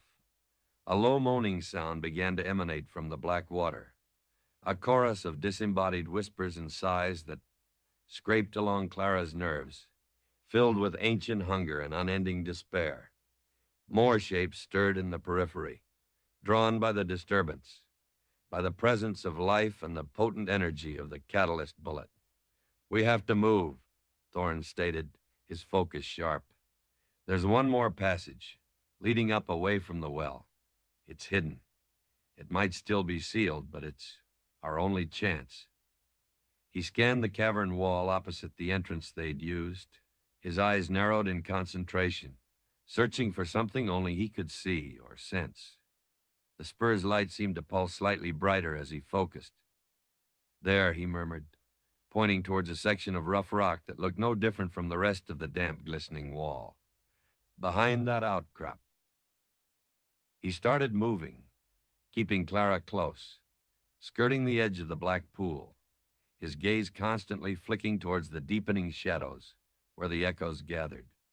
Clara moved with him, her senses stretched taut, the wooden bird clutched in one hand, the other gripping the reassuringly solid butt of her Colt. The moaning from the pool intensified, rising in pitch, accompanied by splashing sounds, as if unseen things were thrashing just beneath the surface, fighting to emerge. The formless shapes in the shadows flowed towards them, silent, inexorable, like patches of living darkness. They reached the outcrop Thorn had indicated. Behind it, partially obscured, was a narrow fissure in the rock, barely wide enough for a person to squeeze through. It looked less like a passage and more like a natural fault line. Cold, stagnant air, thick with the scent of decay, flowed out of it. "This leads up?" Clara asked doubtfully. "It follows an old water course," Thorne confirmed, "towards the upper levels, closer to the surface. But it hasn't been used in generations. It may be blocked." He reached towards the fissure, his hand hovering near the opening. The spur flared slightly. The heart seal is weakening here, disturbed by the well's activity. But something else feels wrong. As he spoke, a tendril of absolute blackness snaked out from the fissure, fast as a striking viper. It wasn't solid, yet it seemed to possess substance, absorbing the spur's faint light, radiating an unnatural cold. It lashed towards Thorne's outstretched hand. He reacted instantly, pulling his hand back, the spur flaring defensively, casting the tendril into sharp relief before it retracted back into the fissure's darkness. "Guardians," Thorne gritted out, "or worse. The echoes infest even these hidden ways." Behind them, the moaning from the well reached a crescendo. Several dark, vaguely humanoid shapes solidified further, detaching themselves completely from the cavern shadows, gliding rapidly across the floor towards them. They had no discernible features, just shifting outlines of deeper black against the gloom, yet their intent was palpable, suffocating. There was no time for hesitation, no other way out. "Cover me," Thorne commanded, turning back to the fissure. He raised his hand again, but this time the spur on his boot flared with intense, focused light, channeling the energy not defensively, but offensively. A beam of concentrated silver light shot into the fissure, striking the dark tendril that emerged again to meet it. There was a soundless concussion, a violent displacement of air. The dark tendril recoiled as if burned, dissolving back into the depths. The silver light held steady for a moment, pushing back the darkness within the fissure, revealing a narrow upward-sloping passage, choked with debris and pale, grasping fungi. "Go," Thorne urged, holding the beam steady, though Clara could see the strain etched on his face, the way the light seemed to drain him, making his own form flicker more noticeably at the edges. "Quickly, I can't hold it long." Clara didn't hesitate. She squeezed past him into the narrow fissure, the cold, fetid air enveloping her. She scrambled over loose rocks and through thick, slimy curtains of fungi, pushing upward into the oppressive blackness beyond the spur's protective light. Behind her, she heard Thorne grunt with effort as another dark tendril lashed out, met again by the beam of silver light. The passage was treacherous, steep, and claustrophobic. Loose rocks shifted underfoot, threatening to send her tumbling back down. The grasping fungi clung to her clothes, cold and damp. She moved by feel, her hands scraping against the rough rock. The small wooden bird still clutched tight, its familiar shape a small comfort in the terrifying darkness. She could hear Thorne scrambling behind her, the spur's light now extinguished, presumably to conserve his energy or avoid attracting more attention from whatever lurked within these buried ways. The sounds from the well cavern faded below, replaced by the unnerving silence of the fissure, broken only by their own labored breathing and the scuttling sounds of unseen things disturbed by their passage. How far did they have to climb? Was this passage truly safe, or just another trap? Trusting Thorne felt like leaning on smoke. Yet his urgency, his effort in holding back the darkness, felt genuine. He was bound to this place, an echo fighting for resolution, and perhaps fighting against the very forces that had led to his demise. Their fates were intertwined, tangled together by love, violence, and the canyon's inscrutable power. Suddenly, Thorne grabbed her arm from behind, pulling her to a halt. "Wait," he breathed, his voice strained. "What is it?" she whispered back, straining her ears, hearing nothing but the frantic beat of her own heart. "Listen," he urged. She held her breath, concentrating. At first, nothing. Then, faintly, from somewhere far above, carried down through the rock itself, she heard it. A low, rhythmic chanting, deep guttural voices weaving a complex hypnotic pattern, accompanied by the faint, intermittent beat of a drum. It resonated with the visions she'd had, the ancient stones, the cloaked figures, the glowing symbols. "What is that?" she breathed, a new kind of fear gripping her. "An old ritual," Thorne replied grimly, "one designed to draw on the heart's power, or perhaps to contain something. I haven't heard it this strongly well, since the time before." His voice held a chilling finality. The chanting grew louder, closer, echoing down the passage towards them. It wasn't just sound, it felt like a physical pressure, making the air vibrate, making the rocks around them hum. It felt purposeful, directed. "They know we're here." Thorne stated the obvious, his voice taut. "The echoes below, the ritual above. We're caught between them." He pushed her forward gently. "Keep climbing. Faster now. There may be an offshoot, a side tunnel, somewhere we can hide." They scrambled upward again, desperation lending speed to their movements. The chanting pulsed around them, hypnotic and menacing, seeming to come from the very stone. The air grew thick, hard to breathe, charged with an energy that felt both ancient and hostile. Clara could feel the bullet at her hip vibrating intensely, painfully, reacting to the ritualistic energies washing over them. Just as she felt her lungs would burst, her legs give out, Thorne pulled her sideways into a narrow opening she hadn't seen in the oppressive darkness. It was a small side cave, little more than a hollow in the rock, barely large enough for the two of them to crouch in. Thorne pushed her deep inside, then positioned himself near the entrance, peering back down the passage they had just climbed. "Stay quiet," he whispered, his form barely visible. The chanting reached a fever pitch, echoing deafeningly up the main fissure. The ground trembled. Clara squeezed her eyes shut, pressing herself against the cold rock wall, the wooden bird digging into her palm.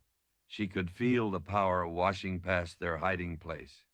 Immense, ancient, terrifying. It felt like standing on a shore as a tidal wave passed, the sheer force threatening to rip them from their meager shelter. Then, as suddenly as it began, the intense wave of energy receded, flowing downwards, back towards the well of echoes.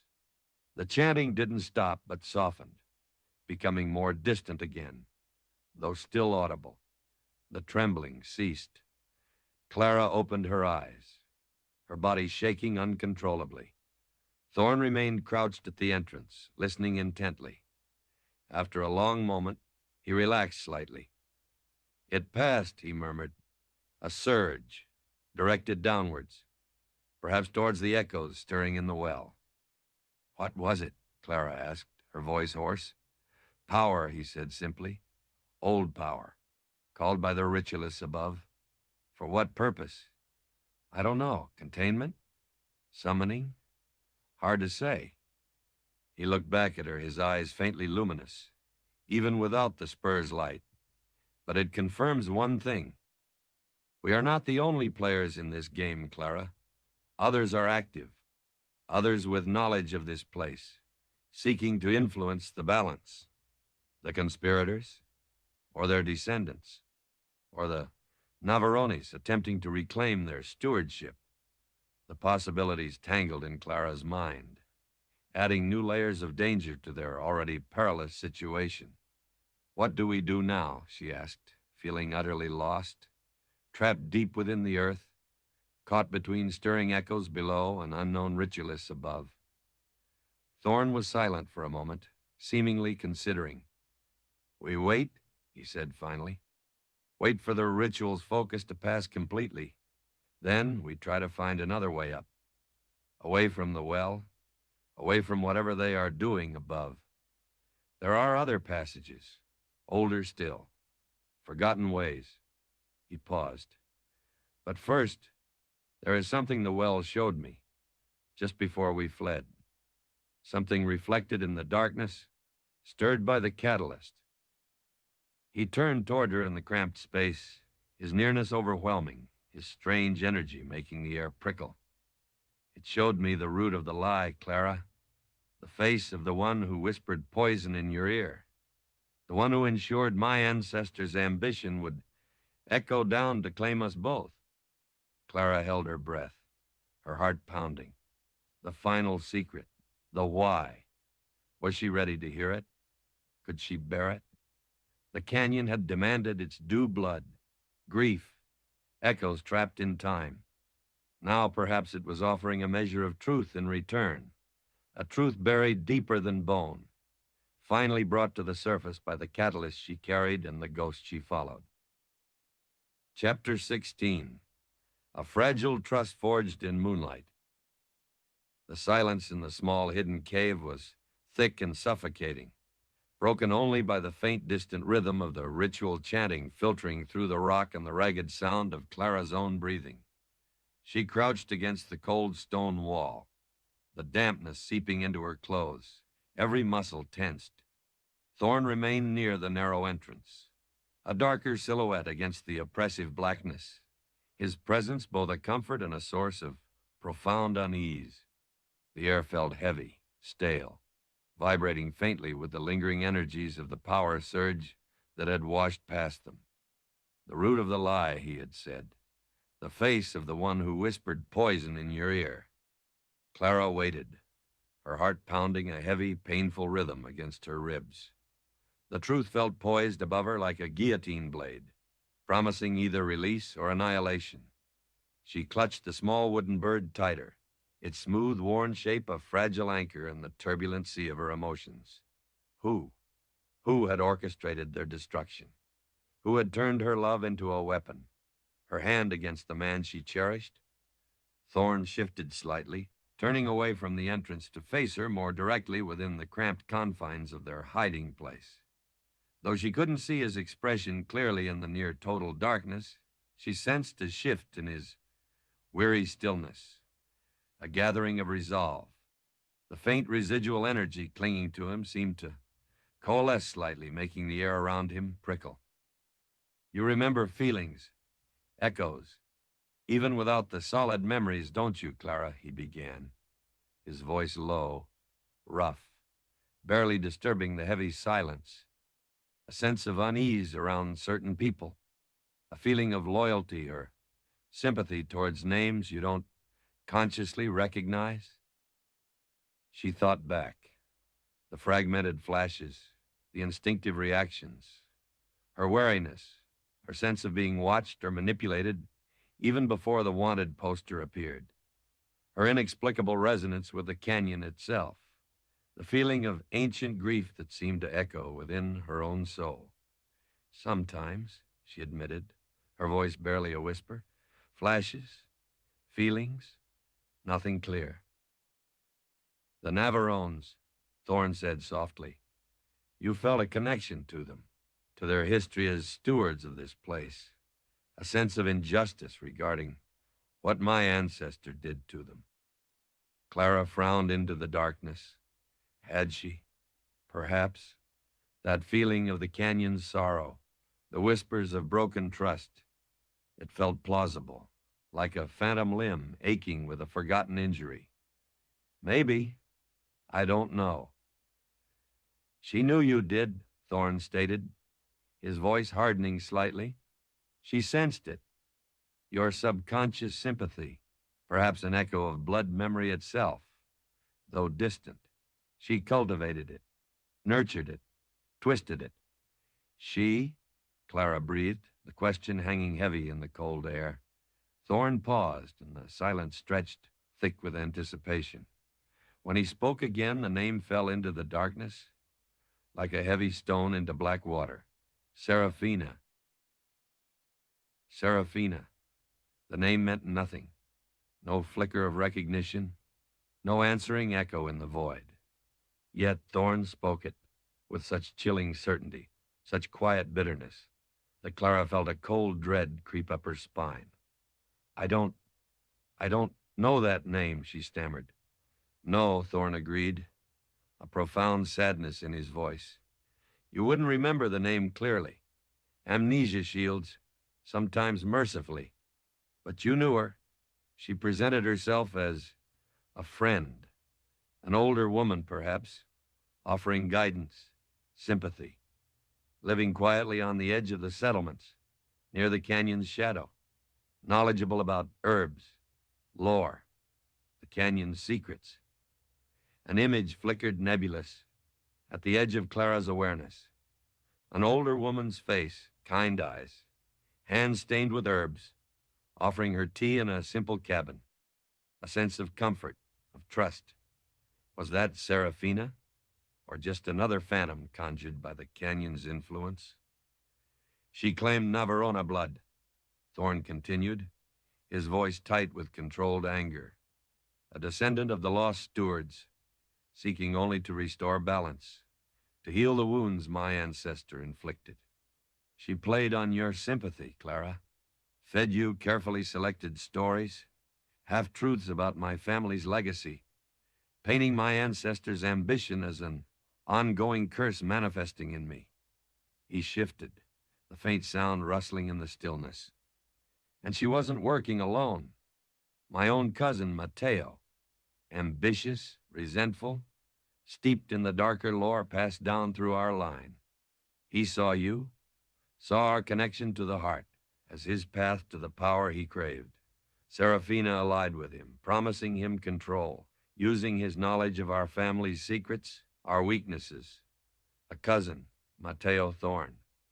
Another unknown name, yet it fit the pattern: ambition, resentment, the dark legacy of the first Thorne.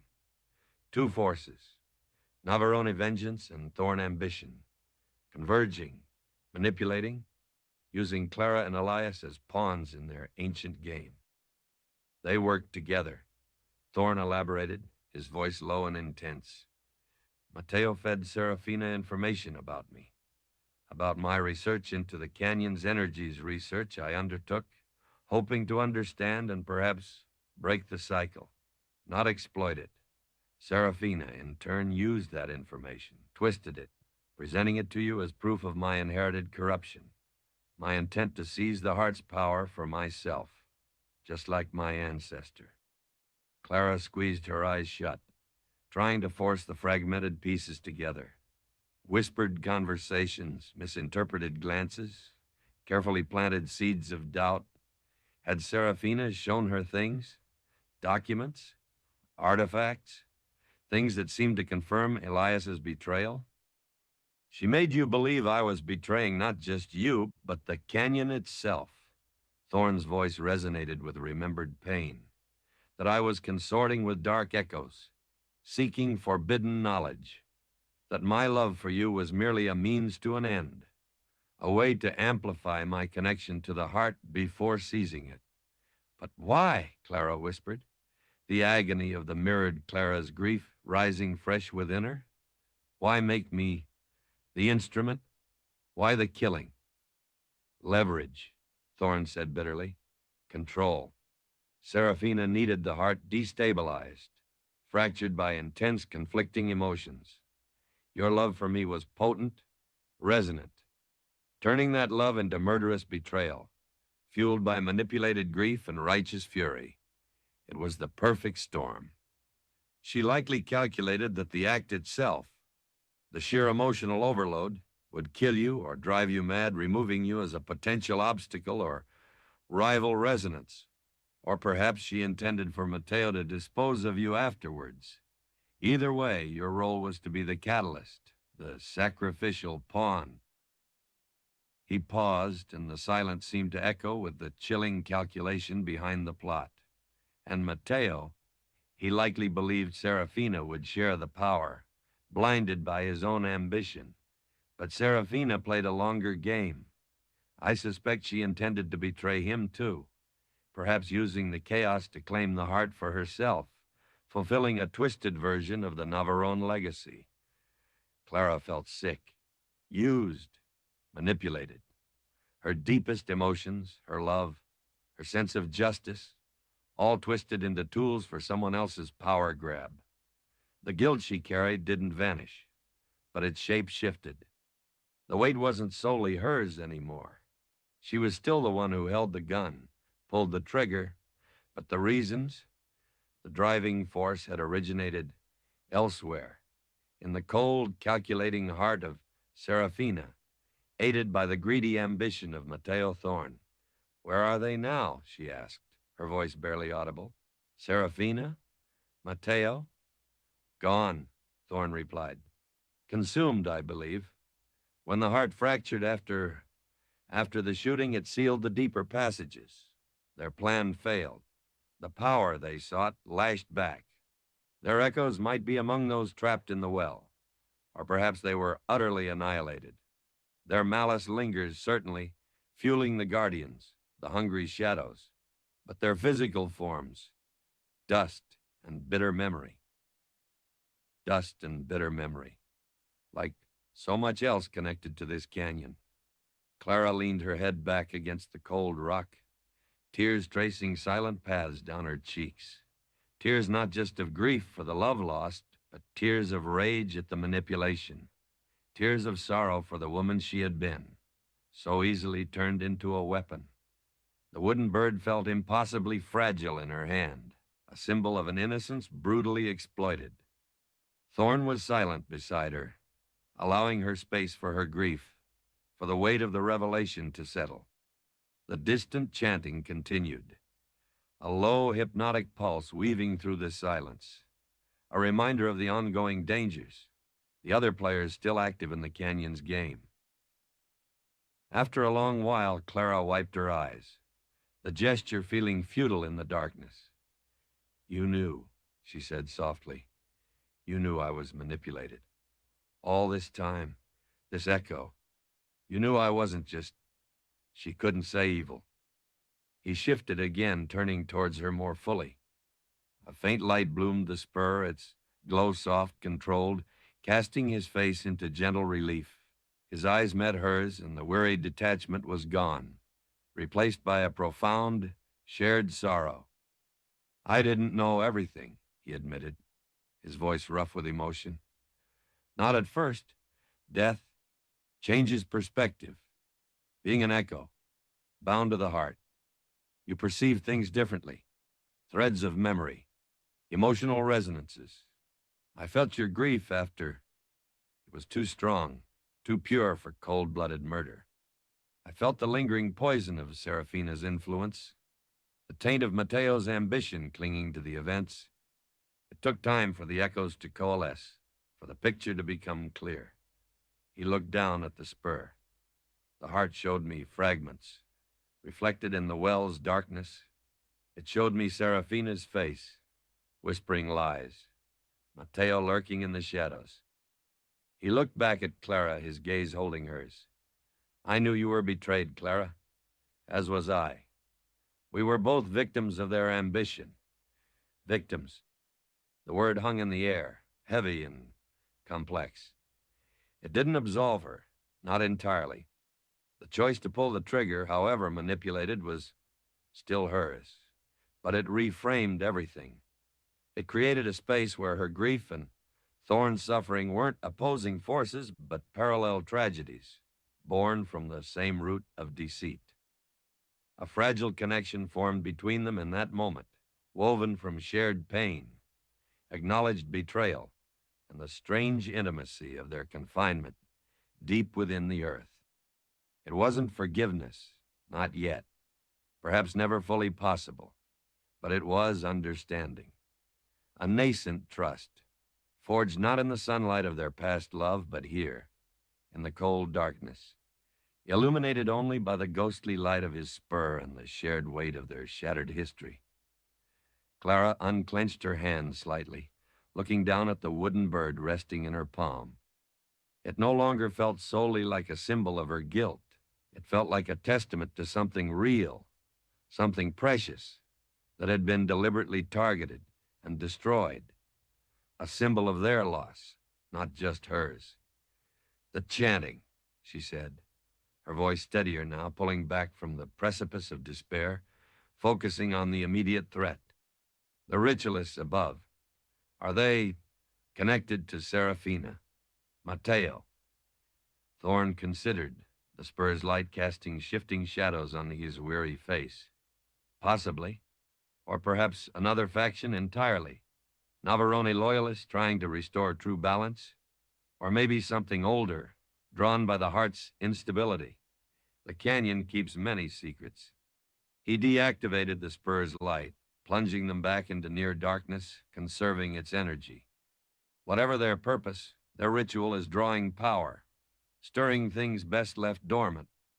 We need to find a way out, away from both the well and whatever awaits above. He shifted, preparing to move. There should be another passage nearby. An old ventilation shaft, maybe, leads towards the surface, but likely collapsed in places. It's a risk. "Everything here is a risk," Clara stated quietly, tucking the wooden bird carefully into an inner pocket, needing to protect its fragile form. She felt the steady pulse of the bullet against her hip. Catalyst, key, fragment. It had drawn her here, forced the confrontation, illuminated the truth. Now, perhaps it could help guide them out. "Can you sense the way?" she asked. "I can sense the energy flows," Thorne replied. "The older, quieter paths. We follow those. Stay close." He moved toward the back of the small cave, feeling along the rock wall. Clara rose, her legs stiff, her body aching, but her mind clearer, focused. The horror remained, the grief lingered, but the paralyzing weight of solitary guilt had lessened, replaced by a grim determination, a shared purpose. Thorne found another fissure, narrower still, almost hidden behind a fold in the rock. "This way," he whispered. Clara nodded, taking a deep breath of the cold, stagnant air. As she prepared to follow him into the unknown darkness once more, her hand brushed against the leather pouch holding the bullet. It pulsed steadily, warmly. Beside her, Thorne's presence felt less like a haunting and more like an alliance. Fragile, fraught with peril, but undeniably real. Forged in the metaphorical moonlight of the spur's glow within the earth's depths, a fragile trust had taken root. A tiny spark against the overwhelming darkness of Blackthorn Canyon. Whether it was enough to see them through, remained buried in the secrets yet to come. Chapter 17, When the Past Draws Its Weapon. The fissure swallowed them into a darkness deeper and more absolute than any Clara had yet encountered in the canyon's hidden depths. The air was immediately colder, heavier, pressing in on her with the weight of untold tons of rock above, thick with the cloying sweetness of decay and the sharp metallic bite of stagnant water and mineral leaching. Behind them, the faint echoes from the well cavern and the chaotic thrum of the overloaded heart were completely silenced, cut off by the first sharp turn. Ahead lay only blackness, the oppressive silence broken solely by the crunch of their boots on loose gravel, their own ragged breathing, and the disquieting drip, drip, drip of unseen water. Thorne stayed close, his presence a strange mix of solid reassurance and unnerving energy.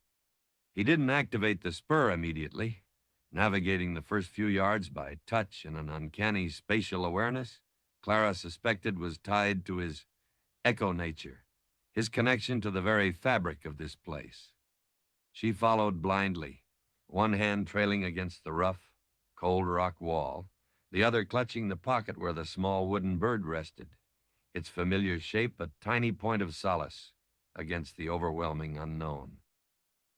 The trust between them felt as fragile as spun glass, forged only moments before in the shared revelation of manipulation and betrayal. It hadn't erased the horror of the mirror's reflection, the knowledge that her hand had held the smoking gun, but it had shifted the crushing weight of solitary guilt. Serafina, Mateo, names without faces, yet now imbued with monstrous significance. The architects of ruin who had turned love into a catalyst for destruction. Knowing their role didn't absolve her, but it meant she hadn't acted alone, hadn't killed out of pure malice. She had been a weapon, wielded by unseen hands. The thought brought both a sliver of relief and a fresh wave of nauseating shame at her own manipulated blindness. Easy here, Thorne's low voice breathed beside her, his hand briefly touching her arm to guide her around a sudden outcropping. His touch, though fleeting, sent that familiar jolt through her, the static discharge of his altered existence. It was a constant reminder that the man beside her was both Elias Thorne and yet not Elias Thorne, but an echo bound by violence and the canyon's power. Could she trust an echo? Could she trust the fragmented memories and nascent understanding forged in this subterranean nightmare? She had no other choice. The passage, likely an ancient watercourse or ventilation shaft as Thorne suggested, began to climb steeply. Loose scree shifted treacherously underfoot, and curtains of pale, slimy fungi brushed against her face, cold and unpleasant. Claustrophobia pressed in, the rock wall seeming to close around her, the immense weight of the mountain a palpable presence. Far above, the faint, rhythmic chanting persisted, a constant menacing reminder that they were trapped between dangers, the hungry echoes in the well below, and the unknown ritualist somewhere near the surface. Light, Clara whispered, stumbling slightly on a loose rock. Just for a moment. Thorne hesitated, then a faint, cool glow bloomed near his boot, the silver spur. Its light was weak, deliberately kept low, barely illuminating a few feet ahead, turning the oppressive blackness into a confusing landscape of sharp relief and deep, dancing shadow. It revealed the precariousness of their path, a narrow, debris-choked chimney, winding steeply upward. Water trickled down the walls, glistening slickly on the dark rock. Strange, eyeless insects scuttled away from the light into deeper crevices. Conserve its energy, Thorne murmured, his voice tight with effort. Clara realized the light wasn't just a passive glow. Channeling it, controlling it, clearly cost him. His form seemed to shimmer more noticeably at the edges when the spur was active. And it attracts attention. She nodded, understanding. They moved upward again, the spur's faint glow their only guide. The climb was arduous, demanding strength and concentration. Clara's muscles burned, her lungs ached from the thin, stagnant air. Several times, loose rock gave way beneath her boots, sending cascades of gravel rattling down into the darkness below. Each time, Thorne's hand was there, steadying her, his grip surprisingly strong, pulling her back from the brink. Their shared struggle, the enforced reliance, began to solidify the fragile trust between them. Words were few, limited to necessary warnings or directions. Yet in the shared rhythm of their breathing, the brief, necessary touches, the way they anticipated each other's movements in the treacherous passage, a silent understanding grew. They were bound together, not just by the past, but by this present peril. Two damaged souls, navigating a labyrinth built from secrets and shadows. As they climbed higher, the distant chanting seemed to grow slightly louder, its hypnotic rhythm embedding itself in Clara's consciousness, making her head ache. The rock around them vibrated almost constantly now with its low frequency. Occasionally a larger tremor would shake the passage, loosening dust and pebbles from above. It felt as if the entire mountain were responding to the ritual, groaning under the strain of ancient powers being invoked. During one particularly strong tremor, Clara lost her footing completely. She cried out as the rock beneath her crumbled, sending her sliding backward into the darkness. Before she could fall far, Thorn caught her, his arms locking around her waist, his body absorbing the impact. He held her there for a moment against the steep incline, both of them breathing heavily, the spur's light flickering wildly as his control wavered with the exertion and the tremor. "Steady," he gasped, his voice close to her ear. His breath felt unnaturally cool against her skin. She clung to him, her face pressed against the rough fabric of his shirt, feeling the strange vibration that seemed to emanate from his very being. In that moment of enforced proximity, the memory of the mirrored Clara leaning against him, laughing in the sunlit cabin, flashed through her mind with painful intensity. The contrast between that lost warmth and this cold, desperate embrace, deep within the earth, was a fresh wound. He helped her regain her footing, his grip lingering for a moment longer than necessary before releasing her. Neither of them spoke, but the shared moment of danger, the physical contact, had shifted something between them, an acknowledgement of mutual vulnerability beneath the layers of guilt and sorrow. They continued upward. The climb grew steeper, the air colder. The fungi became thicker, obscuring the path, forcing them to push through its cold, rubbery embrace. It was while pushing aside a particularly thick curtain of the stuff that Clara's hand brushed against something small and hard lodged in a crevice of the rock wall, partially hidden by the pale growth. Curious, she worked it loose. Thorn paused beside her, casting the spur's faint light onto her hand. It wasn't a rock. It was metal, tarnished and grimy, but unmistakably crafted. A small silver locket, shaped like a crescent moon, its surface etched with patterns that seemed vaguely familiar. "What is it?" Thorn asked, peering closer. Clara rubbed the grime away with her thumb. The silver gleamed faintly. She tried the clasp. It was stiff, but yielded with a faint click. Inside, nestled against faded velvet, were two miniature portraits, painted with delicate skill despite their size. One was of a striking dark-haired woman with sharp features and intelligent, piercing eyes unfamiliar. The other was a younger Elias Thorne, his face unlined by sorrow, his eyes holding a spark of youthful confidence. But it wasn't the portraits that made Clara's breath catch, her blood run cold. It was the wave of memory that washed over her as her fingers traced the crescent moon shape, a memory so vivid, so visceral, it felt like stepping back in time. She sits in a simple cabin, lamplight casting warm shadows. Across the table sits an older woman, her face framed by gray hair, her eyes kind, her hands deftly sorting dried herbs. Serafina. The name clicks into place with a horrifying certainty. "He carries his ancestors' darkness, child," Serafina is saying, her voice gentle, sympathetic. "You see the goodness in him now, the love. But the ambition, the thorn curse, it runs deep. He seeks the heart's power just as the first thorn did. He researches the old ways, dabbles in rituals he doesn't understand." Clara shakes her head, wanting to deny it, but seeds of doubt have already been sown.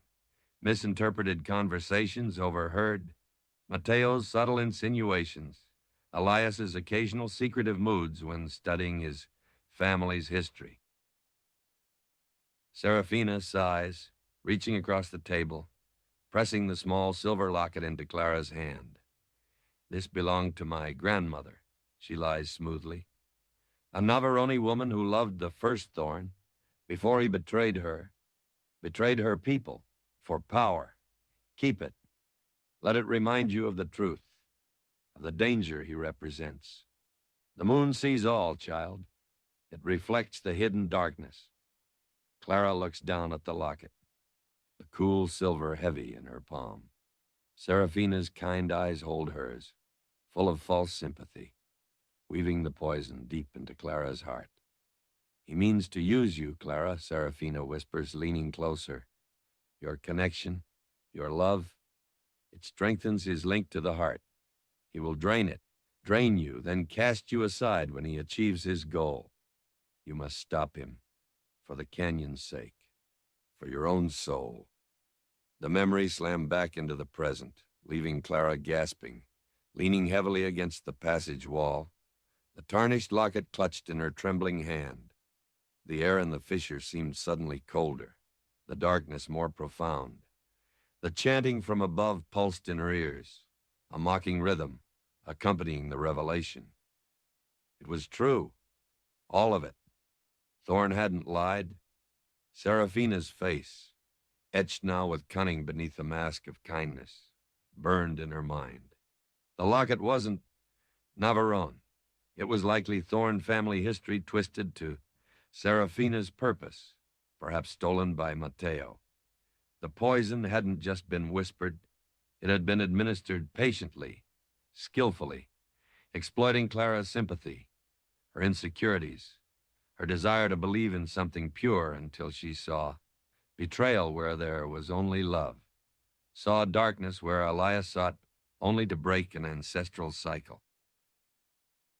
The sheer weight of her own manipulated folly was crushing.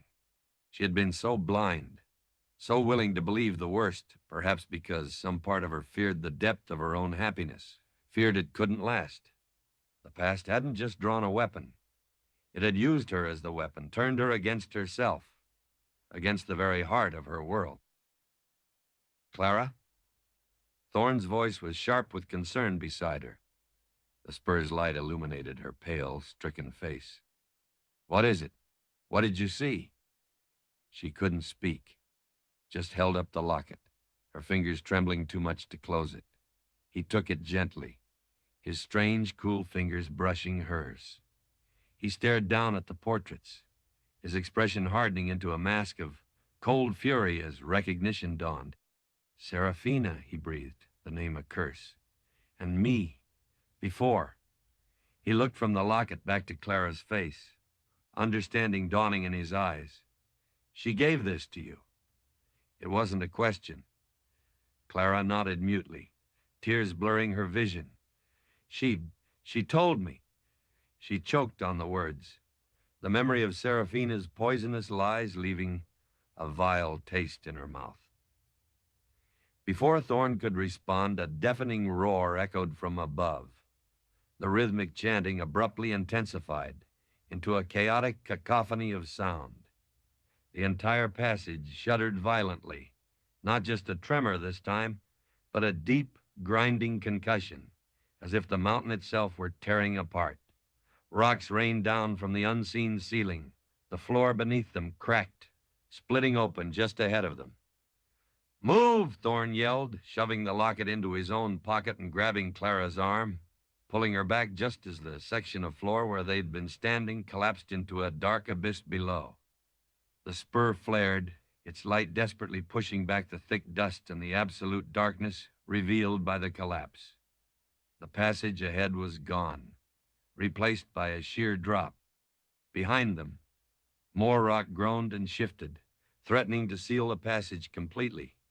They were trapped, caught between the rising chaos from the well below, the unstable power of the ritual above, and the mountain itself crumbling around them, triggered by the very truth they had just unearthed. The past had drawn its weapon, first through memory, now through the destructive power unleashed by those still playing the canyon's deadly game.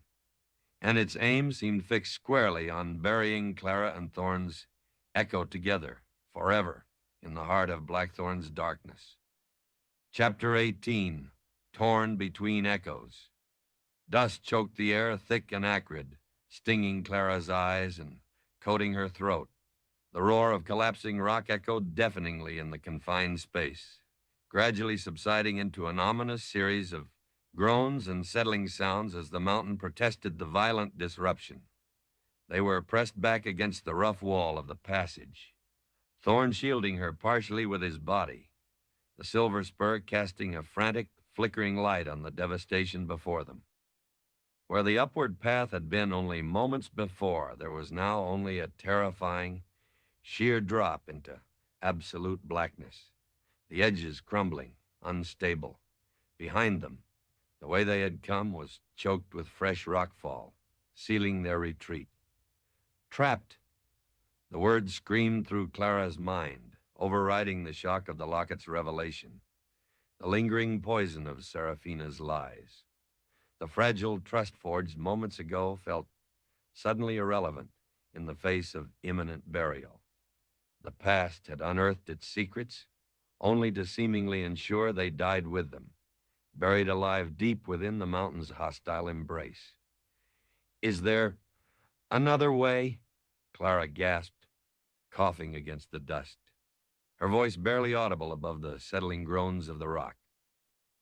Thorn scanned their surroundings desperately, the spur's light playing over the cracked walls, the precarious ceiling, the chasm at their feet. His face was grim, etched with strain, the effort of maintaining the light and surviving the collapse clearly taking its toll on his echoed form. He looked more translucent now, his edges flickering more noticeably. Unlikely, he said, his voice strained. This shaft was the only route I sensed leading upwards consistently. The other passages, they loop back towards the well, or deeper into sealed sections. He shook his head, frustration warring with the weariness in his eyes. The ritualists, whatever they did, it destabilized this entire section. They must have sensed the truth surfacing, the shift in the heart's resonance when you remembered. The thought was chilling. Unknown figures somewhere above, powerful enough to shake the mountain, sensitive enough to detect the subtle shift caused by her recovered memory. Were they actively trying to bury them? Or was this just collateral damage from their ritual, indifferent to the two souls trapped in its path? Clara peered down into the chasm at their feet. The spur's light couldn't penetrate its depths.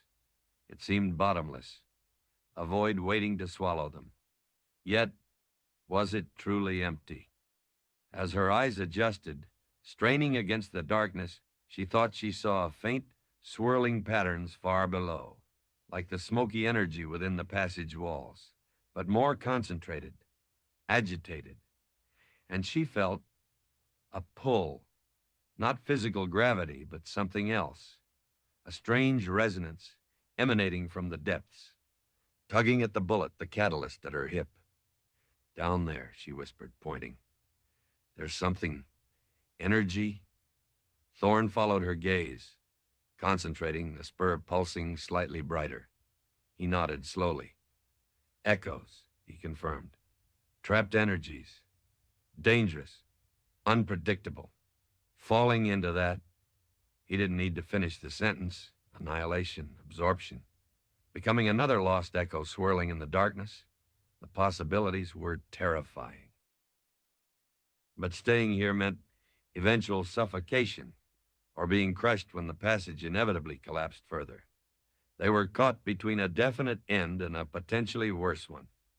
As they hesitated, caught in the paralyzing grip of their impossible situation, a new sound reached them, cutting through the groaning rock. Faint at first, then growing clearer, echoing not from below or above, but seemingly from within the rock wall beside them.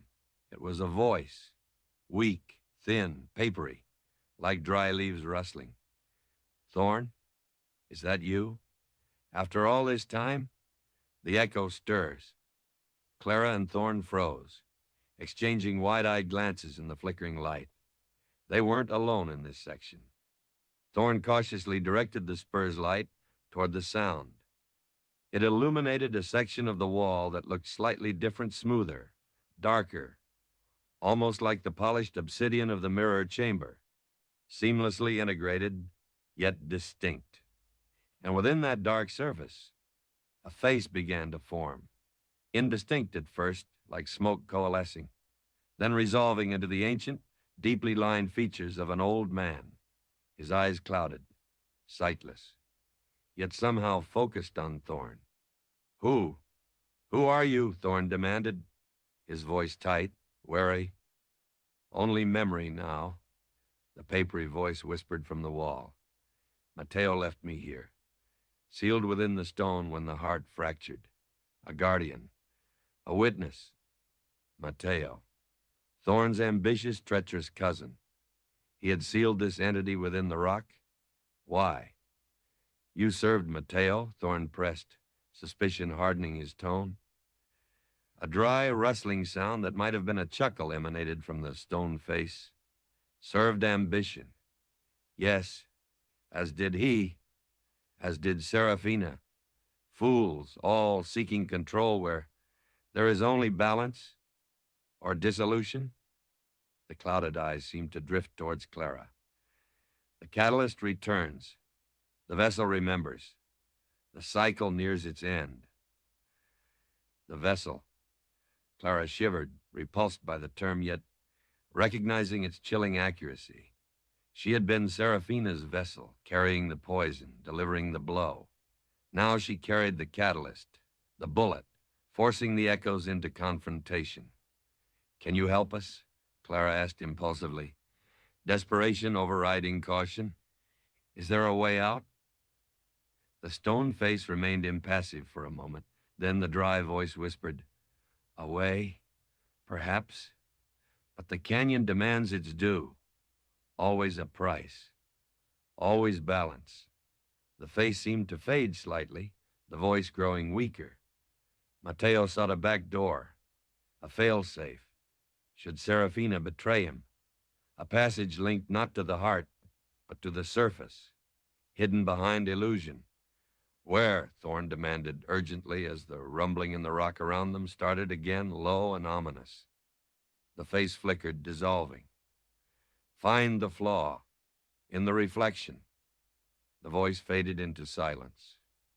The face vanished, leaving only the smooth, dark stone, indistinguishable from the surrounding rock.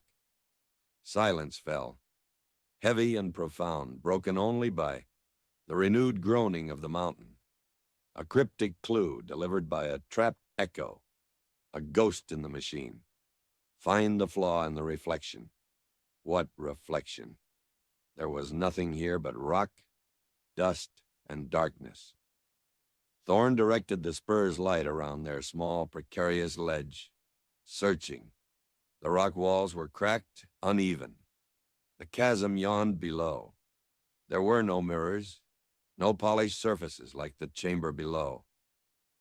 Think, Clara, Thorne urged, his eyes scanning frantically. Reflection, illusion, Mateo's failsafe. Clara's mind raced, grabbing at the cryptic phrase. Reflection. Where had she seen illusions? The passage walls shifting. The mirror chamber itself? It seemed too far, unreachable now. What reflected here? Light? The spur's light reflected dimly off the damp rock, off the swirling dust motes. Wait, the locket. Serafina's tool of manipulation. Thorne still had it. The locket, she exclaimed. Mateo might have linked his escape route to it somehow. Used it as a key, maybe. Thorne's eyes widened slightly. He fumbled in his pocket, retrieving the small, tarnished silver crescent moon. He held it up in the spur's light. Its surface gleamed dully. He opened it again, revealing the miniature portraits of Serafina and the younger Thorne. Look closely, he breathed, angling the locket. In the faint, flickering light, Clara peered at the inside surface. Opposite the portraits, it looked like simple, aged velvet lining. But as Thorne shifted the angle, the light caught something. Faint lines etched beneath the velvet, almost invisible. And the velvet itself. It seemed to shimmer slightly, unnaturally, near the crescent's upper point. An illusion overlay, Thorne murmured, concentrating. He focused the spur's light directly onto the shimmering point. The silver beam intensified, narrowing. For a heart-stopping moment, nothing happened. Then, with a soft click, the section of velvet near the crescent point detached, revealing not solid silver beneath, but a tiny, intricately carved keyhole, barely larger than a pinprick. A keyhole. But where was the key? As if answering the unspoken question, the bullet at Clara's hip pulsed violently, painfully hot against her skin. The bullet, she gasped, pulling the leather pouch from her belt, fumbling it open with trembling fingers. She drew out the etched bullet, its rune glowing with fierce intensity in the spur's light. Thorne looked from the bullet to the tiny keyhole, understanding dawning. The catalyst. Perhaps it's also the key. Mateo must have linked his escape to the very energy Serafina sought to manipulate. He held the locket steady. Clara carefully brought the tip of the bullet towards the keyhole. It seemed impossibly small, but as the glowing rune neared the opening, the metal of the locket seemed to yield. The keyhole expanded slightly, shimmering, accepting the bullet's tip. A louder click echoed in the passage, not from the locket, but from the rock wall beside them. The section of smooth, dark stone where the ancient face had appeared moments before slid silently inwards, revealing another opening. Not a passage this time, but what looked like a small, sealed chamber, lined with tarnished metal panels, etched with symbols similar to the rune. Hope, sharp and fierce, surged through Clara. Mateo's failsafe. A hidden sanctuary, perhaps leading outwards. But as the panel slid open, the rumbling from the mountain intensified into a violent shudder. The ledge beneath their feet buckled. The chasm below seemed to pulse with dark energy, and from its depths rose a chilling sound, a high-pitched, multi-voiced shriek of pure malice and hunger, the trapped echoes from the well, drawn upwards by the disturbance, by the opening of Mateo's sanctuary. Dark shapes, faster, more defined than before, began to claw their way up the sheer rock face from the abyss below, their forms coalescing into nightmarish parodies of human figures, all grasping claws and gaping, featureless maws. "Get inside," Thorne yelled, shoving Clara towards the newly revealed chamber. He turned, raising the spur, its light flaring brilliantly, defensively, holding back the first wave of shrieking echoes scrambling onto the ledge. Clara stumbled into the small, metal-lined chamber. It was empty save for dust and the heavy silence. There was no obvious exit on the other side. Was it just a tomb? Mateo's final trap? "Thorne!" she cried, turning back. He stood framed in the opening, a solitary figure against the encroaching darkness, the silver light of the spur a fragile shield against the tide of hungry ghosts. One of the echoes lunged, its shadowy claws reaching for him. He blasted it with light, and it dissolved with a final despairing shriek. But two more immediately took its place. He was fading. The effort was draining him, his form flickering rapidly, threatening to dissipate entirely. He couldn't hold them for long. Clara looked wildly around the small chamber. There had to be another way out. The flaw in the reflection. The ancient echo's words came back to her. What reflection? The metal walls? They were dull, tarnished. Then she saw it. Directly opposite the entrance panel, one of the metal panels looked subtly different. It wasn't tarnished, it was polished, reflecting the chaotic light from the passage, reflecting Thorne's desperate battle, reflecting her. A mirror, hidden in plain sight. But where was the flaw? She scanned its surface. It looked perfect, seamless. Her reflection stared back wild-eyed, covered in dust, clutching the glowing bullet. The reflection of the battle raged behind her. Then she noticed it, a tiny detail, easily missed. In the reflection, the rune on the bullet she held seemed to be glowing backwards, a mirror image flaw. Hope surged again. She lunged towards the mirrored panel, pressing the tip of the bullet, the catalyst key, against the reflection of its own reversed rune. For a terrifying second, nothing happened. The shrieking from the passage grew louder. Thorne cried out, a sound of pain and exertion. Then the mirrored panel clicked, shimmering violently before sliding sideways, revealing not rock, but open air infused with the cold gray light of pre-dawn and the blessed familiar scent of pine and damp earth, the surface. They had found Mateo's back door. "Thorne!" she screamed, turning back to the entrance of the sanctuary. He staggered back through the opening, the spur's light sputtering weakly. The echoes surged forward, pouring onto the ledge, reaching for him. He wouldn't make it. Clara didn't think, acting on pure instinct, driven by the fragile trust, the shared history, the refusal to lose him again. She raised the hand holding the bullet. The rune blazed, focusing all her will, all her fear, all her desperate hope. She projected its energy outwards, towards the entrance. A wave of pure white light, hotter and fiercer than the spurs, erupted from the bullet, striking the doorway, striking the encroaching echoes.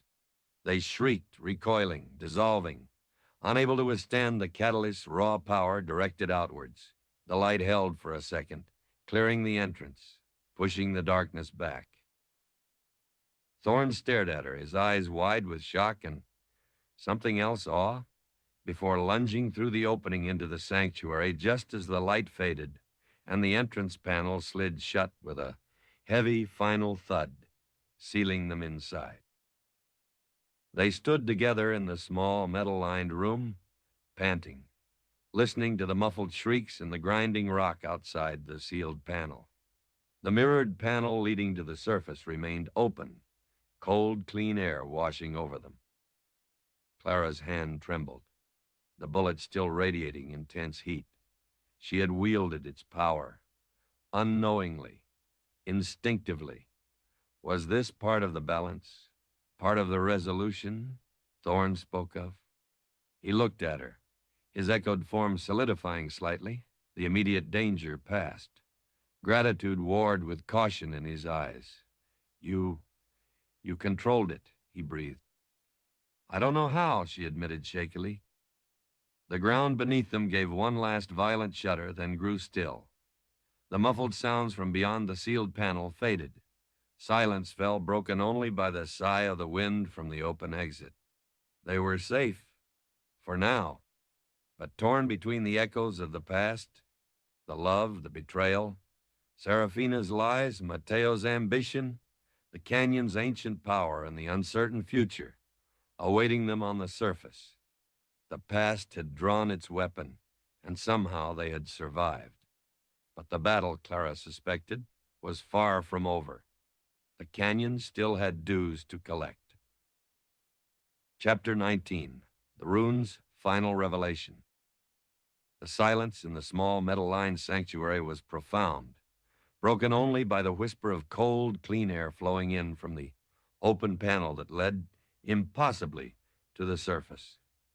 Outside that opening, the first tentative rays of dawn painted the sky in pale, fragile hues of gray and rose, a stark contrast to the absolute darkness they had just escaped. The scent of pine needles, damp earth, and snowmelt filled Clara's lungs, chasing away the stale, fetid air of the deep passages, feeling like the first breath of life after drowning. They stood facing each other, Clara and Thorne's echo, illuminated by the soft, indirect light of the coming dawn.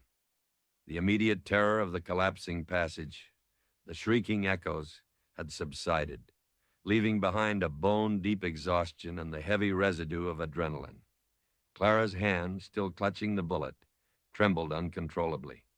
The etched rune, which had blazed with such fierce, protective light moments before, now pulsed with a low, steady warmth, almost seeming to hum against her skin. Thorne watched her, his expression a complex mixture of gratitude, shock, and a returning wariness. His echoed form seemed more stable now, less translucent, perhaps bolstered by the raw energy she had unleashed from the catalyst, or simply by the cessation of the immediate threat and the proximity to the open air. The silver spur on his boot still glowed faintly, but its rhythm was calmer, steadier, almost in sync with the pulse of the bullet she held. "You saved me," he said finally, his voice low, rough, stating the undeniable fact. That light, it was the heart's energy, focused through the catalyst, pure resonance. The echoes couldn't withstand it. He looked at the bullet in her hand, then back at her face, his eyes searching hers. "How did you know how to use it?" Clara shook her head, still trembling slightly. "I didn't know. I just reacted. I couldn't let them." She couldn't finish the sentence, couldn't let them take him again. The instinct had been primal, overwhelming, overriding thought, overriding the fear and mistrust that lingered. It was a revelation in itself, despite everything, despite the murder, the betrayal, the years of amnesia. Some fundamental connection remained, strong enough to compel her to protect this echo of the man she had once loved, then destroyed. "The catalyst responds to intent," Thorne mused, looking back towards the sealed panel that blocked the passage behind them. "Especially strong emotion. Your fear, your desperation, your refusal to lose." He trailed off, letting the implication hang in the air. He understood the source of her instinctive act, perhaps better than she did herself. The fragile trust between them solidified further, cemented not by words, but by the shared experience, by her protective instinct, by his acknowledgement of it. They had faced the literal ghosts of the past together, and somehow survived. But the questions remained, heavy and unanswered. The why behind Serafina and Mateo's conspiracy was clearer now: ambition, revenge, a lust for the heart's power. But Clara's own role, the specifics of the manipulation, the final trigger that led her to point the gun, those details remained buried. And the rune, the symbol etched on the bullet, mirrored in the ancient carvings, pulsing now with steady warmth in her hand. What was its ultimate significance? As if sensing her thoughts, Thorne's gaze drifted to the bullet. "The rune," he said softly. "It pulsed differently when you used it, not just reacting, but directing, as if it recognized your will." He stepped closer, his eyes fixed on the intricate symbol. "May I?" Clara hesitated for only a moment before holding out her hand, palm up, the bullet resting there. He reached out, his cool, slightly vibrating fingers gently closing up around hers, careful not to touch the bullet itself directly, yet encompassing its energy. He bent his head, studying the rune intently in the growing dawn light, filtering through the exit panel. The silver spur on his boot seemed to brighten slightly, its light mingling with the rune's steady glow. He was silent for a long time, tracing the swirling lines of the rune with his gaze, his brow furrowed in concentration. Clara watched his face, the weariness momentarily overshadowed by intense focus. She felt the energy flowing between the bullet, the spur, and Thorne himself, a closed circuit humming with ancient power and shared history. "It's not just a symbol of the heart's energy," he murmured finally, looking up, his eyes meeting hers, filled with a dawning understanding. "It's more complex. It represents balance, duality, creation and destruction intertwined." He gently turned her hand, angling the bullet so the light caught the rune perfectly. "Look closer, Clara, at the negative space. The shapes formed between the main lines." Clara focused, her eyes tracing the intricate pattern as he indicated. She had always seen the main swirling lines, but now, concentrating on the spaces around them, New patterns emerged, subtle but undeniable. Within the complexity, she could discern two highly stylized, intertwined shapes: a crescent moon, like the locket, symbol of reflection, perhaps illusion, and a blazing sun, symbol of raw power, perhaps truth. Moon and sun, shadow and light, held in dynamic tension within the single rune. Balance, Thorn repeated softly. The heart strives for it. The canyon demands it. When one aspect, ambition, deceit, destruction, grows too strong, the other must rise to meet it. My ancestor sought only the sun, the raw power, ignoring the moon's reflection, the necessary shadows. Serafina wielded the moon. Illusion, deceit, ignoring the burning consequences of the sun. He paused, letting the significance sink in. The catalyst, the bullet, it embodies that duality. It resonates with the heart's core energy, yes, but its true power lies in restoring balance. It can amplify destruction, as it did when it took my life through your manipulated hand, overloaded by unbalanced emotion. But it can also channel creation, protection, truth, as it did moments ago when your intent was clear, focused on preservation, on pushing back the unbalanced darkness. Clara stared at the rune, seeing it with new eyes. It wasn't just a key or a fragment of power. It was a symbol of the fundamental law governing this place, perhaps governing life itself: duality, balance, and the devastating consequences when that balance was broken. My intent, she whispered, remembering the fierce protective surge. It recognized the shift towards balance, Thorn finished for her. Your grief, your guilt were echoes of the destruction. Your act of saving me, despite everything, resonated with the other side of the equation, the protective instinct, a pull towards restoration. He looked at her intently. The rune, it's not just etched on the bullet, Clara. I believe it is the bullet, in essence. Condensed energy, given form, embodying the canyon's judgment, its demand for equilibrium. A thought struck her, cold and sharp. If it demands balance, did I have to kill you? Was it inevitable? Because of your ancestor? Because of Serafina? Was her devastating act simply fulfilling the canyon's law? Thorne's expression clouded with pain. I don't know, he admitted honestly. Perhaps the imbalance created by my ancestor, amplified by Serafina and Mateo, made a sacrifice necessary to shock the system back towards equilibrium. Perhaps the lies directed that sacrifice specifically at me, through you. He shook his head, the echo of remembered agony in his eyes. Or perhaps there was another way, a path we didn't see, blinded by the manipulation.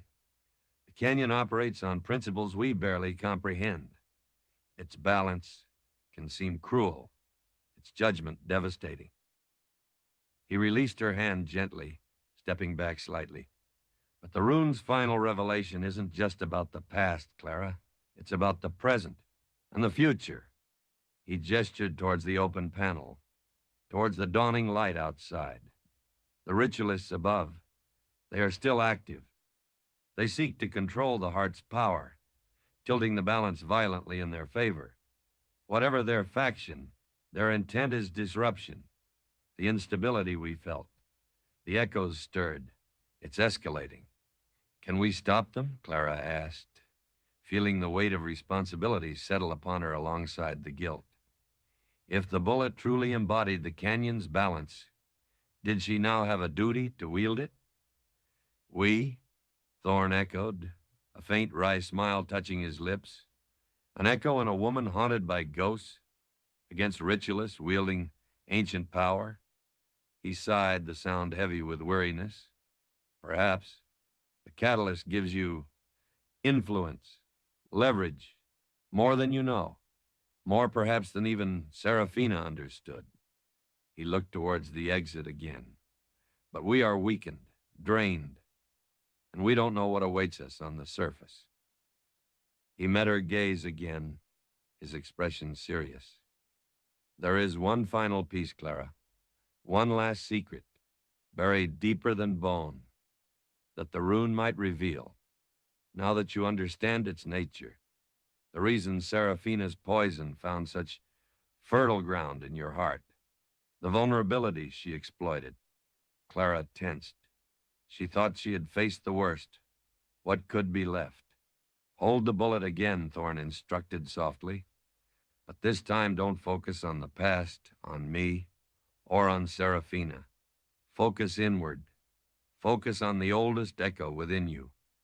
The resonance you felt with the Navarrones. The sense of injustice.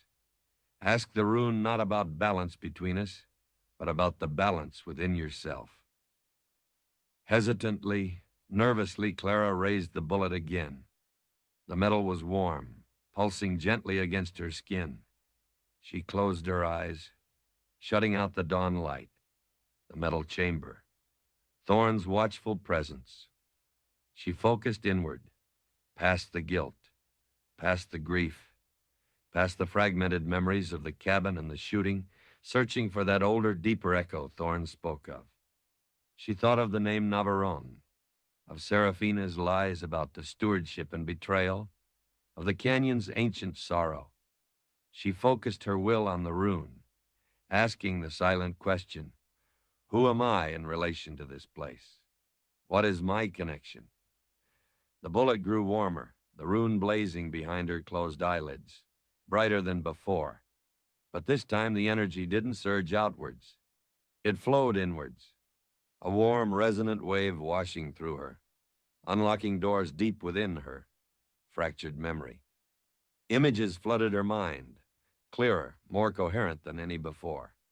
Not memories of her life with Thorne, but older. Fragments of childhood, a rugged landscape that wasn't Blackthorn, but felt similar. Ancient stones, stories whispered by firelight in a language she barely recalled, but understood intrinsically. A sense of belonging to the land, a reverence for its power, a deep-seated knowledge of balance taught through generations, and a name spoken softly, lovingly. Mother. A woman with dark, wise eyes, eyes that held the same fierce intelligence Clara had seen in the unfamiliar portrait within Seraphina's locket. And then another memory, sharp and painful, loss, separation, being sent away for safety, perhaps from some unnamed threat, growing up elsewhere, disconnected, the whispers of her heritage fading into subconscious echoes, leaving only a vague yearning, a sense of incompleteness, a vulnerability. A vulnerability Seraphina had expertly exploited. Clara gasped, her eyes flying open. The truth hit her with the force of a physical blow. She wasn't just a pawn manipulated through sympathy.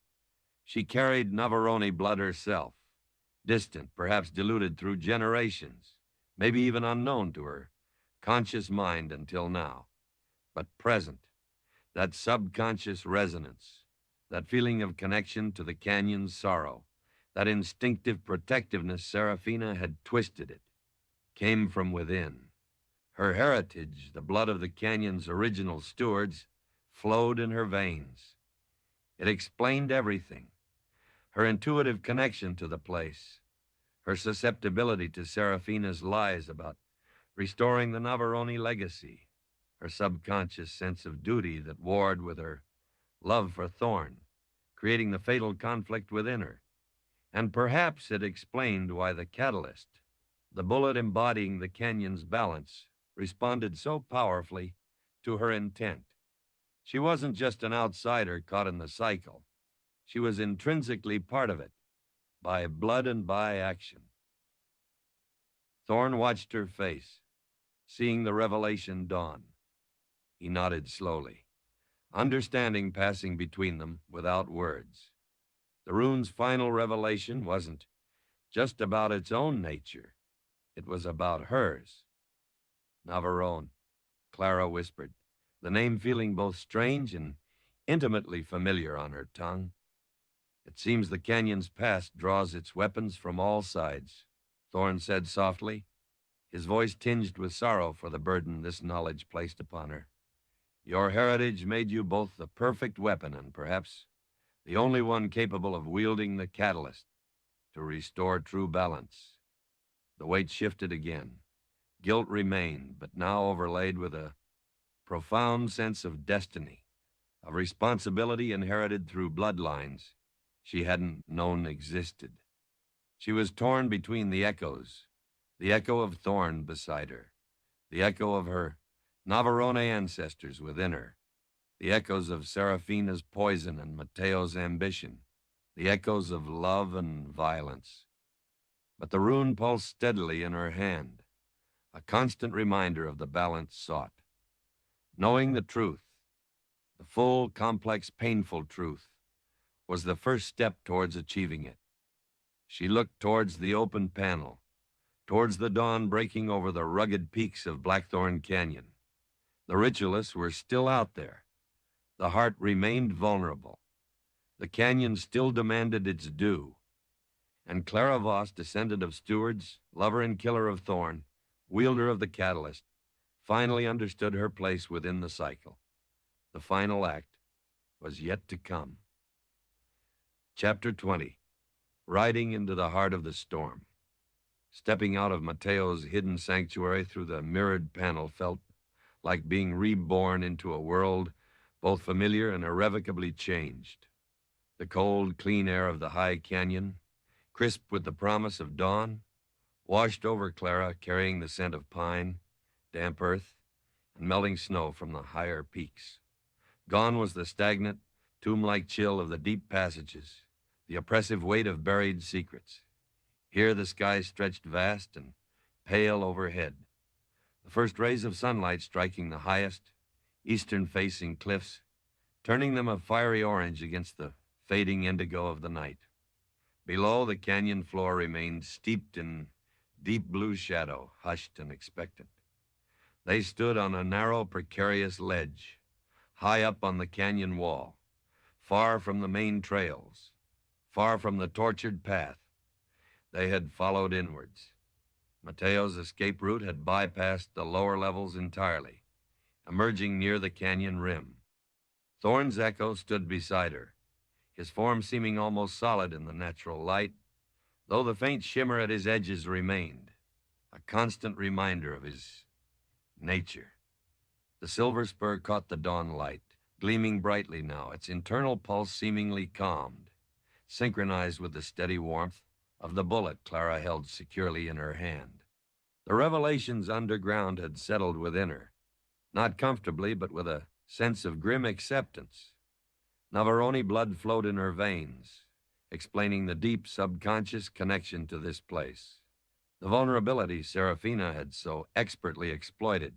She was intrinsically tied to the canyon's fate, not just through her actions, the love, the murder, but through heritage. The bullet wasn't just a catalyst. It was an inheritance, a tool, perhaps a burden, embodying the balance she now felt compelled to restore. Guilt still gnawed at her, a constant ache for the life destroyed. The man lost, but it was tempered now by understanding, by the knowledge of manipulation, and by the dawning realization of her own potential role in healing the fracture. Thorne watched her, his dark eyes holding a complex mixture of sorrow, understanding, and a cautious hope. The fragile trust forged in the darkness held firm in the light of day. They were allies now, bound by shared trauma and the undeniable connection that pulsed between spur and bullet. The ritualists, Clara said, her voice quiet but firm, scanning the surrounding peaks, searching for any sign of the disturbance they had felt so powerfully underground. Where are they? Thorne turned his gaze upwards, towards the highest reaches of the canyon rim, silhouetted against the brightening sky. Up there, I think, near the oldest circle of stones, the place where he trailed off, the unspoken memory of his own dissolution hanging between them. where the veil between worlds is thinnest, where the heart's energy can be most easily accessed or corrupted. What do they want? Clara asked, though she suspected she already knew the answer. Power, Thorne replied simply. Control over the heart. Over time, perhaps. Over life and echo. The same ambition that drove my ancestor, that drove Serafina and Mateo. It's the canyon's oldest temptation. He looked back at her, his expression grim. And their ritual is reaching its apex. The instability we felt. It wasn't just the mountain groaning. It was the heart itself crying out, the balance tipping dangerously. They could feel it even here, high on the ledge. A subtle vibration in the rock beneath their feet, a tension in the air, a low, almost subsonic hum that wasn't the steady pulse of the balanced heart, but something strained, discordant. Far above, near the rim, the sky seemed unnaturally dark directly overhead, clouds gathering with impossible speed, swirling into a vortex of deep purple and bruised gray, shot through with flickers of internal lightning. A storm, unnatural and ominous, brewed directly above the ritual site. We have to stop them, Clara stated, the conviction settling deep within her. It wasn't a choice anymore. It was a necessity. For the canyon, for Thorne's tormented echo, for the balance the Navarone blood in her veins seemed to demand. Thorne nodded slowly. It will be dangerous. They wield ancient knowledge, and the storm they are raising is a shield, a weapon. And Clara, he hesitated, his gaze searching hers. Approaching the ritual site, especially with the catalyst, will draw their attention, their power, directly onto you, onto us. I know, she said quietly. The fear was real, a cold knot in her stomach, but the sense of purpose was stronger. Hiding, running that was the old Clara, the woman defined by amnesia and fear. This new self, forged in the canyon's depths, burdened by truth but anchored by understanding, had to act. Where are the horses? She asked, practicalities surfacing through the haze of ancient magic and existential dread. Dust Devil, your mount? Thorne frowned, concentrating. My horse returned to the place it remembers as home. I suspect, near the ruins of the cabin. He gestured vaguely down into the shadowed depths. Your mare, I sense her, frightened but safe, tethered where you left her, near the false entrance we used. That was miles back, through treacherous terrain, impossible to reach quickly. They were stranded high on the canyon wall with a magical storm brewing above and unknown enemies performing a dangerous ritual. There must be another way up, Clara insisted, scanning the cliff face around them. Thorne followed her gaze, then pointed towards a narrow, barely discernible track, winding upwards along the cliff face, little more than a goat path. Old Navarone Trail, he murmured, leads towards the rim, towards the stone circle. Dangerous, exposed. Exposed to the elements, exposed to the ritualist's power, exposed to whatever defenses they might have set. But it was the only way. Let's go, Clara said, taking a deep breath of the storm-charged air. She tucked the bullet safely back into its leather pouch, feeling its steady warmth against her hip. She checked the Colt Peacemaker instinctively, ensuring it was loaded, though she suspected mundane bullets would be of little use against the forces they were about to face. Thorne nodded, taking the lead. He moved with a surprising agility for an echo, his steps sure on the narrow, crumbling path. The silver spur chimed faintly, a counterpoint to the rising wind that began to whip around them, carrying the scent of ozone and impending rain. Clara followed close behind, her focus absolute, pushing down the fear, ignoring the ache in her muscles, her gaze fixed on the path ahead and the swirling vortex of unnatural cloud gathering above. The climb was brutal. The trail was steep, often little more than shallow handholds and footholds chipped into the near-vertical rock face. Loose screes shifted constantly underfoot, threatening to send them plummeting into the shadowed abyss below. The wind howled around them, plucking at their clothes, trying to tear them from the cliff. Far below, the canyon floor remained shrouded in shadow, but above, the storm intensified, the vortex tightening, deepening, occasional forks of sickly green lightning flickering within its depths, followed by low guttural rumbles of thunder that vibrated through the rock. They climbed in silence, conserving energy, relying on instinct and the fragile trust between them.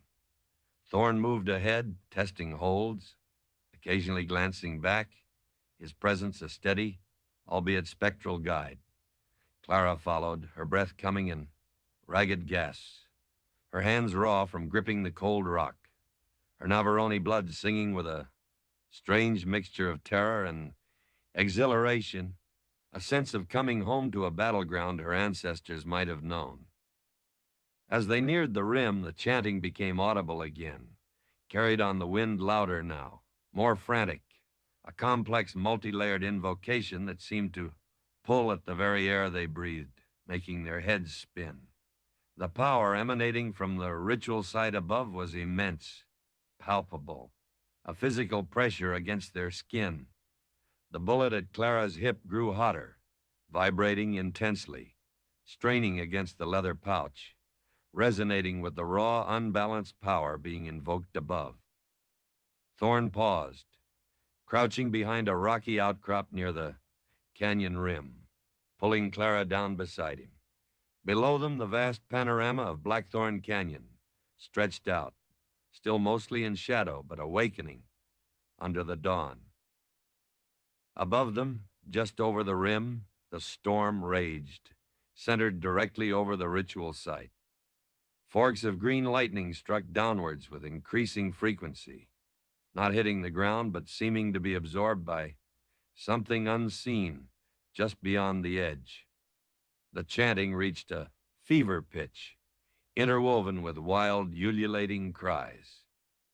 "We're close," Thorn breathed, his voice barely audible above the wind and the chanting. "The stone circle is just beyond the rim. Can you feel the power?" Clara nodded, pressing her hand against the throbbing bullet pouch. The energy pouring from the ritual site was terrifying, chaotic, suffused with ambition and a disregard for consequence.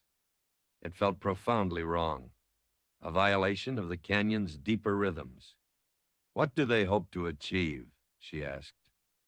"Hard to say precisely," Thorn replied grimly. "Perhaps complete control of the heart, perhaps opening a permanent rift, drawing power from other dimensions. Or maybe they seek to bind or destroy the echoes, freeing the heart for their own use. Whatever it is, the balance is breaking. If they succeed..." He looked out over the canyon, his expression bleak. This place, its power, its memories, could be corrupted or unleashed upon the world outside. The stakes were far higher than Clara had imagined. Not just personal resolution, but the fate of the canyon itself. Perhaps more. "What can we do?" she asked, feeling small and powerless against the cosmic forces, seemingly at play just yards away. Thorn looked at her, his eyes intense. "The catalyst," he said simply. "You felt its power, its ability to push back the echoes. It resonates with the heart, with the canyon's core balance. It's the only thing that might disrupt their ritual, counteract the imbalance they're creating." He hesitated. "But wielding it consciously, intentionally channeling that power against such focused opposition, it will be incredibly dangerous, Clara.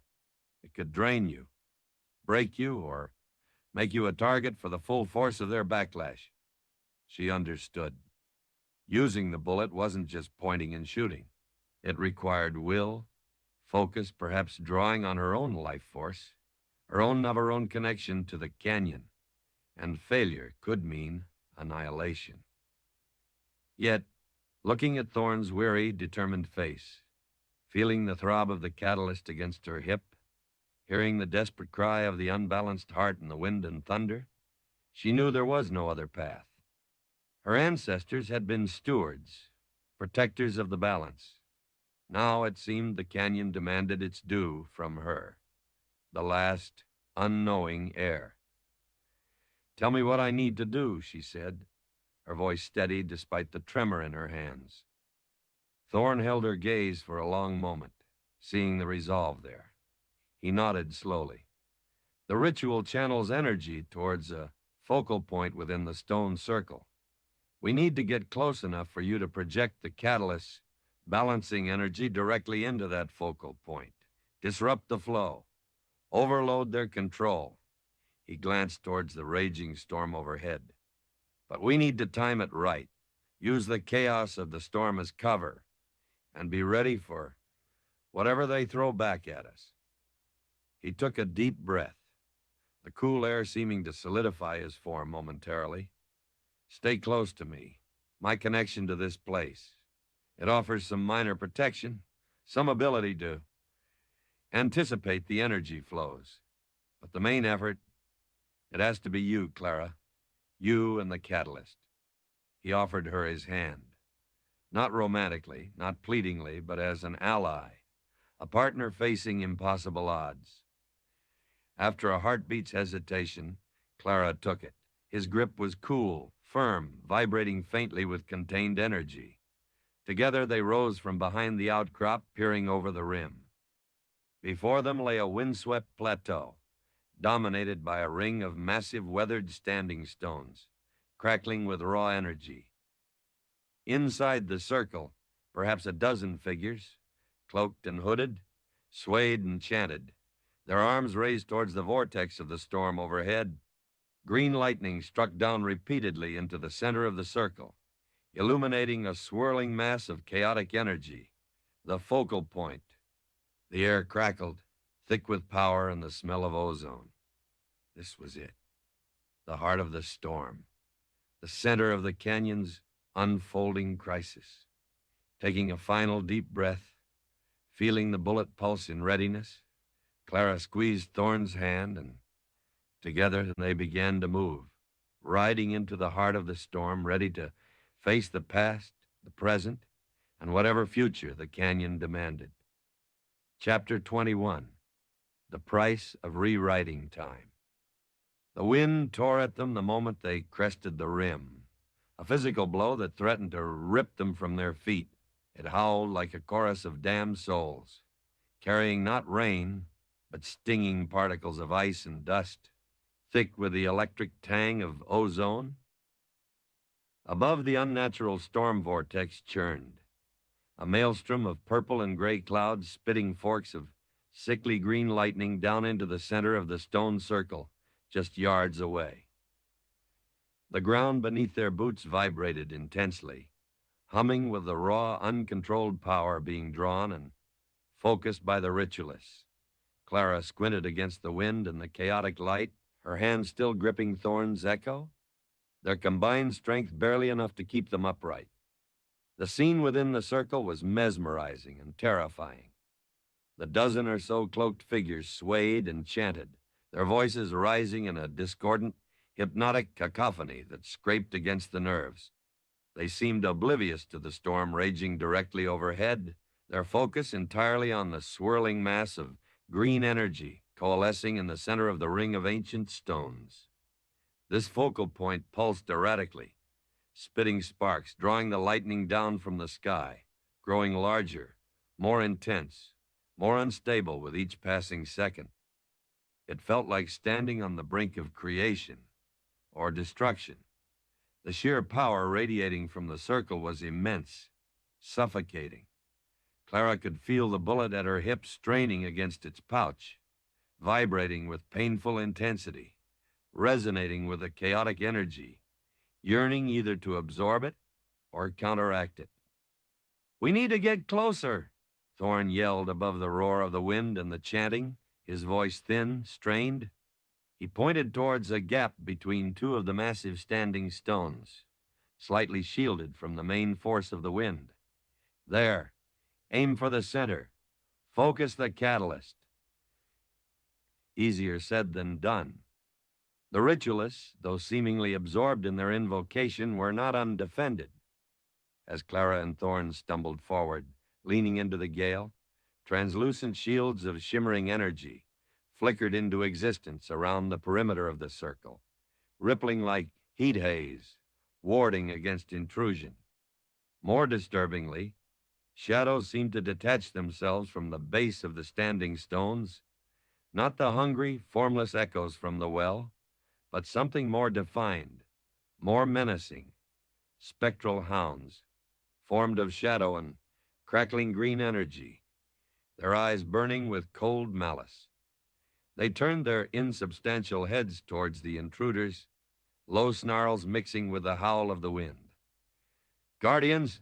Thorne shouted, pulling Clara behind one of the outer, smaller rocks scattered across the plateau. "Bound by the ritualists, don't let them touch you." Clara drew the Colt instinctively, though she knew bullets were useless. Her heart hammered against her ribs. How could they possibly get close enough?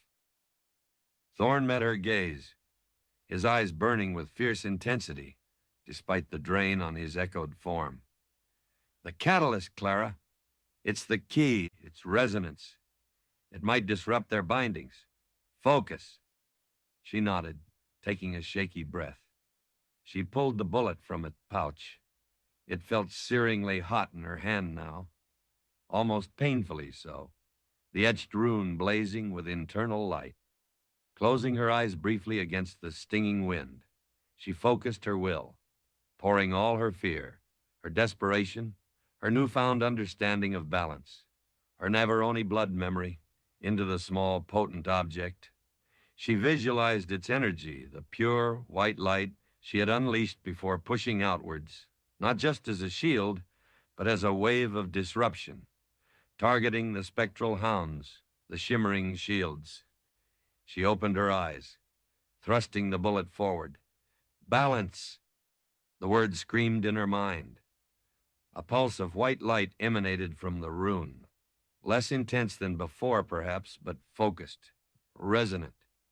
It washed over the nearest shadow hound as it lunged. The creature recoiled with a silent shriek, its form flickering violently, dissolving momentarily before reforming, weakened but still menacing. The shimmering shield nearest them rippled, thinning, threatening to collapse. It wasn't enough to destroy them, but it disrupted them, created an opening. "Now," Thorne yelled, pulling her forward again. They sprinted across the exposed ground toward the gap between the standing stones, the wind tearing at them, the ground vibrating beneath their feet. The weakened hound lunged again, slower this time. Thorne met it, not with light, but by throwing himself partially in its path. The hound's shadowy claws passed through his echoed form, causing Thorne to cry out, his body flickering violently, dangerously translucent. But the hound was thrown off balance, momentarily confused by the lack of solid impact. They reached the gap between the stones. The energy pouring from within the circle was almost unbearable here, pressing against them like a physical force. The chanting intensified, some of the cloaked figures turning their cowled heads towards the intruders, their faces hidden in shadow, but their hostile intent palpable. The swirling vortex of green energy in the center pulsed, spitting arcs of raw power towards the edge of the circle. "The focal point, Clara," Thorne gasped, staggering beside her, clearly weakened by the hound's touch. "Now, before they can reinforce the shields, give it everything." Clara raised the bullet high. It blazed in her hand, searingly hot, a miniature sun against the storm's unnatural twilight. She ignored the pain, ignored the howling wind, ignored the menacing figures turning toward her. She focused solely on the chaotic green vortex in the center, the heart of the imbalance. She poured her will, her heritage, her grief, her love, her desperate hope for balance into the rune. She didn't just project energy. She became the conduit, offering herself as the counterweight. Balance! A beam of incandescent white light erupted from the bullet, thicker, brighter, fiercer than anything before. It shot across the circle, striking the swirling green vortex dead center. The impact was catastrophic. Not an explosion, but an implosion of opposing forces. The green vortex buckled, faltered, then seemed to fold in on itself, consuming the white light in a blinding flash that momentarily bleached all color from the world. A shockwave ripped outwards, silent but immense, slamming into the standing stones, into the ritualists, into Clara and Thorn.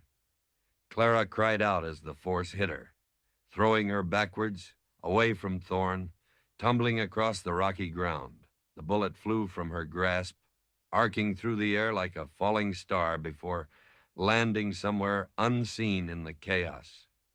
The world dissolved into blinding light and roaring silence. Consciousness returned slowly, painfully, like surfacing from immense pressure. Clara lay sprawled on the cold rock, bruised, battered, disoriented.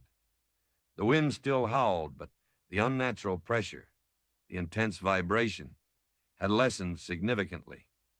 The chaotic chanting had ceased, replaced by cries of confusion and pain from within the circle.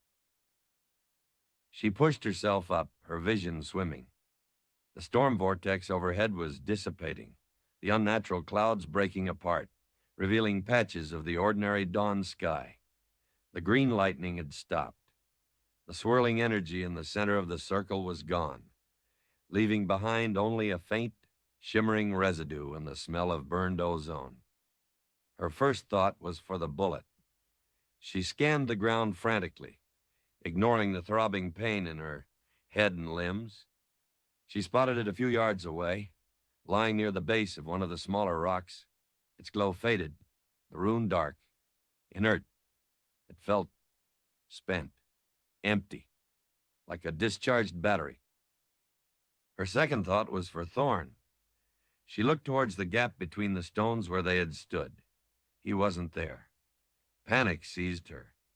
Had the shockwave destroyed him? Had his echoed form dissipated completely? "Elias!" she cried out, stumbling towards the circle, pushing past the weakened, flickering remnants of the shimmering shield. Inside the circle, chaos reigned. Several of the cloaked ritualists lay injured or unconscious, thrown about by the shockwave. Others staggered to their feet, looking around in disbelief. Their rituals shattered, their power source disrupted.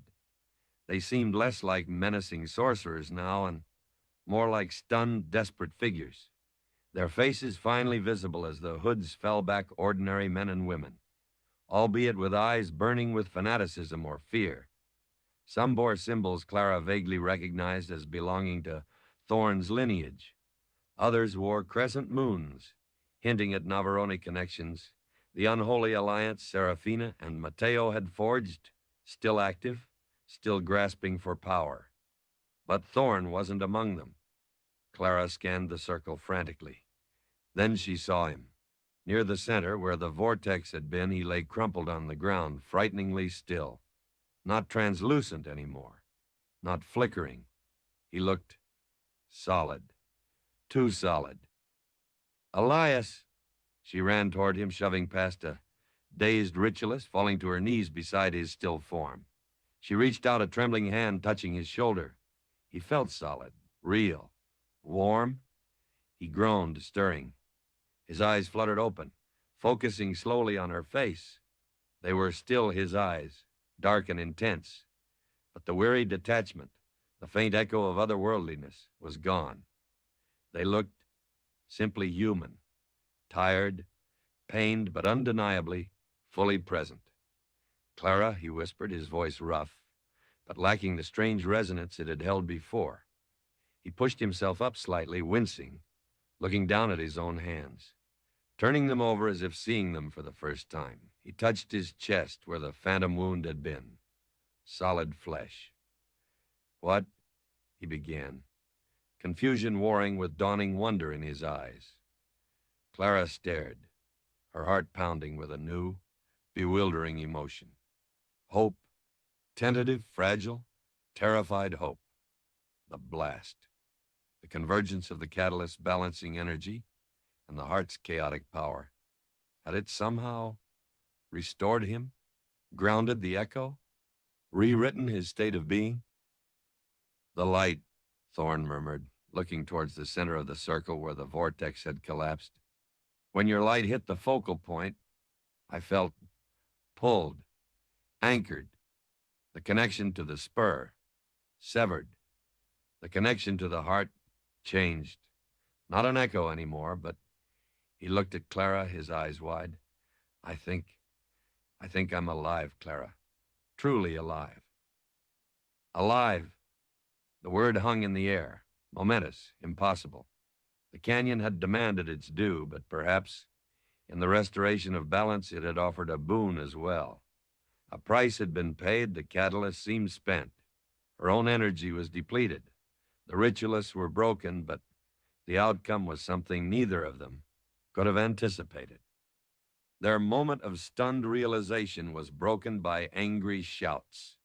The remaining ritualists, recovering from the shockwave, were regrouping, their expressions turning from confusion to fury as they realized their ritual was shattered, their power source disrupted, and their attention focused squarely on the two figures at the center of their circle, the woman who had wielded the balancing light and the man who seemed to have inexplicably returned from the state of echo. Seize them! One of them, a hard-faced man bearing the thorn crest, snarled, drawing a wicked-looking knife. They interfered. They owe the canyon a price. Several others drew weapons, knives, clubs, even a few old pistols. They advanced, their faces masks of rage and thwarted ambition. Thorne struggled to his feet, pulling Clara up with him. He was unsteady, clearly weakened by the transition, his newfound solidity unfamiliar, perhaps painful. He had no weapon, save for the now ordinary-looking silver spur still attached to his boot. Clara's Colt was still holstered, but her hand instinctively went to the spent bullet, lying inert on the ground nearby. Its power was gone. They were exposed, vulnerable, facing a dozen or more furious, desperate ritualists within the confines of the ancient stone circle. They had disrupted the ritual, perhaps saved the canyon from corruption, but now they faced the immediate, mundane threat of human violence. Rewriting time, restoring balance, grounding an echo. It all came at a price, and it seemed the canyon, or at least its self-proclaimed inheritors, was now ready to collect.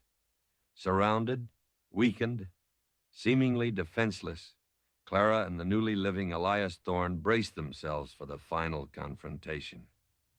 Chapter 22. 2 shots across eternity.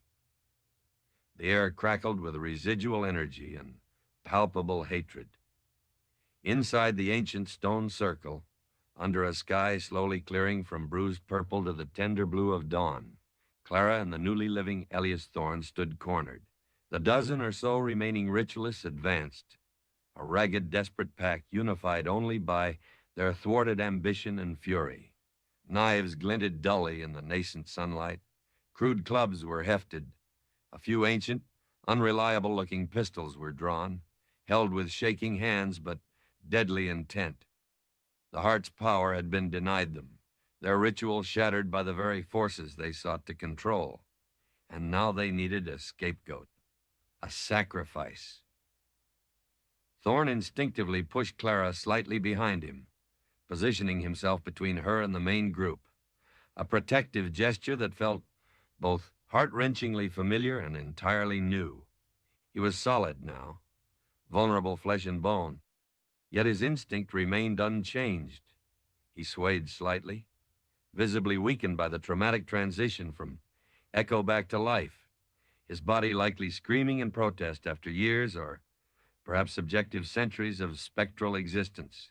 He had no weapon, save for the silver spur, now just an inert piece of metal, stripped of its otherworldly glow, its connection to the heart severed. Clara's hand rested on the butt of her Colt peacemaker. Years of survival on the frontier, years lived by instinct and reflex, surged to the surface. This, at least, was familiar territory violence, desperation, impossible odds. But everything else was different. She wasn't just fighting for her own survival now.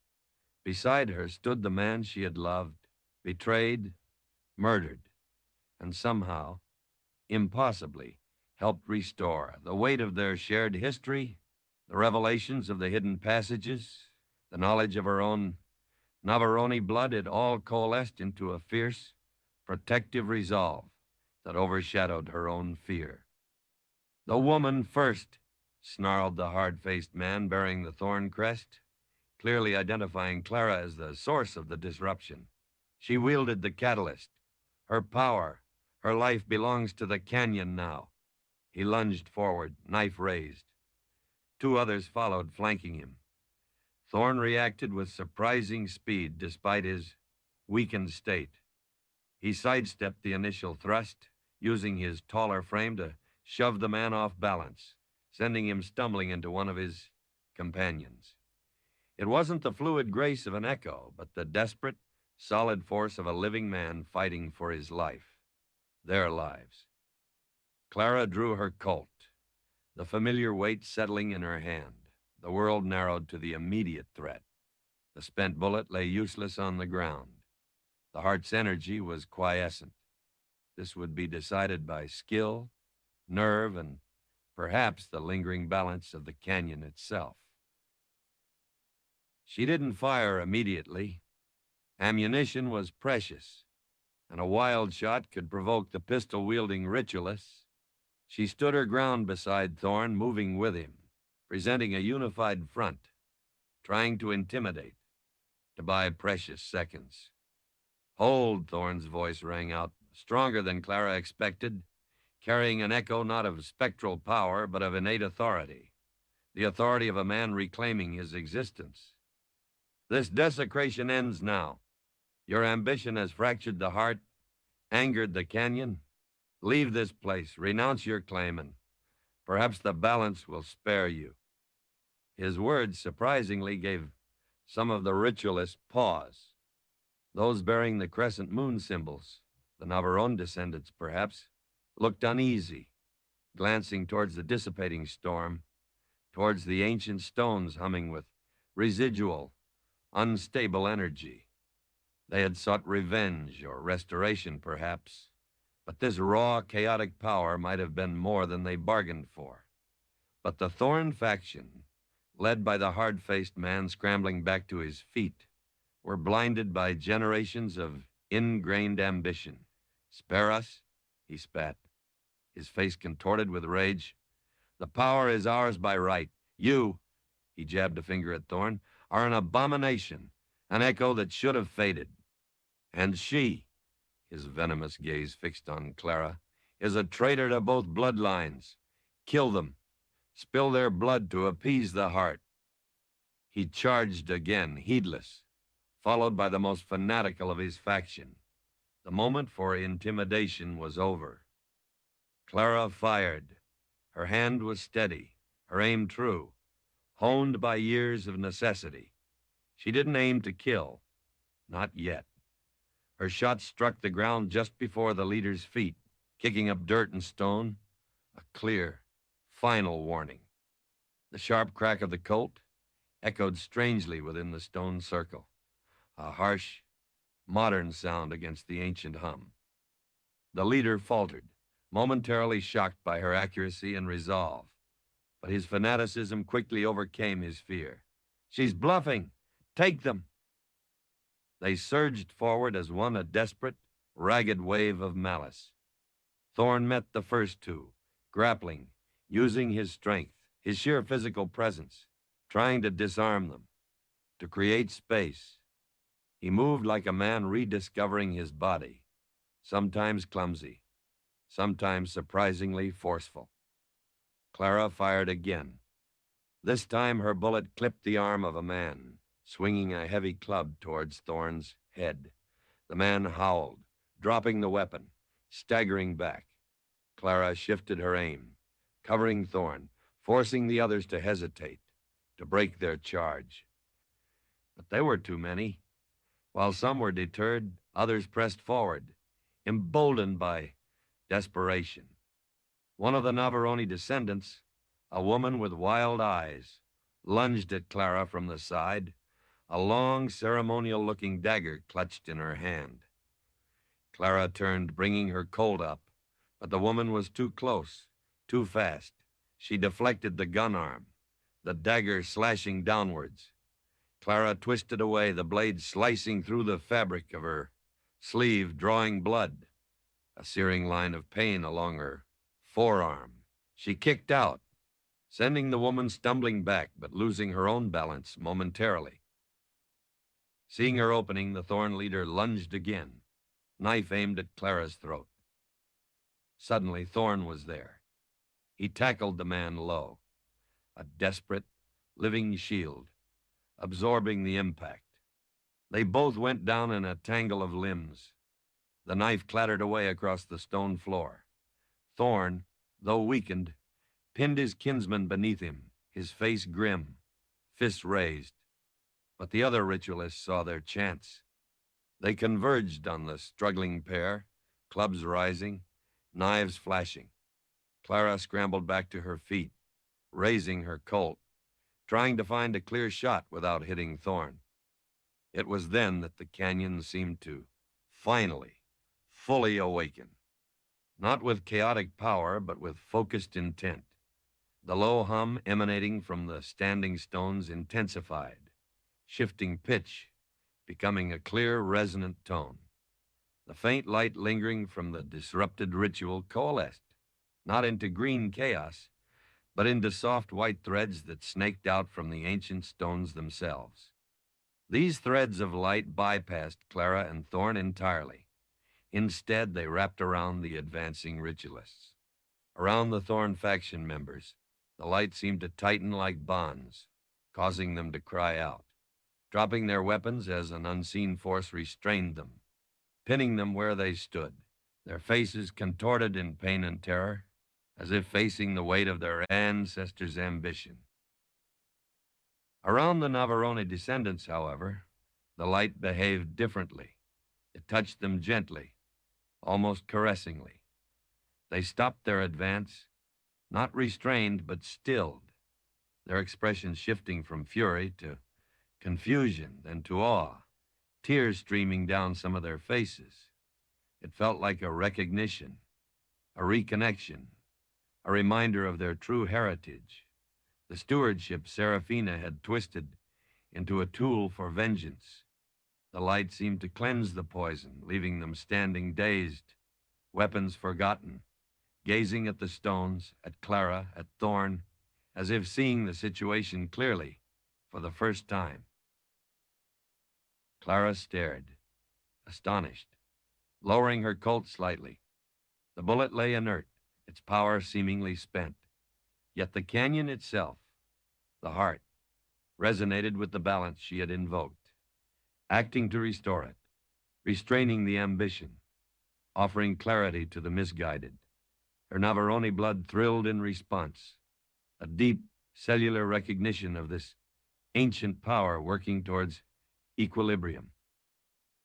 Thorn managed to subdue his cousin, binding the man's hands with his own belt before staggering back to his feet. He looked around at the scene, the restrained Thorn faction members, the dazed and penitent-looking Navarones, the threads of white light slowly fading back into the stones, leaving behind a profound silence, broken only by the gentle sigh of the morning wind. The unnatural storm was gone. The sky was clear blue. Balance, precarious but present, had returned. He looked at Clara, his breath coming in ragged gasps, his body bruised, his clothes torn, but his eyes clear, fully alive. He saw the bleeding gash on her arm and took a step toward her, concern etched on his face. "You're hurt," he said, his voice rough. "It's nothing," she replied, automatically minimizing, though the arm throbbed painfully. Their eyes met, and in that gaze, the centuries of feud, the years of amnesia, The horror of betrayal, the strangeness of echo and restoration seemed to fall away, leaving only the fundamental truth of their connection, scarred but unbroken. The sound of a throat clearing made them both turn. One of the older Navarone descendants, a woman whose face held a weary wisdom, stepped forward slowly, her eyes filled with a mixture of shame and reverence. "The balance is restored," she said, her voice trembling slightly. She looked at Clara, her gaze lingering on the Colt, still held loosely in her hand, then meeting Clara's eyes directly. "Through sacrifice, through courage, through blood." She bowed her head slightly. "Forgive us. We were blinded by old wounds, manipulated by false promises. Serafina twisted our purpose." She looked towards the restrained Thorn faction members with disdain, as his ancestor twisted the canyon's gifts. She then looked at Thorn, her expression softening with something like wonder. "And you," the echo returned to life. "The canyon's judgment is not always destruction. Sometimes it is renewal." Renewal. Thorn looked down at his hands again, flexing his fingers, a look of profound disbelief still warring with the reality of his solid form. He had paid the price of death, endured the purgatory of being an echo, and somehow, through the catalyst, through Clara, been granted a second chance. Clara finally holstered her Colt. The immediate danger was past. The ritualists were subdued, either by the canyon's light or their own dawning realization. What remained was the aftermath, the consequences, the future. She walked over and picked up the spent bullet. It felt cool now, inert, just a piece of strangely marked brass. Its purpose fulfilled, its power expended in the act of restoring balance. She tucked it back into the pouch, a tangible reminder of the journey, the cost, the revelation. Thorn joined her, standing beside her, no longer an echo, but a man, solid, real, alive. The silence stretched between them, filled with unspoken questions, uncertainties, the weight of all that had happened. Could they rebuild? Could the fragile trust forged in darkness survive the harsh light of day? Could love, once so brutally betrayed and seemingly extinguished, find a way to rekindle from the ashes? He reached out, his fingers gently tracing the bleeding cut on her arm. His touch was warm now, undeniably alive. "The canyon demanded its due," he murmured, echoing the ancient echo's words. "Blood for blood, perhaps. Balance restored." He looked into her eyes, the sorrow still present, but tempered by the miracle of his return. "But it also offered a chance. For us, Clara?" The question hung there, fragile, hopeful, terrifying. Before Clara could answer, before she could voice the storm of emotions, swirling within her relief, guilt, fear, and a love she realized had never truly died, only been buried under layers of pain and manipulation, another sound broke the stillness. Not from the canyon, not from the ritualists, but from below the rim, the unmistakable sound of approaching horses, the jingle of spurs, ordinary steel spurs this time, and a familiar, authoritative voice calling out, "Hello, the rim. This is Sheriff Brody. Is anyone up there?" Sheriff Brody. He had followed her. He had likely seen the unnatural storm, heard the commotion. He was coming, bringing the mundane law of the outside world, crashing into the ancient magic and resolved drama of the stone circle. Clara looked at Thorn, alive, solid, standing beside her. She thought of the wanted poster, naming her a murderer for a crime committed in a past that felt both distant and immediate. She thought of Thorn's impossible return, something no lawman would ever believe or understand. She thought of her Navarone heritage, the canyon secrets, the subdued ritualists. Their ordeal within the canyon might be over, but their troubles with the world outside were likely just beginning. Thorn seemed to read her thoughts. He gave a small, weary smile. "It seems," he said softly, "that eternity isn't quite finished with us yet." Two shots, the first, fired years ago in grief and manipulated rage, had shattered their world, creating echoes across time. The second, fired moments ago in warning and defense, had helped preserve a fragile balance, contributed to an impossible renewal. Two shots, marking the beginning and the end of a cycle, fired across the eternity held within Blackthorn Canyon. What came next remained unwritten. Clara took a deep breath, turned away from Thorn, and raised her voice to answer the sheriff waiting below, ready to face the consequences, whatever they might be. Epilogue, Where the Wind Settles. Spring had come late to Blackthorn Canyon, but it had come with a quiet tenacity that mirrored the slow, cautious healing taking root in Clara's own soul. The snowmelt fed the creeks, turning the dusty washes into trickling ribbons of silver. Tiny, resilient wildflowers pushed up between the rocks on the lower slopes, splashes of improbable blue, defiant yellow, fragile pink against the harsh, enduring landscape. The air, clean and sharp, carried the scent of pine and damp earth, and the wind, sighing through the passes, seemed to have lost some of its mournful bitterness. It still sang of ages past, of sorrows endured but now held softer notes, whispers of resilience, hints of peace. Clara stood on the porch of the small rebuilt cabin, gazing out towards the jagged peaks that dominated the horizon. It was the same cabin from the mirror's visions, the place where love had blossomed and later shattered under the weight of Seraphina's lies. Rebuilding it, plank by painstaking plank, had been an act of reclamation, both physical and emotional. Each nail hammered felt like driving out a splinter of the past's poison, each smooth board a step towards accepting the complex, scarred reality of her present. She wasn't alone. Elias Thorne stood beside her, leaning against the porch railing, his gaze following hers towards the canyon. He looked settled. The profound weariness hadn't vanished entirely, perhaps it never would, an indelible mark left by death and echo.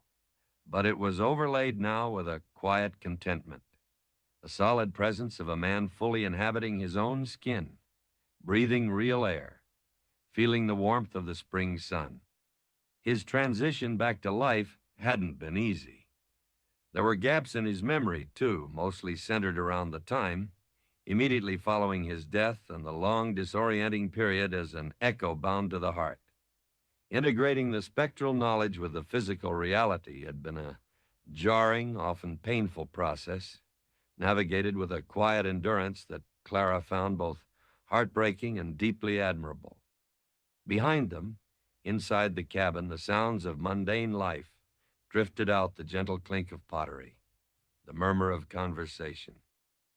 Sheriff Brody sat at their rough-hewn table, nursing a cup of coffee, talking quietly with Ilara, the elderly Navarone woman who had stepped forward after the confrontation at the stone circle.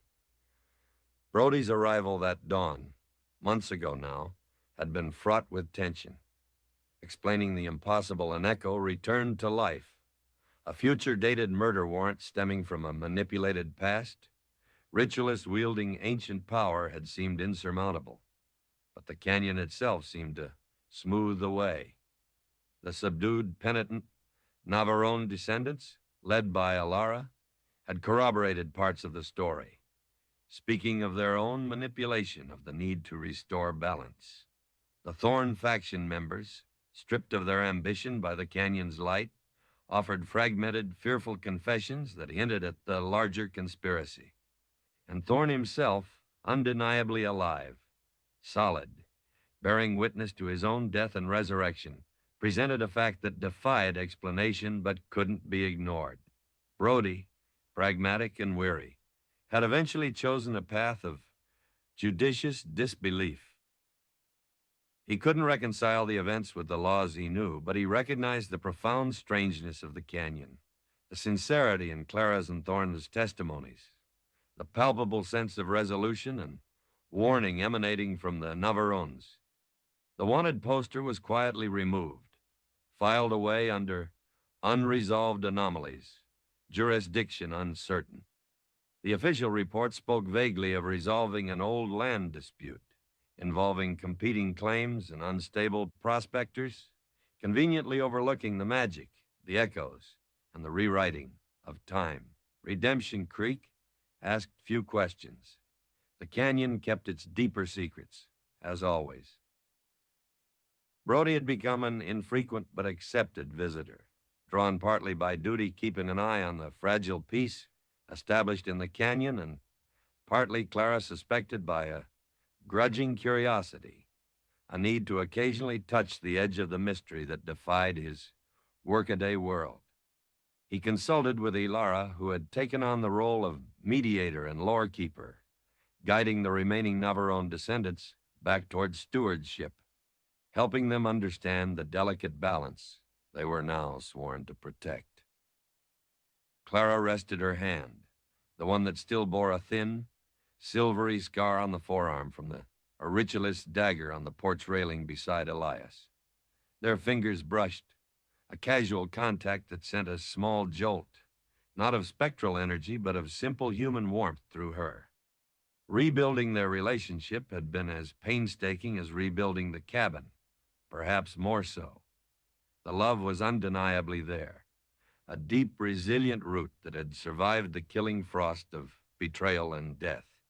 But the trust, once shattered, had to be regrown slowly, nurtured by honesty, patience, and the shared understanding of the trauma they had endured.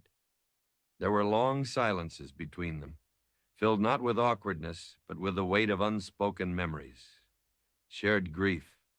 There were hesitant conversations, carefully navigating the minefield of the past, piecing together fragments, acknowledging the pain without letting it consume the present.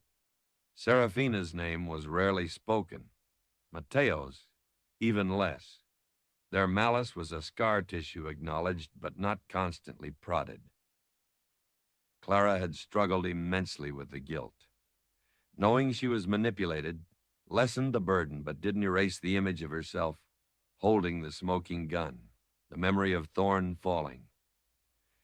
Elias, in turn, wrestled with the gaps in his own memory, the feeling of violation from Serafina's plot, and the sheer ontological shock of returning to life.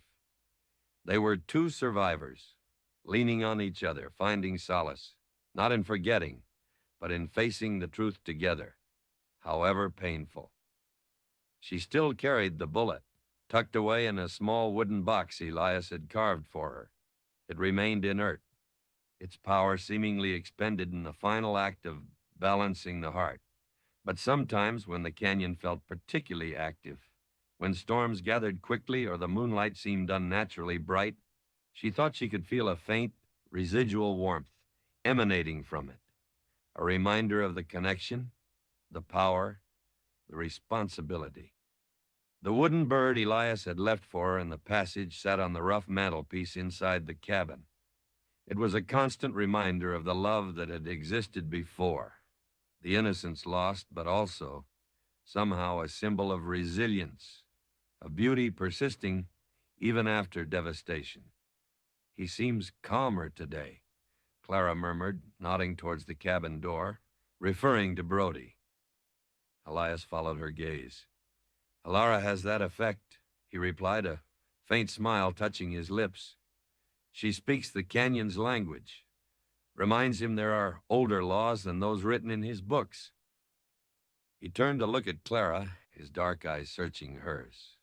A familiar intimacy rekindled, but tempered now with wisdom earned through immense suffering. "Are you calm, Clara?" The question was simple, yet profound. Was she? The ghost hadn't vanished entirely. The scars remained. The weight of her Navarone heritage felt heavy at times, a responsibility she was still learning to understand, guided by Alara's patient teachings about balance, stewardship, and the subtle energies of the canyon. But the frantic fear, the consuming guilt, the feeling of being fractured, those had receded, replaced by a quiet strength, a sense of belonging she hadn't known she possessed. Mostly, she answered honestly, meeting his gaze. There's peace here, hard won. She looked out at the vast, wild landscape, at the peaks still holding patches of snow, at the clear, bright sky.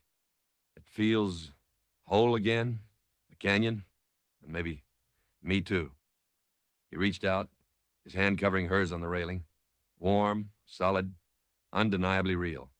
We are, he said softly, whole enough. Scarred, yes, but here, together, together. The word held a universe of meaning, a quiet triumph over manipulation, death, and twisted time. It wasn't the idyllic, sun-drenched love of the mirror's first vision.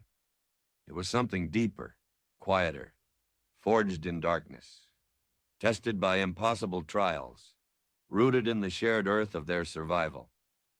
A hawk cried out overhead, circling lazily on the updrafts. Down by the creek, Dust Devil, recovered safely from her ordeal, grazed peacefully beside Thorna's new mount, a sturdy bay gelding. The sounds from the cabin faded as Brody prepared to leave. His conversation with Alara concluded for the day. Life wasn't simple. The canyon remained a place of power and mystery. The threat of ambition, the echoes of the past, might never vanish entirely. The responsibility of stewardship, shared now between the chastened Navarrones and Elias the Thorn, returned to life. Seeking redemption for his ancestors' sins was a heavy one. And Clara's own path, balancing her Navarrone blood with her personal history, was still unfolding. But as Elias squeezed her hand, his touch sending a simple, uncomplicated warmth through her, Clara felt a profound sense of settlement. Not necessarily a happy ending in the conventional sense, but a true one. An ending earned through courage, resilience, and the agonizing price paid for rewriting time. The wind sighing through the pines seemed to carry a different song now, not just of sorrow, but of endurance. A song of balance found, of echoes quieted, of two souls finding their way back. Not to the life they had lost, but to a new one, built together on the foundations of hard-won truth here, where the wind finally settled over Blackthorn Canyon. It was enough. It was everything.